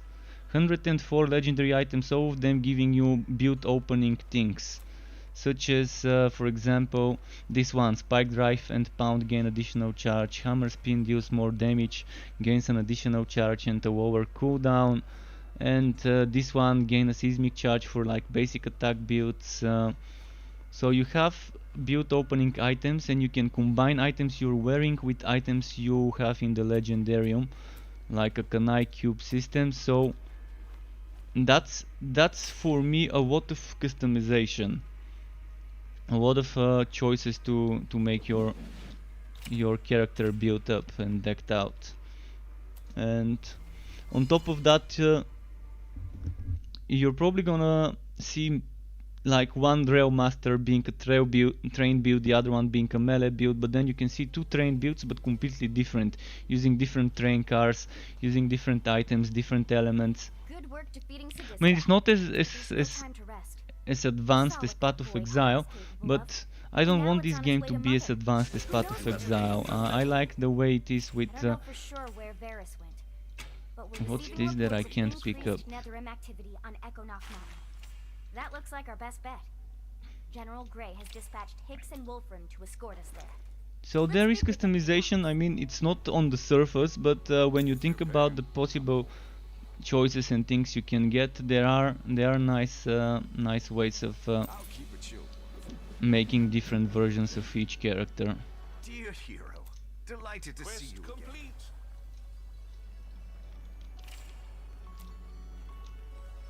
But I'm probably super biased towards this game because I've played it for so much, and I said the other day I've got something like a Stockholm syndrome with this game. It's holding me captive. I like it that much. Let's keep this our little secret. So let's see. 427. Because it's a level 33 item. Okay. But when I'm fighting in low level zones, it's still gonna be lower level. So that's that.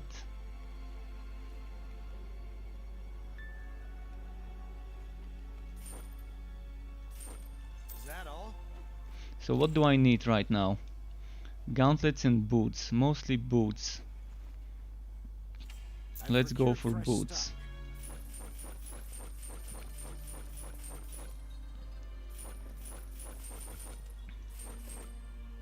Crit damage, poison, okay.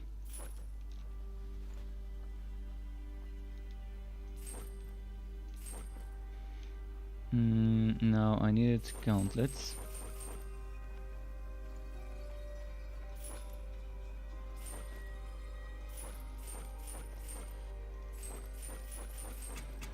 Okay. This one's not bad. But I really do prefer regular defense, because the bosses are not poison. The bosses are regular damage. But I can try and enchant and see what I'm gonna get from that. Let's go to the fort quickly. But this game shouldn't be compared to Grim Dawn and Path of Exile. This game is, as I'm saying, this game is on the other spectrum. This game should be compared to Pagan Online and Minecraft Dungeons, not to Path of Exile, not to Diablo, not to Grim Dawn. This game has not had 7 or 8 years of development like Grim Dawn and Path of Exile. I've played Path of Exile Quo's beta and it was nothing like this game could offer. I've played Grim Dawn Alpha Early Access on Steam and it still didn't have as much as this game can offer, but it had nice customization, it had certain things, but again, the developers, when they created Torchlight 1 and 2, Max Schaefer wanted to create something that's not Diablo. The person who made Diablo, actually 2 of the people who made Diablo created Torchlight 1 and 2. And one of those people is in charge of this game. And they really wanted to make something that is not Diablo. And that's why Torchlight is on the other spectrum of the hack and slash genre. It's not the grim, dark, gloomy game. It's something more bright, more humorous. It's like a world that doesn't take itself too seriously, similar to like Borderlands. Although Borderlands is pretty dark at certain times. But yeah, it's wrong to compare this game to Path of Exile and Grim Dawn because it's just not in the same category. Yeah, it's hack and slash, but it's like comparing coffee to milk. Or beer to ginger beer. kind of the wrong games to compare it to, especially if those games have been out for many years. You can't be spoiled and expect the game to come out with as much content as a game that has been getting updated constantly for the past few years, for 6, 7, 8 years or so. It's just not gonna happen. No developer has that many spare funds to keep paying their employees just so they can make a game for 8 years time spent developing it, so they can have as much content as a game that had 8 years of development post-launch, filling that game with a lot of content. And don't expect this game to be as complicated. That's not the intention of this game. It doesn't want to be the complicated game where you need to have a degree in rocket science just so you can figure out the synergies and to make a build.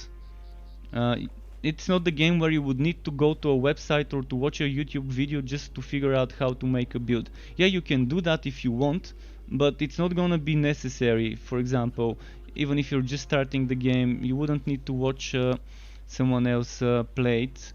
It helps if you watch someone else play it. It helps if you look up some stuff on the internet, but it's not necessary. I mean, you can spend a few hours, you can gear up, and you can still beat the hardest content as long as you have high level enough gear. And that's the beauty of it. Regardless what build you make, you're not gonna make a complete trash build. Whereas in Path of Exile or Grim Dawn, you can make such a bad build that you're not gonna be able to kill even the normal monsters on the highest difficulty possible. That's how bad the balance in games like those is. Thankfully Grim Dawn has so much build variety that you can make fun builds there.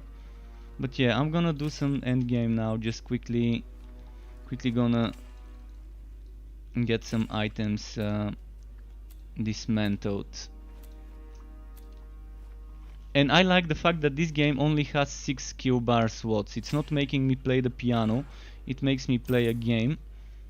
It's not like an MMO where you have 2, 3, 4 skill bars and you just have to shuffle everything and have the APM of the world champion of StarCraft to be able to play it.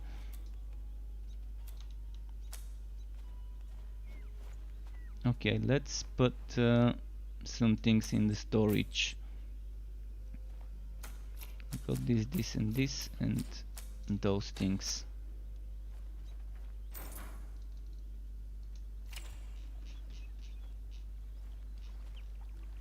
It should already have reset the monster, so let's do this. if people would stop playing it, then it's not the game for them. I'm telling you, this game is not the game for the people who want Path of Exile or Diablo. Don't expect this to be the next Path of Exile, the next Diablo, or the next Grim Dawn. There is a market for a game like that. Torchlight 1 and 2 has always had people playing them. And this game has certain things I like more than Torchlight 2. Also, there's gonna be mods. When the game releases, there's gonna be offline mode, and on the offline mode you're gonna be able to play so many mods, because the Torchlight community is famous for making crazy wacky classes and mods for like the pets and so on. So I'm expecting when the game launches and people start making mods, we're gonna see the Torchlight 1 and 2 classes, we're gonna see all that weird stuff that existed for Torchlight 2 making its way into Torchlight 3 for the offline mode. But really, I mean, if you expect this to be Path of Exile and Diablo and Grim Dawn, that's not the game for you. You're just expecting milk to turn into coffee. That's not gonna happen.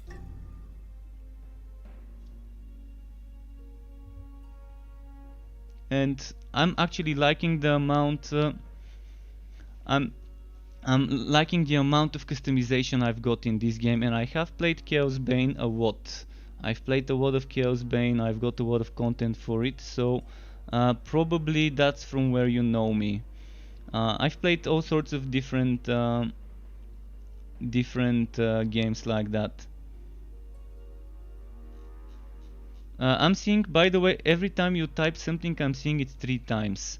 There seems to be some sort of bug where my chat is showing me everything you type 3 times.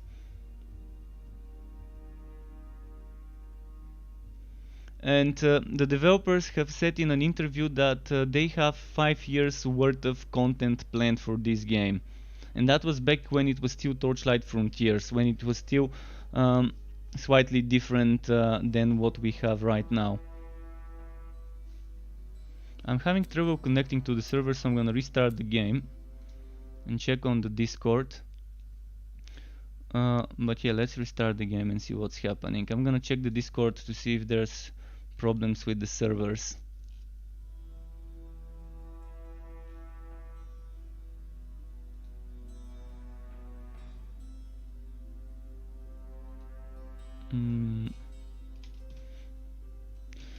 Other people are having problems with the logging in. We'll see if I'm gonna be able to log in myself.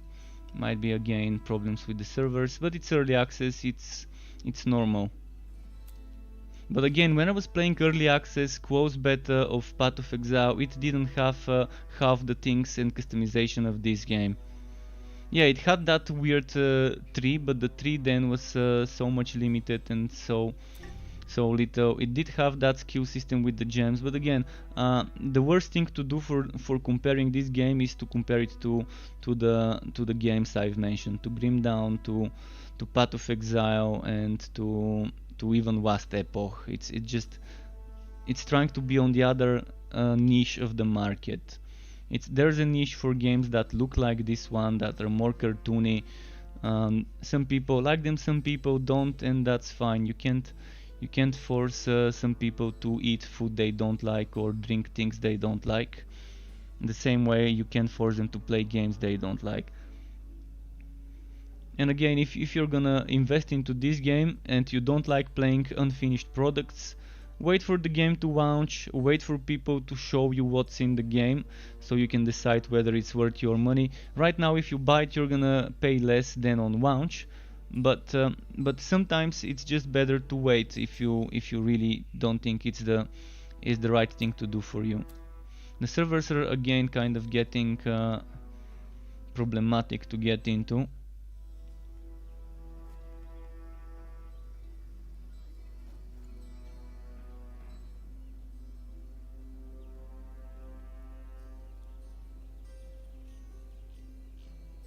So yeah, I don't think I'm gonna be able to log in. Something happened. Let's see. Let's try again.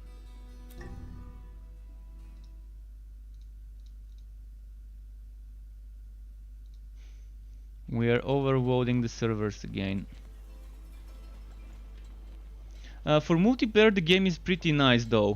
Mergrim, for multiplayer the game is pretty nice.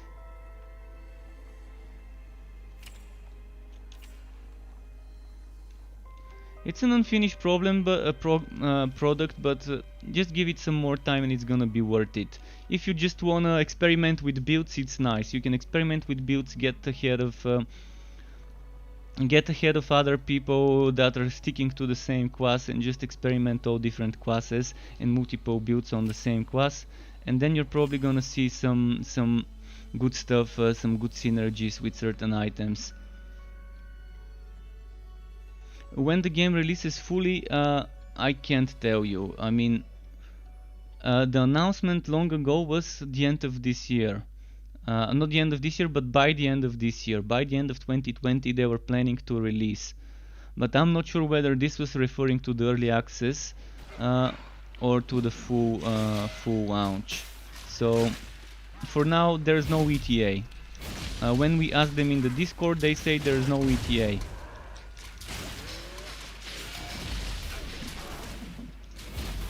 So I can't tell you much. My estimation, based on what I've seen through the beta and the alpha and how fast they add stuff, my estimation is around September, October. Probably we would have something that might be ready for launch, but I don't know what things they want to add in for launch. I'm telling you 1-2 months for Act 3 and contracts to return, and maybe another 1-2 months to give us the end game mode that they're working on, and to let us test it and to have the testing done of that mode. And then after that, if they think they're ready for launch, then okay, but I'm hoping they would consider adding more end game activities other than that one end game mode. Because let's be honest, if a game has only one end game mode, 90% of the players would not enjoy it. 90% of the players are spoiled already from other games that have at least 2 endgame activities on launch. Sevastopol right now has 2 endgame activities and it's already in beta. I mean, this game is also still in beta, in early access, but Sevastopol has the arena and it has the monolith. And this game needs to have something else other than the endgame mode that they're planning.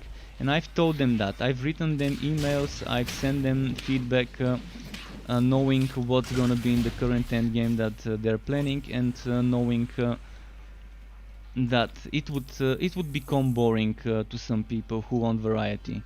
I'm one of those people that if there's 2 activities, I'm fine. If there's one, I'm kind of gonna get bored. I'm still gonna play it because it's my favorite game, but yeah, not everyone would be like me to play a game that only has one end game activity. And it was nice what we had before. We had Mapworks, where you buy a map and you select whether you want goat work or gear work in the map, and you select the act, whether it's Act 1, Act 2 or Act 3 map, and that way you know what type of items you would be taking in there. And with the new endgame mode, in a way you would know what you're getting into, but you're still not gonna know what you're getting into, because it's gonna be, some things are gonna be random. And that's all I can say about the endgame mode. I can't give you any details regarding how it would work, what's gonna be randomized, what isn't gonna be randomized, what's gonna happen. But yeah, it's gonna be familiar yet different. It's gonna be endgame mode you've not seen in other games, but it's also at the same time be exactly like the endgame mode you've been seeing in other games that have recently released or are in early access. So it's just a different take on the Mapworks and rifting system that they had before, just taking it up 1-2 levels in regards to how much you're gonna be able to customize your experience.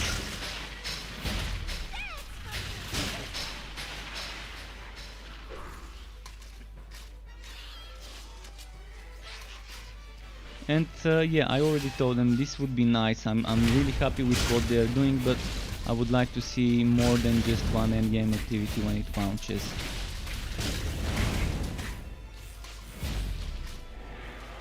Now you'll see the power of the Void Heart. Yeah! Round, But if they have ideas to support the game, and they have ideas to support this game for multiple years to come, many years to come. They said 5 years future content is already planned, and that was like half a year ago in an interview for the Escapist magazine that Max Schaefer, the CEO of Factor Games, gave. So probably they have ideas for new acts, new frontiers, new enemies, new items, and so on. I mean, that's what's gonna keep the game fresh. Adding new classes, probably one class every year. I'm gonna be happy if they add a new class every year. New acts, maybe a new act every year would also be nice on an expansion. Even if you have to wait more than a year for a big expansion, I'm gonna be happy as long as they eventually come out. And constantly adding new items that are not power creep, replacing the old items. For example, Path of Exile, 900 items. From those items, how many do people use in their meta builds? In the builds that can do the hardest content? Probably 1/3 of those items see usage in the meta builds, and the rest is just items that people just get rid of as soon as they get them. And I would like to see them avoiding that when they add new items.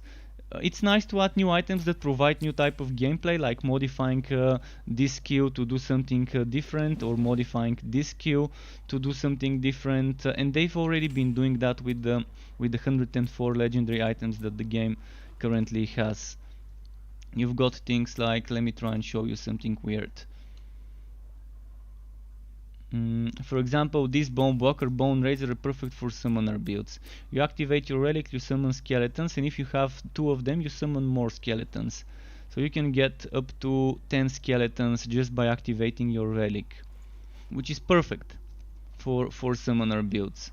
Then you have Fire Wall, which you can combine with the Fire Starter for basic attacks, or Frost Wall, which you combine with the not the Frenzy, where was it? Frost Wall you combine with, there was another thing you combine it with, Frost Mace. I don't have Frost Mace to show you, but there is something that it empowers. So there's those synergies, and when they add new items, that's the thing I would like to see. Something that's not the meta, the new meta, the power creep. You want that item because it's better than the old items, but more of a, you want that item because it allows you to play a new build that was not possible before this item was introduced into the game. And that build is not stronger than the others, just different. That's the type of things I like seeing myself. Alright, let me go and sell stuff.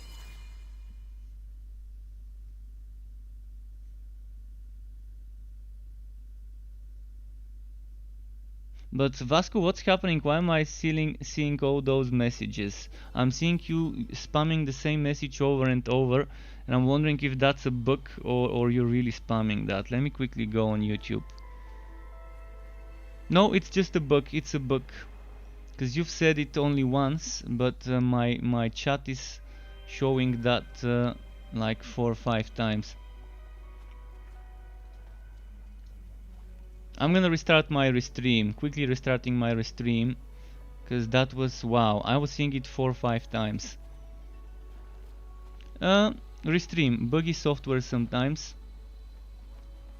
In fact, you're not even seeing his messages on the screen anymore. That's how much it got glitched. I'm gonna try and re-add it. 350, 400, just a moment.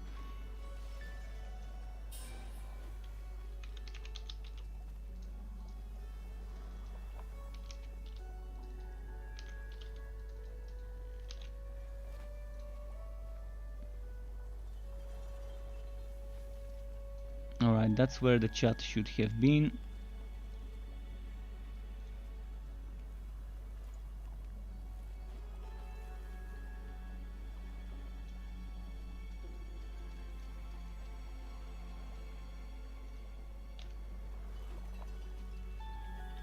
Yeah, my torchlight ended up going over the chat, and that's why you weren't seeing the chat. So this is what I was talking about. You see how it was showing multiple messages? I'm gonna refresh it quickly.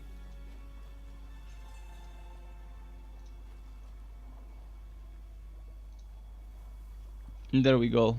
Now everything should be fine.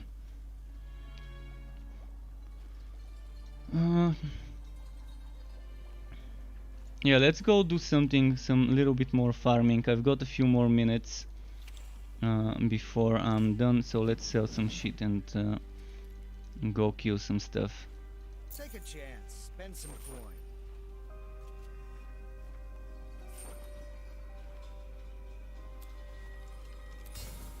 Till next time. What do I want to farm? Do I want to farm Twilight Depths again? Let's do Twilight Depths again. And you can see right now it's so boring doing this as an endgame activity.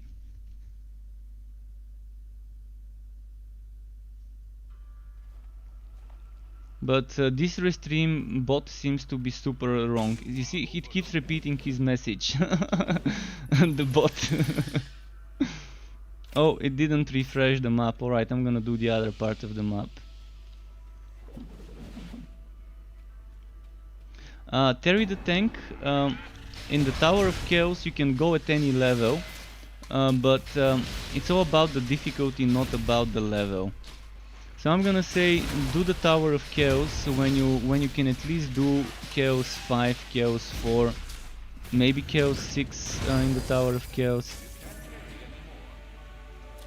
So that's gonna be something when you get red items. If you wanna do it for experience and stuff like that after the story, you can do it, but I'm gonna say there's no thing to say don't do it at this chaos, don't do it in that chaos. If you feel like doing the content, do it. It has a nice chance of giving you red items if you need red items, but if you need green items, Tower of Chaos is the worst content to do for green items, because the wood quality requires you to go very high. Unless you go super high in the chaos levels, in the Tower of Chaos levels, you're not gonna get as much green items. So the Tower of Chaos you do on Chaos 8 or 9 ideally, and you just do one level and then you collect the rewards. On Chaos 8, 9, maybe 7, you collect the rewards and you get those coins, and then with those coins you do upgraded relic hunt, and that's where the good loot is, upgraded relic hunts. With upgraded relic hunts on Chaos 9, without any gear wood quality in your items, you get 10,500 when you max out the buff bar at the bottom, the wood bar. If you have some items with wood quality, they get added on top of that 10,500 when you fill it up. So that by itself is kind of an overkill. I mean, you don't need more than 7,000-8,000 wood quality, honestly. The rest is just not really necessary. Kind of an overkill. So it's 26 past midnight, so I'm gonna just kill a little bit more enemies and then probably I'm gonna be done for today. I can still play, but off stream, so if anyone needs help on Torchlight 3 and wants to group up, let me know and I can assist you with some stuff.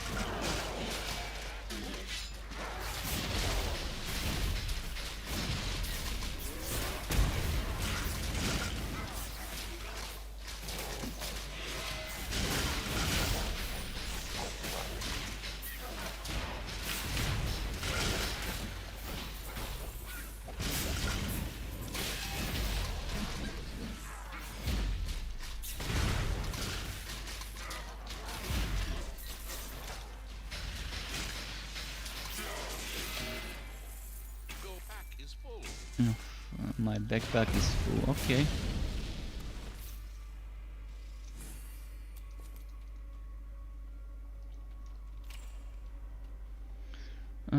Gearwork and poison. Defense.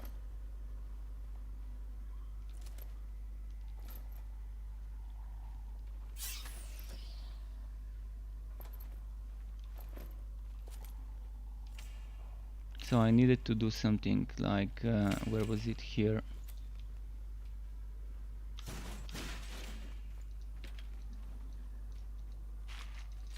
Your pack is too heavy.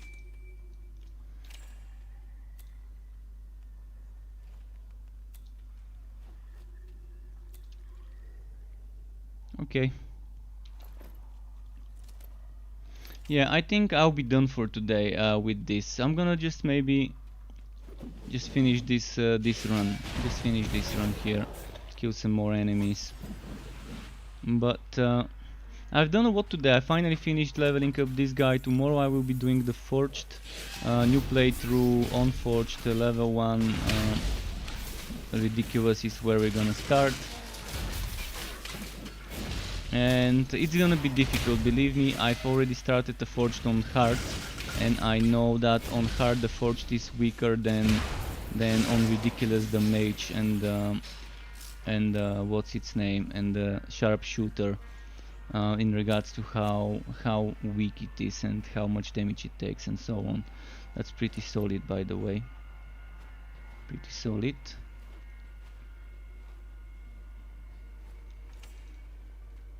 Pretty nice item right at the end of the stream. 29 past midnight. Let's try and kill a few more elites if we can. Maybe get another legendary.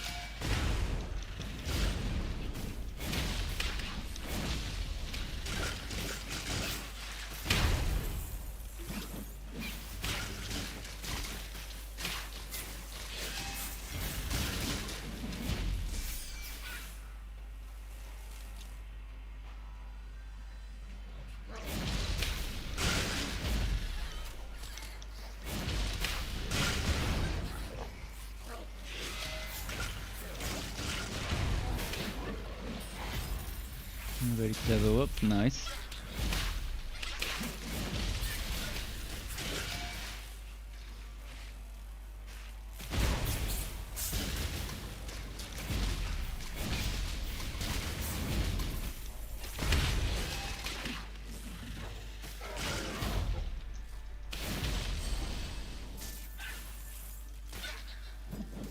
But yeah, I'm liking how this build turned out. It turned out very nice, better than I expected, without having shield car for survivability. But again, it's all about defense in the end, having high defense items. And eventually, if you have all legendary items, you will have much defense to work with. But that's how it is with this game. You have to gear up to be strong, like any other game. See, we got another legendary, so thankfully we didn't stop earlier. And that's a nice one. Crit chance, gear work, losing the block chance, but I'm getting more, so overall the better option.